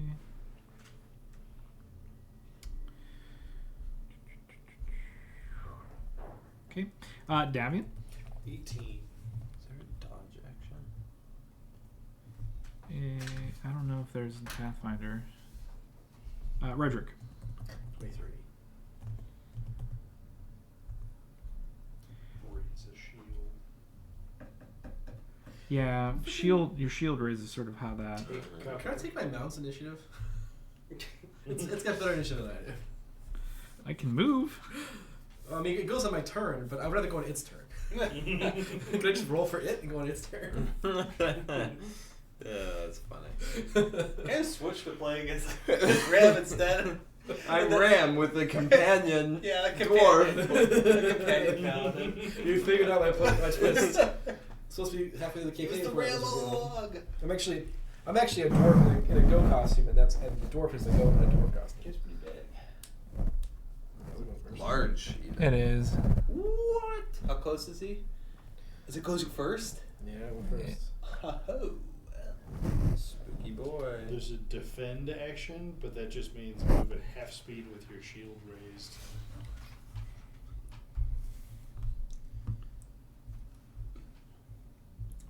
It's alright. I don't need it. The point is moot, because he's already here. Hello. I thought I would Pizza initiative him. Yeah, I thought I'd out Pizza the Hut, but no one out Pizza's Hut. Who's this in the back? Isn't the front? Which one? Well, you guys are going this Okay. way. Oh. You're traveling north. Oh, we're going this way? You were traveling north, Oh, I yeah. apologize. It's the other way around. Though, Okay. Because Sorry, yeah. we are moving at the front of our group. You said we were partway across the bridge? You can put yourselves anywhere in that area between halfway across the bridge and that where it starts to turn. Yeah, I'm pushing us back further. But you can put yourself there. Yeah. I was going to put us there. Okay. You said we're anywhere in this stretch. But yeah, no further than halfway across the bridge though, Okay. Okay. and just make sure you're in a square there. And then So where do back people want to be? So Kevin, Back. one more? Yeah. Where do you want to be, Stefan? Just there, in the rear? I'm good. I was intending to be in the back You were at the rear. because heavy mount, wooden bridge. Mm. I don't be in the front. okay, in that case, move him one more square forward Cool. toward you guys. That look good? I think so. I think I'm be able to flank this guy. Uh, I don't think I'm be able to flank this guy. Yeah. This creature is utterly bizarre. Its heads all seem to move independently. And as it approaches, one of the heads lashes out at Redrick and tries to bite him with huge fangs. I'm going to drop my d20. This is I'll unfortunate. get it for you. How is a 23 to hit? Just hits. Perfect. Yeah. I didn't get a chance to raise my shield yet. Yeah, that hits.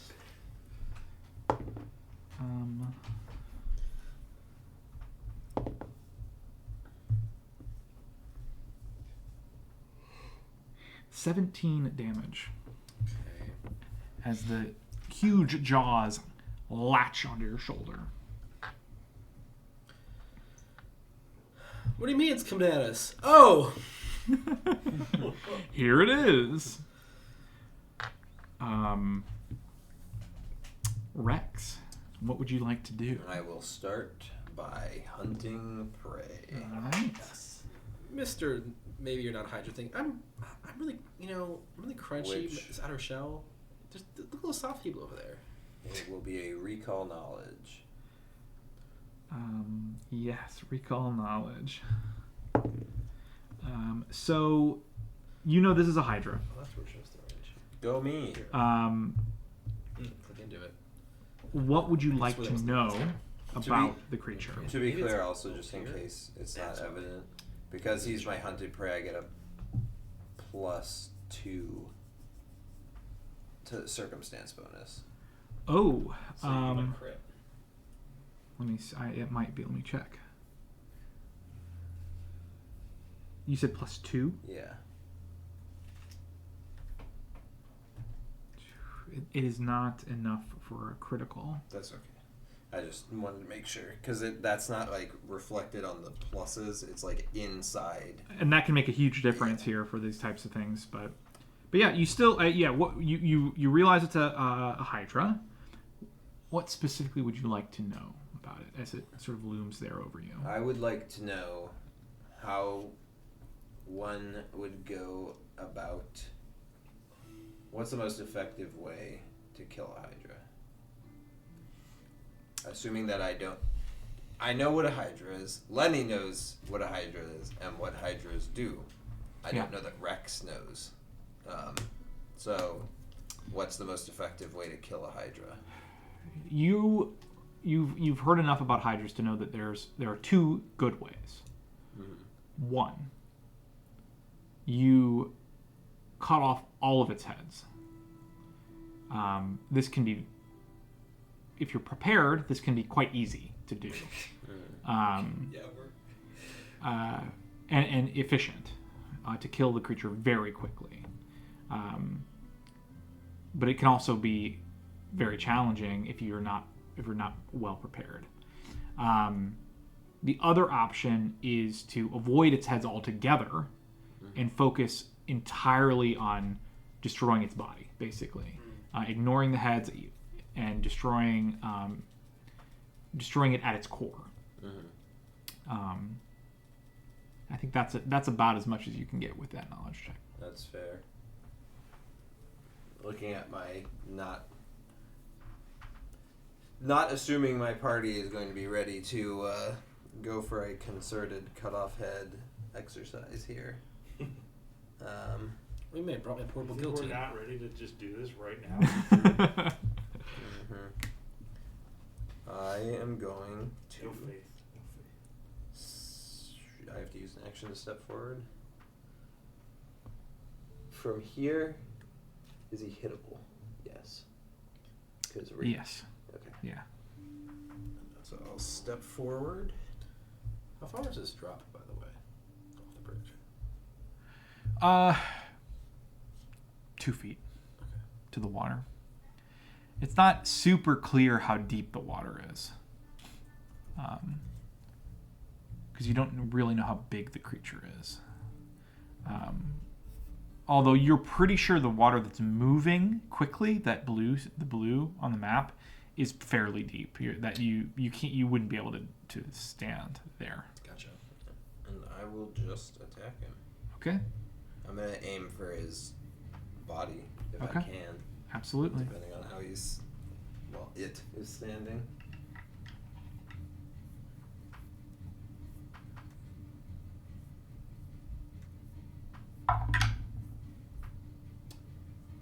And that will be a 28. That hits. Sweet.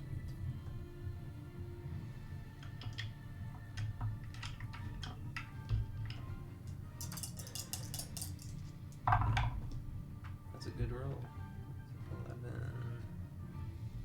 15 points of slashing damage. Not bad, not bad. And that'll be it, because that is hunt, action, move action, attack action.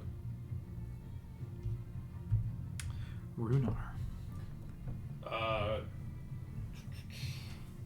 think I am going to like to also recall knowledge about if it has weakness, any sort of weaknesses.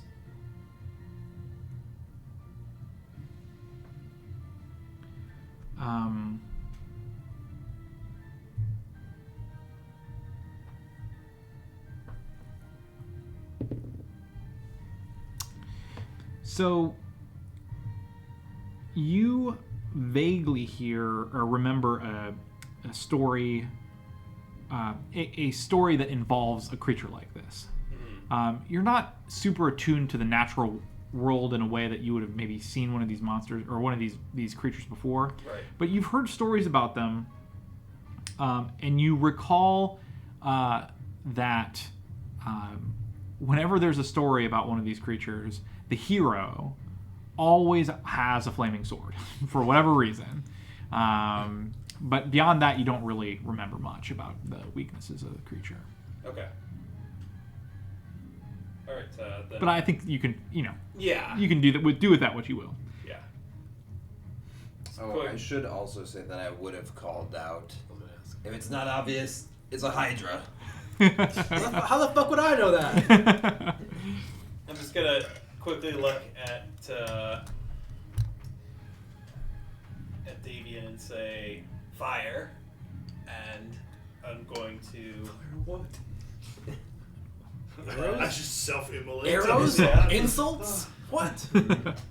Funny because that's definitely a spell Yeah. in Pathfinder, and I think 5th edition too, right? Yeah. Yeah.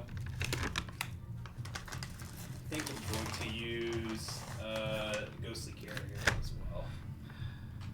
And that's the end of my turn. Okay. Okay.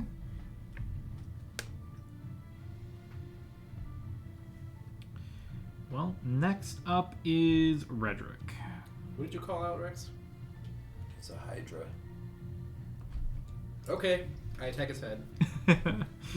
All right. I don't know.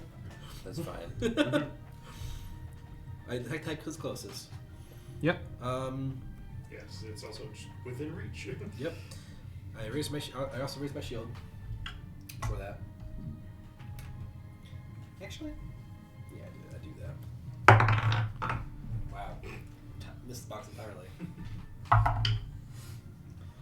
Good. 30 to hit. That hits. Nice. Confirmed. We can hit on a 30. We're in business. 6 damage. Okay. Wait, yeah, 6. And So, question on communication in combat. Yep. After I see him whack it in the head, can I yell at him? I wouldn't have said anything prior, but if I see him hit it, can I be like, "Don't hit it in the head"? Yeah. As long as you're not having a conversation. Yeah. Absolutely, you can yell a short phrase or whatever. Sure. No problem. middle of combat.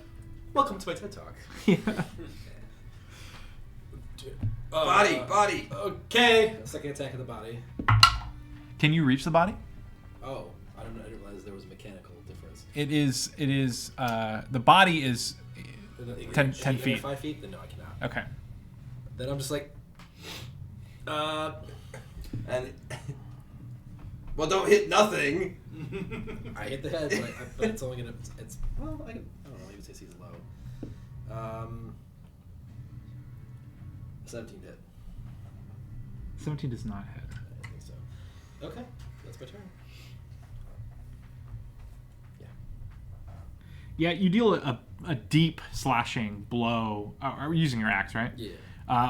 At the creature's neck. And you can see as you miss your second attack and catch your breath, the wounds close. Oh, come on. Let's do this out loud. Attack action is not a manipulate action, right? Right. Correct. I believe so. Correct. It's not. Unless you have to reload. Yeah, that's correct. Yeah. Oh man. What would he do? Man, I lost a Jor. God. I didn't think I was that bad at perception. I had an 18. I mean, he's also. I'm dead last, though. Yeah. He's also a ranger. Fair. Where So his perception is high. where do we have Jor right now? He's At the at the front by me. Front of the column. Yeah. Mm-hmm. Okay. He you see like lightning fast draws his bow off his back, and sort of as he does so lurches forward and moves down the causeway 25 feet. This way. That way. That's correct. 15, 20, 25. He sort of slides into the final position, kind of using the slickness of the boards to his advantage. Turns around, knocks an arrow, pauses a long time, and then finally releases. Ooh, is that Hunter's name? Oh my. Okay, that works. He hits, and does. I'm just gonna keep Jor after this is all said and done. He'll listen to you. You're not sure whether he's familiar with this or not. His utterance at the beginning of combat would perhaps be a clue that he hasn't. But he listens to you, what you mentioned, and he will aim directly at the center of mass of the body. And you see an arrow strike for Let's go, George. 19 damage. Let's go. He crit? He did not crit. Wow. No, he's just a That's Chad. impressive. Boom, boom, pow, pow. And that brings us. He fires only one arrow, and that brings us to Davian. All right.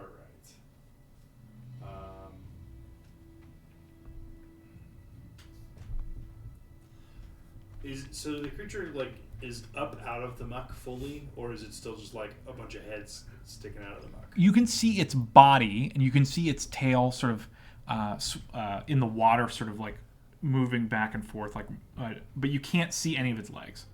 Okay.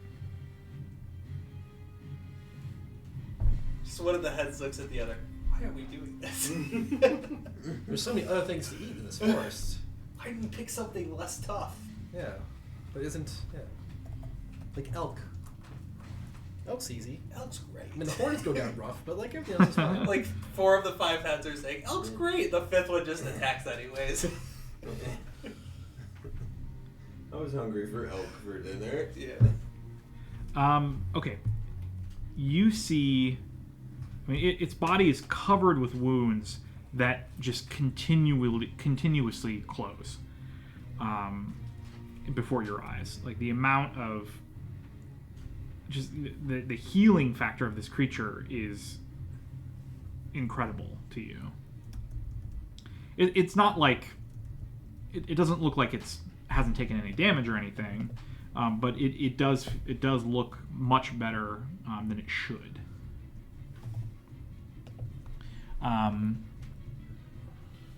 What's he gonna do? Does the creature know that you imposed that on That's him? a great question. I don't think so. I mean, if it was intelligent, I mean, I'm looking at it like reprimandingly, but I don't think it understands that. It is an animal more than it is some sort of magical intelligent creature. I don't see how it would know, except I'm going, no, bad Hydra. Maybe that does. Maybe it does get mad at you. I don't know. I think it's going to. I think all the heads of the creature are going to be.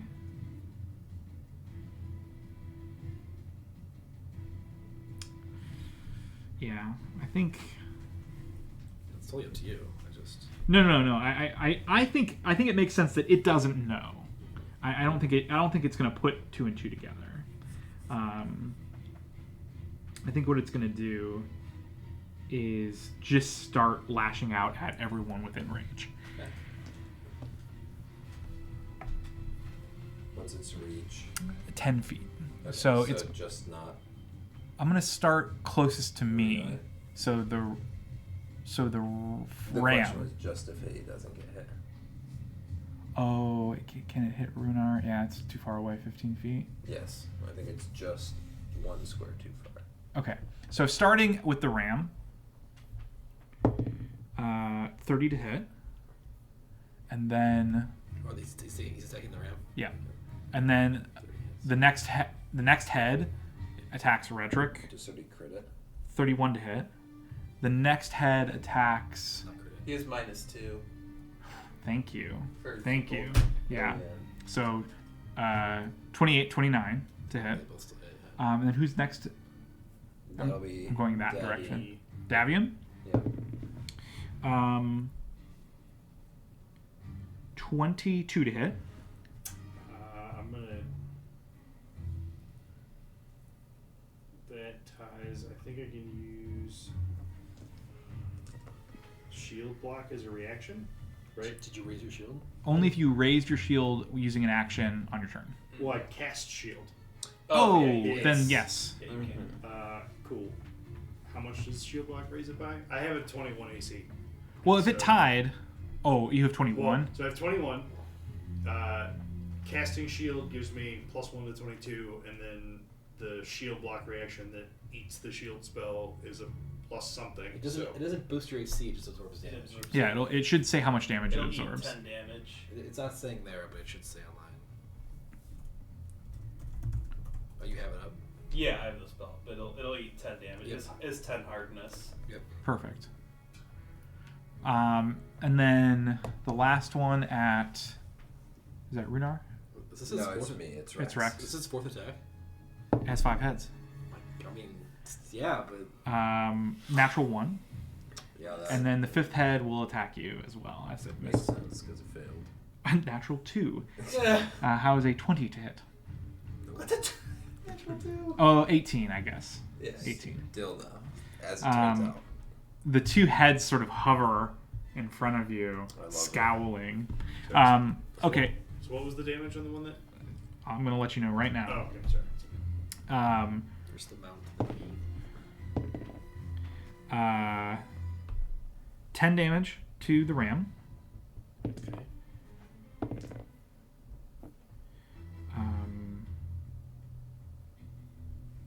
16 damage to Redrick.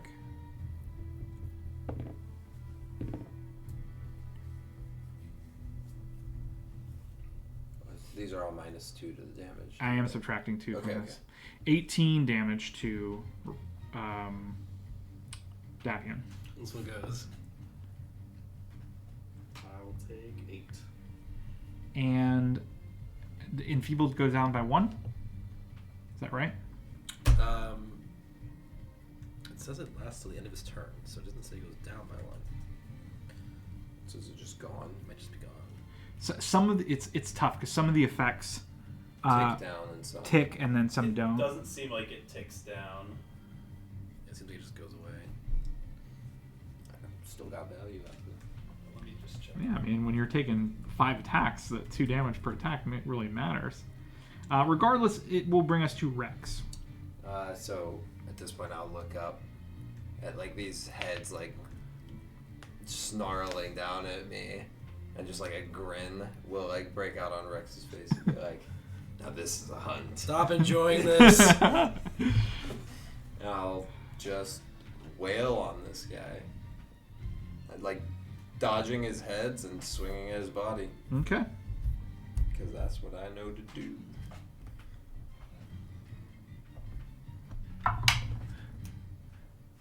First one's a 26 That hits. for 8 damage. All right. Yeah, you swing out in a big arc, slash it across his wide chest. And since he's my hunted prey, I will flurry. So my next attack is -3 instead of 5. Ooh, that's good. Still very good. So 27 That hits.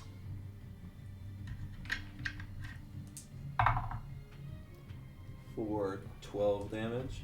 Not bad. So what do? Do you like spin around and use your momentum? Your second attack, you get 2 more. Oh, that's right, and I get momentum as I attack more. I forgot. On a glaive. On a glaive. Does it add damage or does it add to Adds hit? damage. Okay. Forgot about that. That's what forceful is, which is double. It's 2, I believe, because it's 2 And damage. each gains an extra 2, so yeah. 14. Yep, so 14. So with this, the first one will be like a slash in that'll like land like on his side, and the second attack, instead of it being like another swing, it'll be like a twist and pull out with the jagged backside of the. I blade. see. The momentum here is getting the big barb stuck in the Yeah. Hydra. Yep. Love it. Exactly, and then the last swing will come through like pulling back and like with the momentum spinning around for one more swing on him. Okay, and this is at what, -6 now? Yeah. Yes. Not gonna do it. 12. Not enough. 2 good hits though, and you can see like the hole in its chest where you've pulled out a bunch of its scales. That'll bring us to Runar. Do I have a clear shot from here? Right here, Yeah. looking there. Well, Oh, I'm using my ghost hand, so it's just gonna. Normally, if it were a ranged attack, you would But have it's soft melee. cover, but the creature is too big. There's Yeah. no way the people inhibit you at all. Okay. Because it was the decision between recall knowledge or moving, but if no one's in my way, then I want to recall knowledge about the saves. Okay.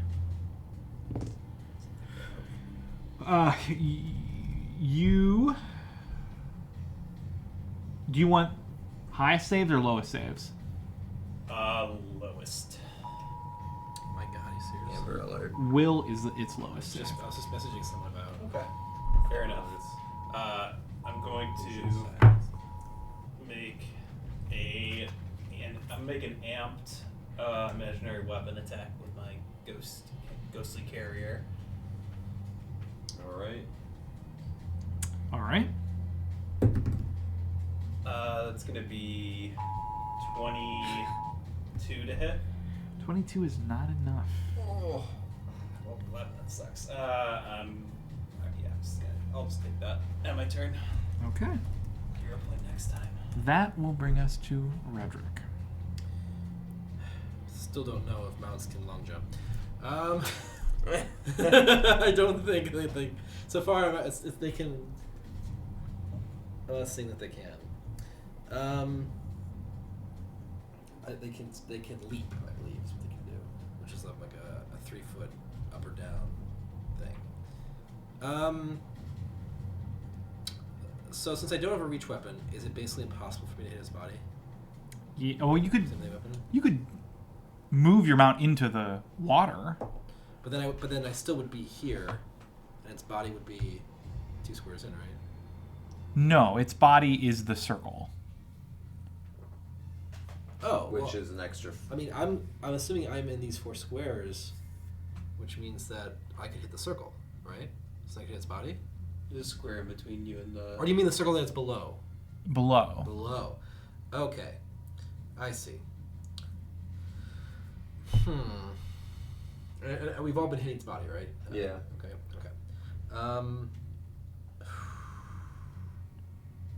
Raise shield. Yeah, oh my gosh. Wow. Actually, They really want Stefan to know. actually, step one, I'm gonna lay on hands myself. Okay. For 18. Those magic touching hands. I've been attacked twice already. Second.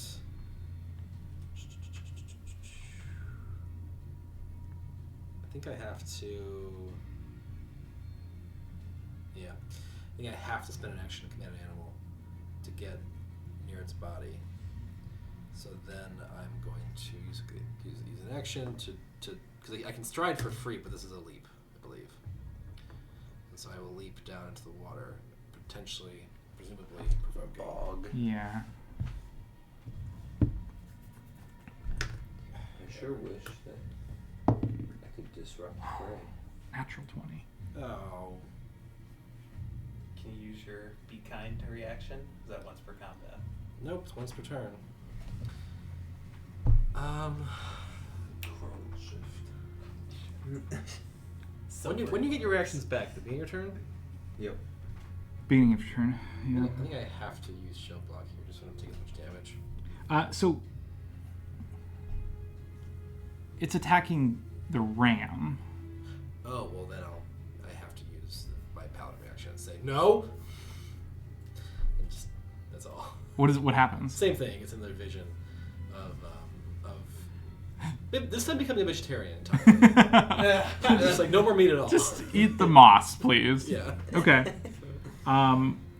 So he'll take less damage. I'll take 7 less. Yeah. Okay. And become enfeebled too. So good. Does it affect this attack or just all? Not Okay. this time. Just the less damage on this attack. Okay. It's 30 damage. It's like 23. It's too soon in the campaign.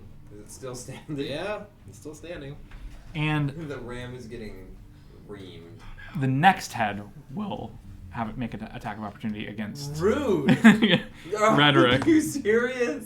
19 to hit. Does not hit. Would a 21 have hit? No, Oh, okay. I wasn't sure if your enfeeble really came in clutch there. it's close. Okay, not cool, bro. How far into the water do I get here? The water's 2 feet deep. Oh, thank God. Okay. I'm switching to 2-handed mode and hitting this thing. Okay.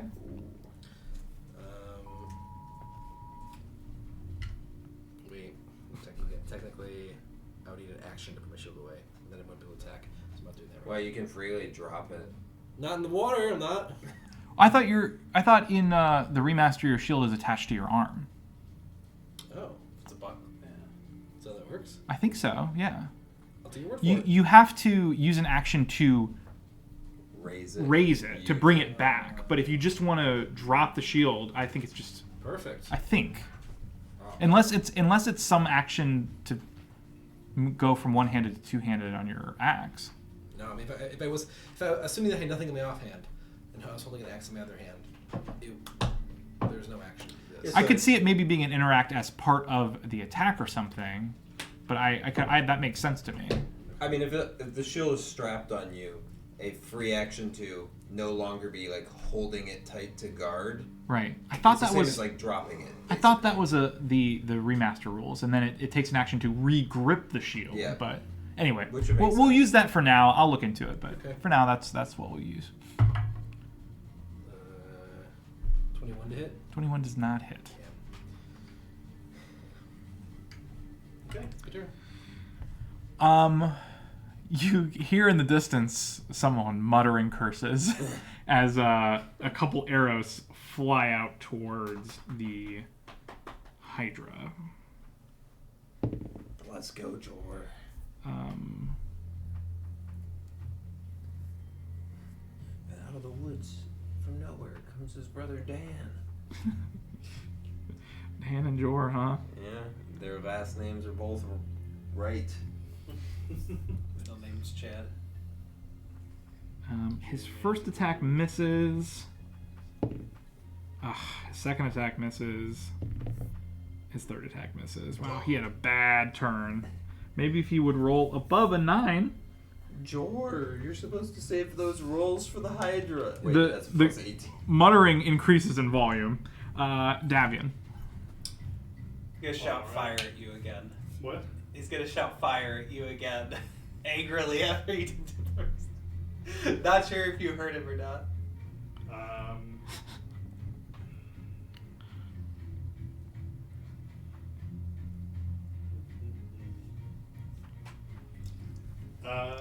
Yeah, I'm gonna attack ahead because I can reach it. Okay. I'm gonna spell strike with ignition. Okay. Break them off with a preview of the remix.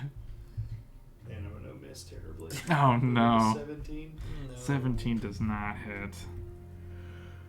Oh boy. Rolling real poo-poo. Okay. Anything else? That was what? 1 action, 2 actions? That was 2. Mm-hmm. And I am going to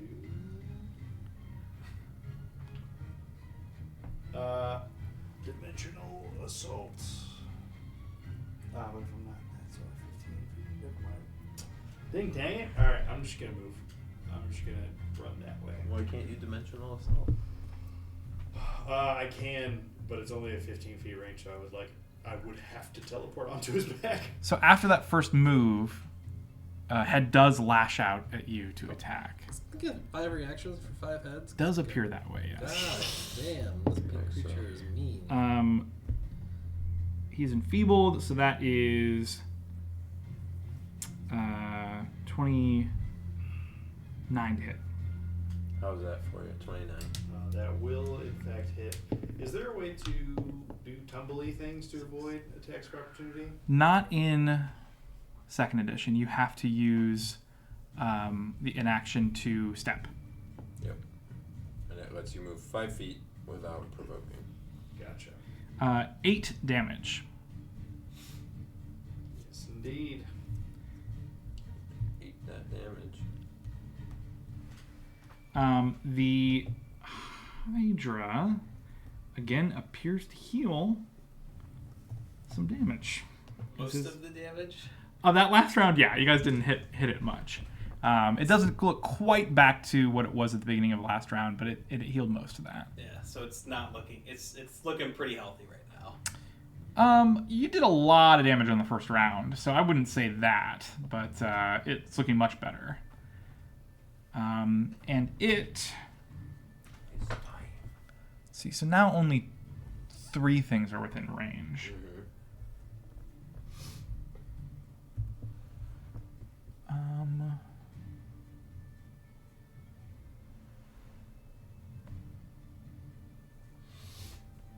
Rex, you hit it last round, so it's going to focus on you. Okay. You see all 5 heads shift and look at you. Oh god.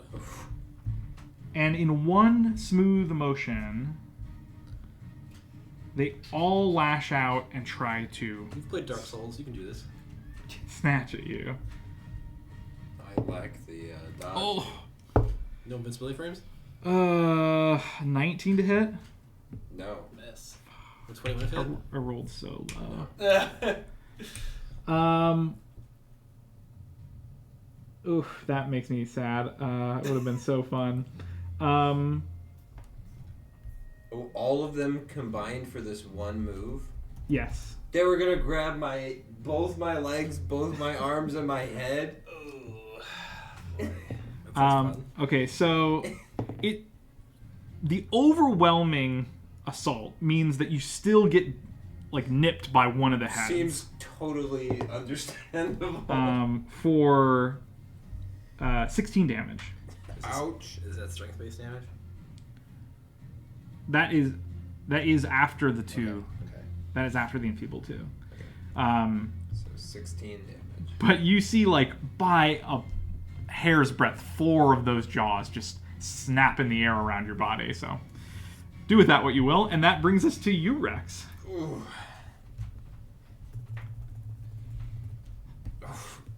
That enfeeble over the course of this many attacks really is a mean, lot 2 of damage per hit adds up when there's 5 hits.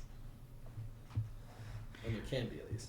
The creature begins sort of screeching out of the heads that missed you. Yeah. But it can't really do anything. Stand and deliver, man. I'm going to swing again.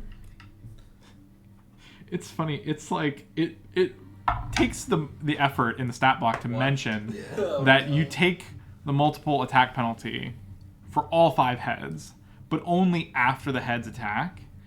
But what else would you? What's the point? But also after all 5 heads attack, you technically might have actions. There's a way you can do it to have leftover actions. Gotcha. But you'd have negative 25 to hit. yeah. So why would you ever do that? Are you sure they're not agile heads? 30.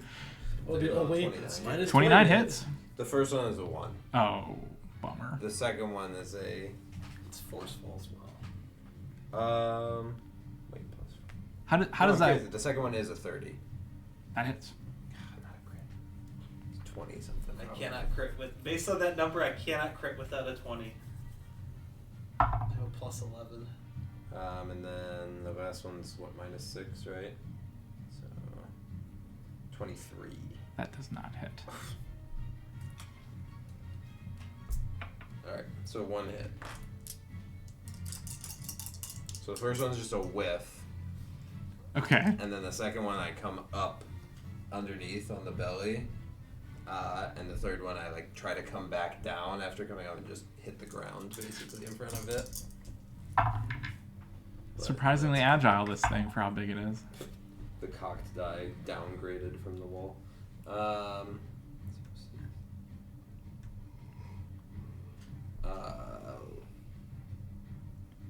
13. Yep, 13 points of damage. Okay. Second attack. All right, Runar. Is it time? All right, I'm going to unleash Psyche. So, going to start floating a few inches off the ground. The ring of the eyes is going to turn purple. There's going to be a bunch of swirling light and objects around me, and hopefully roll well here. Going to imaginary weapon. Okay. Excellent. I'm gonna hero point. Okay. Mad lad. That's 2 misses. Oh no. 11 is 22 is a miss based on last time. So these imaginary weapons just like fly off in the distance. Yeah.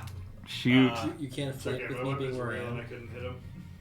I'm going to use and I'll use my third action to cyber him. Okay. So that's a will save. Okay. Well, I can mind shift it to a will save, so it's a will save. All right. How is an 18? That is a fail. Okay. What happens? So it is going to take. I actually don't know how to read this. The top number. That's not good. It's going to 6 points of mental damage. Okay. Looks. If it seems effective. You can see one of its heads react when you do that. Mm-hmm. Anything else, Runhar? Nope, that's all my actions. Redrick. Step 1, two-handed attack. All right. Vera die. Not helpful, Vera die. Oof. You need a 24. Yeah, it's gonna be 24. Actually, no, never mind. 22. 22 does not hit. Yep. It's pain.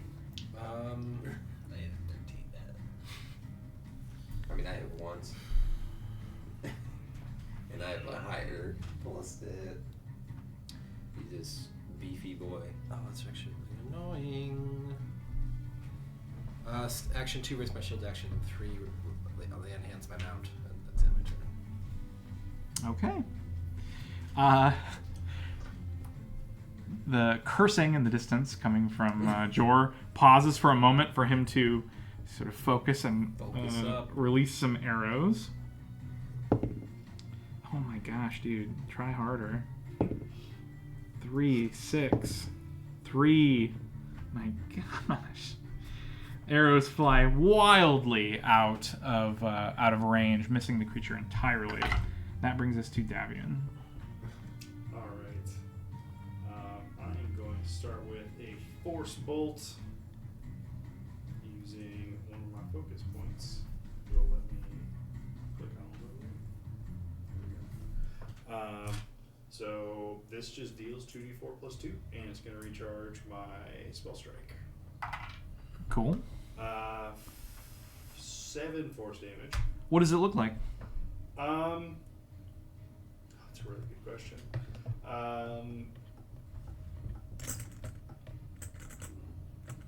Honestly, probably just basically just like aim it through the sword, and then when there's like residual, the like clear force damage left over, I will. Well, so no, I'm not going to go into my arcane cascade from that spell because I want it to do fire damage. So I am going to follow that up with just chucking a another ignition. Okay. Maybe this one will actually come on. No, Oh no. someday I'll hit double digits on these rolls. Had to burn a hero point for the other one.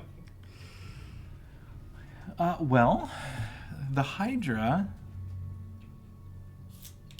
enraged, is going to try to do the same thing it just did. It's going to focus all on Rex. You're not in range of me, are you? Nope. Probably not. You're not. And attack. Oh my god. As long as it's the bad one. If it's a bad, oh my gosh, again. How is a 20 to hit? Nope. My goodness. The damage that you are avoiding here is absurd. It's life-saving. 10 damage. 10 damage. It's life-saving based off of that, if the number of heads hitting is any indication. Again, a flurry of heads, and you just... I think, in my head, you're like sort of spinning your glaive around, and it just cannot keep track of where to try to bite. It bites empty air where it thinks your body is. And, you know, there's so many attacks that you still get some residual damage, but you can tell, like... Yeah. It's just a blur of bites that could be like hitting you. you. Bob and weave of it. It's like, okay, I don't want to get hit by this blade, but I also want to bite you, so it's like... It's trying. Yeah. Okay. I think that brings us to Rex, right? Let's bring it back. I'm... Like I said, stand and deliver. Not going to do any good if I walk away. But boy, am I looking like... That's so sad. We're not really well all of a sudden. Nope. 22 doesn't do it, right? 22 does not hit, no. Switch die. Second attack. Nope. Even less. Third one. -6, right? Yeah. 24. 24 does not hit. Oh, that's so rough. So that's 3 whiffs. This is a back and forth That's all. between the two of you. That's all she wrote. Both more concentrating on the defense than anything else. All right, Runar, what do you think? Which totally makes sense. I'm like swinging, also trying to dodge these necks as they're coming in. I don't think a side burst is gonna do it. I'm gonna cast True Strike or Sure Strike. Sorry, legally distinct from True Strike. And I'm gonna go for one more imaginary weapon. So that's not gonna be it. Oh, 21. use a different die, man. Yeah, it's over. That is It's rough. the end of my turn, and it's the end of my Unleashed Psyche, so it's not Join the club of all lifts. good. All right, Redrick, can we do some damage to this guy this turn? Alright. Find out. Hey, Elliot. How bad does this 31. fighting become a 31 is a hit, absolutely. All right. I guess roll the big die. Right? Give me this time to run. 10 damage. Okay, not bad. Then I will attack again because I'm out of heals anyway. Well, no, my focus points too. Natural 20. Let's Oh, go. all right, it's coming back around. So that's still it still hits because it's a plus 14 plus 9, so it's 20. It's 29 to hit, which still hits, so it's a crit. Yeah, it is a crit, yes. Ooh, boy, roll big. Okay, take that. 18. I know. 26 damage. Nice. Ooh, that is clutch. Okay. I mean, you just tear open an enormous hole in the side of this this Hydra. Parts of its entrails start to come out, but immediately start getting sucked back in. But clearly, you've done a brutal blow to this creature. Give my mount a little nudge, and it headbutts it. Love it. Oh, really? I just double checked the rules. Yeah. That's awesome. 28 to hit. That hits? Let's go. Headbutt. This thing completely turned win at Rex, and over here, Redrick's just like, nah, nails it and headbutts The it. best part is less than 2 feet of 12 him damage. sticking out of the muck. Oh, It's 2 feet man. deep, but he's less than 4 feet tall. Is it just? Well, all 5 heads turn and look at you simultaneously. I raise my shield. You have an action left to raise your shield? Yeah, because I didn't realize that the free action I get every turn for my mount can be used to stride or strike. Oh, nice. Not Okay. just stride only. Wow, you did a lot of damage that round. It looks terrible. You can see its legs shaking underwater. Can someone kill it? Kill it! Quick! I can't hit it. I would love to. Jor says, all right. And you see he rolls a 26 to hit. Let's see if he can do enough damage. Well, all right. If you insist. I mean, I guess. 27 damage This man popped from off. Jor. All 5 heads are rear up, mouths open, ready to just finish you and end your life. When you see a hole actually open as an arrow comes out of your side of the Hydra, having gone through its entire body from Jor. Jesus. And the creature just shivers, and in a huge splash covering you and your mount in mud, the thing falls into the swamp. That's why I wisely moved away, so I'm not gross. Yes. Just Yeah, that's what moved wounded. away. Yeah. Yes. And as the creek falls quiet, all you hear is Jor cursing under his breath about what the fuck just happened. And we'll end the session there. Let's go, Jor. Jor was like shooting straight zeros for 3 rounds, and then he's just like, all right, kill shot time, baby. He doesn't have that big an attack bonus, but when he hits, it just does damage. Can I see how much damage that all heads thing does? It does. Assuming I'm not going to fight more Hydras in the near future. No, I don't think so. The all-head attack does 6d6 plus 9. What? Smokes, that's 21, damage. so that's 30 damage on average. Every time. Yeah. Every time. Which is It can't miss. that would have sucked, but I've been okay.